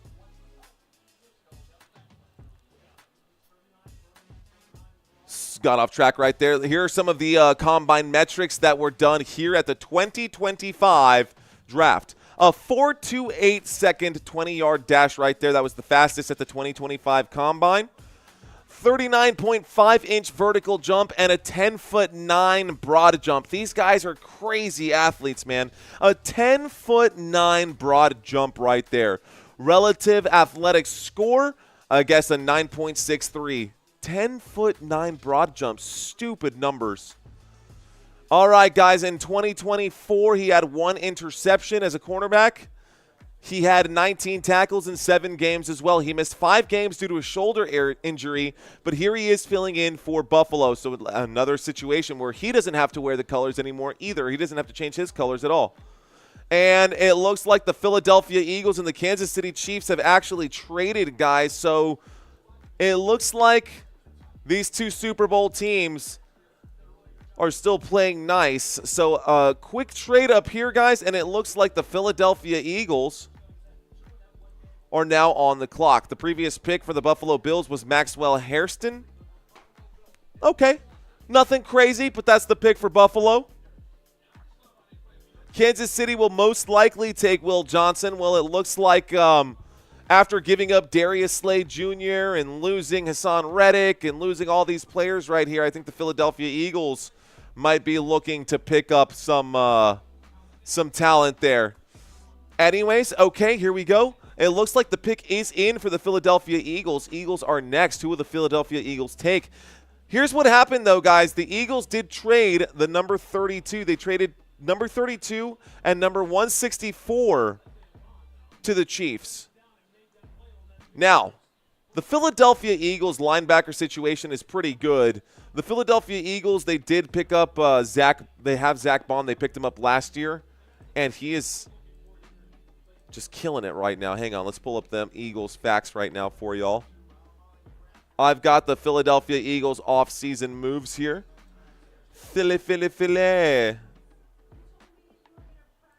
Eagles. The Philadelphia Eagles signed Harrison Bryant, tight end. He's, I guess, going to be trying to be the backup tight end on that squad for Philadelphia. They picked up Joshua Uche, and that's really all they did. They did re-sign Zach Bond, and they extended Saquon Barkley to 2 more years, which is the best thing the Philadelphia Eagles ever did, was pick up Saquon Barkley, who almost single-handedly gave that team a Super Bowl. That's what happens when you put the greatest running back of all time, and I'm surprised that teams aren't valuing running backs even more. I'm excited to see Ashton Jeanty's numbers, but anyways, here we go, guys. They did trade away C.J. Gardner-Johnson. They released Darius Slade Jr. They released James Bradbury, and this defense is all kinds of messed up. So the Philadelphia Eagles need to make a pick, and they need to pick up someone defensively here because their defense just took a huge hit. Now, they obviously just won a Super Bowl. They obviously just won a Super Bowl, but can they do it again after losing all the pieces they lost during this offseason? So the Philadelphia Eagles pick is in. We're waiting to hear what they got to say about this. Waiting to hear what they're going to say about this. Why hasn't Wilt Johnson been drafted? Don't know just yet, but Leola's saying pick Johnson. They're going to a commercial break. Don't like the Pigeons, but they lost their secondary. They lost their secondary big time. Eagles going to get Will Johnson, says Timothy Jett. Let's see. Let's see. Fly, Eagles, fly. Philadelphia Eagles fans, here's the selection. Eagles will get Will. The Chiefs will get Mike Green. That would be cool. We could finish this live stream strong because I'm pretty sure I have video for both of those guys. Surprised that they fell so far. Timothy Jett saying no, they cannot. Let's see. Y'all think the Eagles can get back to the Super Bowl again?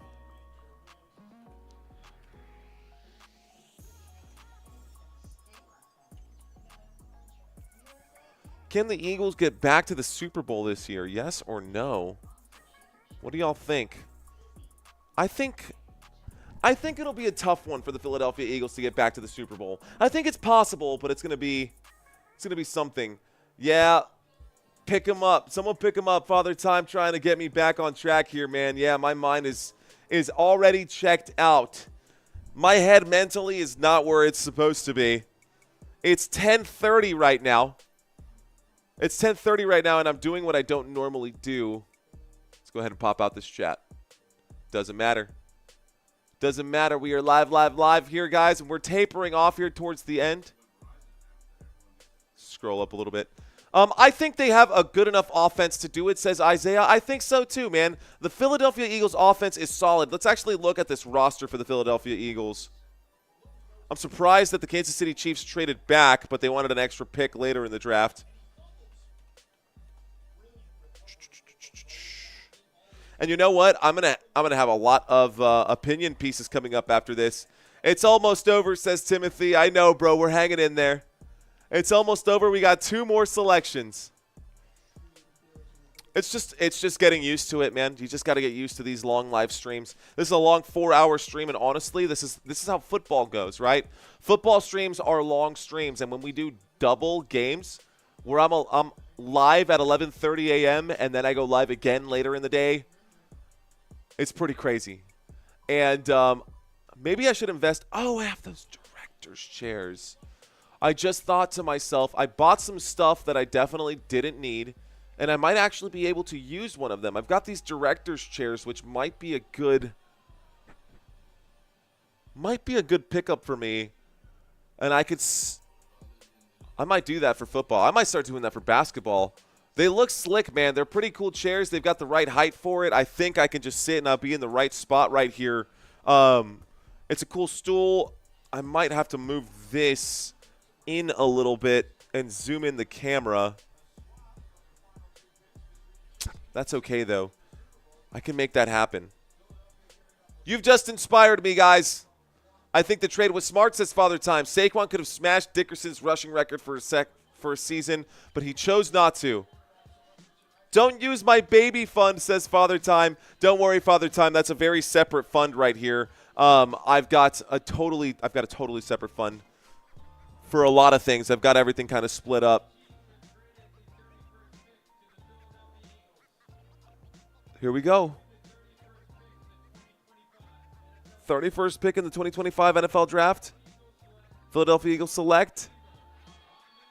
They pick up Jahad Campbell, linebacker, first-round pick. Okay, Jahad Campbell going to be the selection here.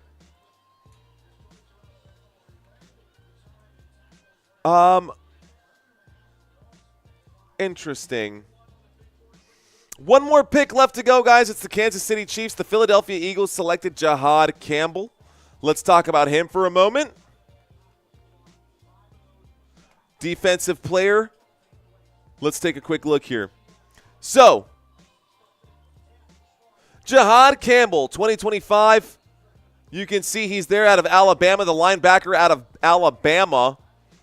And 6'2", 6'3", somewhere in there, 235 pounds. He runs a 4.52 40-yard dash, a 10'6" broad jump, arm length at 32.5, hand span at 10.5. Guys, in 2024, he had 117 tackles. That's the important information. In 2024, he had 117 tackles. What does that mean?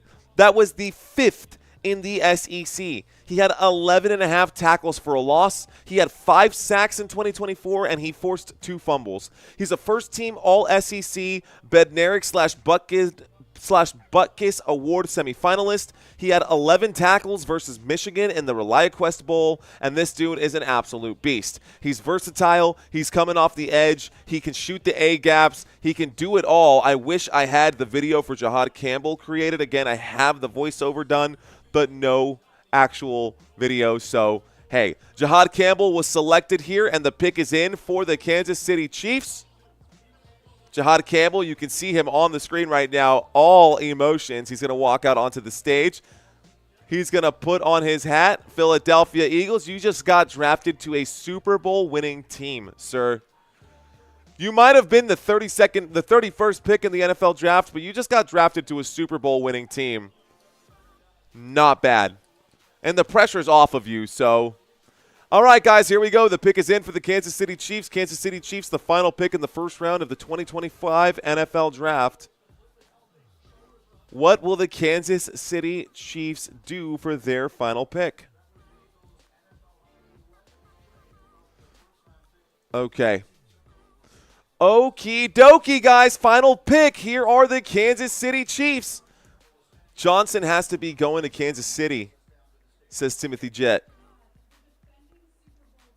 Jahad going there, man.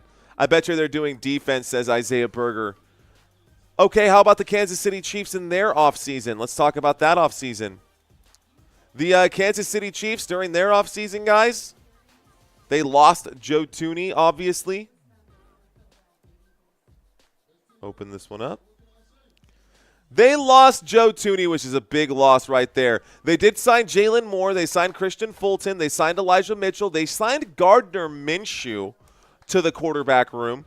They also did re-sign Nick Bolton and Marquise Hollywood Brown, another one-year deal for Hollywood Brown. He needs to prove that he belongs there. They traded away Joe Thuney. They traded away, they tendered Matt Ariza just for about $1 million right there. Trey Smith, guard, got franchise tagged. It's kind of all what happened right there for the Kansas City Chiefs. Let's go ahead and bring this down one more time for y'all. These are all the signings during the offseason for Kansas City. Waiting for this final pick here, guys. The final pick of the 2025 NFL Draft coming your way in just a second.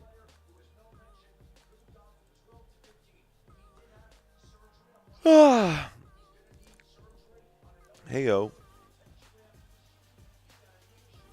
Here we go. On the clock, the Kansas City Chiefs, guys. Kansas City Chiefs, I need this pick to happen. I'm so ready to go to bed. I'm done. Running out of gas. Running out of gas. I need a full night's sleep, man. That's really all that happens. New parents, y'all get it. Anybody who's been a new parent before, y'all understand that this is tough, especially when you've got a lot going on, when you got busy schedules. Okay. Appreciate you guys. I'm here, Timothy. I might be doing this tomorrow. I may not be doing this. Timothy, I may not be doing the draft for tomorrow. I'll probably just be doing NBA tomorrow. NBA, there's a lot less waiting around during the NBA games than there are during the NFL draft. Did anyone cry for getting chosen for the prize picks? What you mean, VJ? Sleep when the baby sleeps is what Leola says. That's her. Christina's asleep right now. Baby's asleep right now. So I'll take the night shift.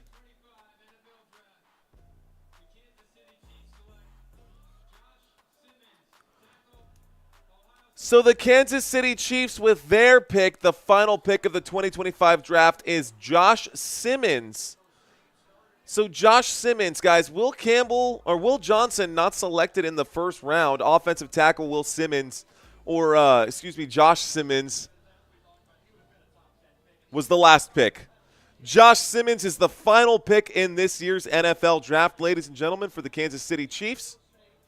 Josh Simmons, 6'5", 310 pounds. He is an offensive tackle. He's going to be replacing Joe Thuney on the left-hand side, so they needed to fill that gap. He is a senior. He didn't run the 40-yard dash. He's got great arm length. He's got good hand size. In 2024, 6 starts at left tackle before he had a torn patella, a tendon. Ouch.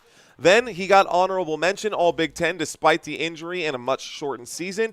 32 consecutive starts in his career, 19 at left tackle, 13 at right tackle. 2024 CFP national champion, obviously, as Ohio State. You can add that to his accolades there as well. All right, guys, that is it. That was the final pick in this year's draft. It's been an absolute pleasure. Ladies and gentlemen, I will be live tomorrow for the NBA. Not 100% sure what the games even are for the NBA, but my goodness, I am ready for a nap. I love you guys. I'll see you guys super soon. Until next time, thanks for watching Football Nation. I'll see you guys tomorrow night. Until then, let's effing go. Peace out, guys.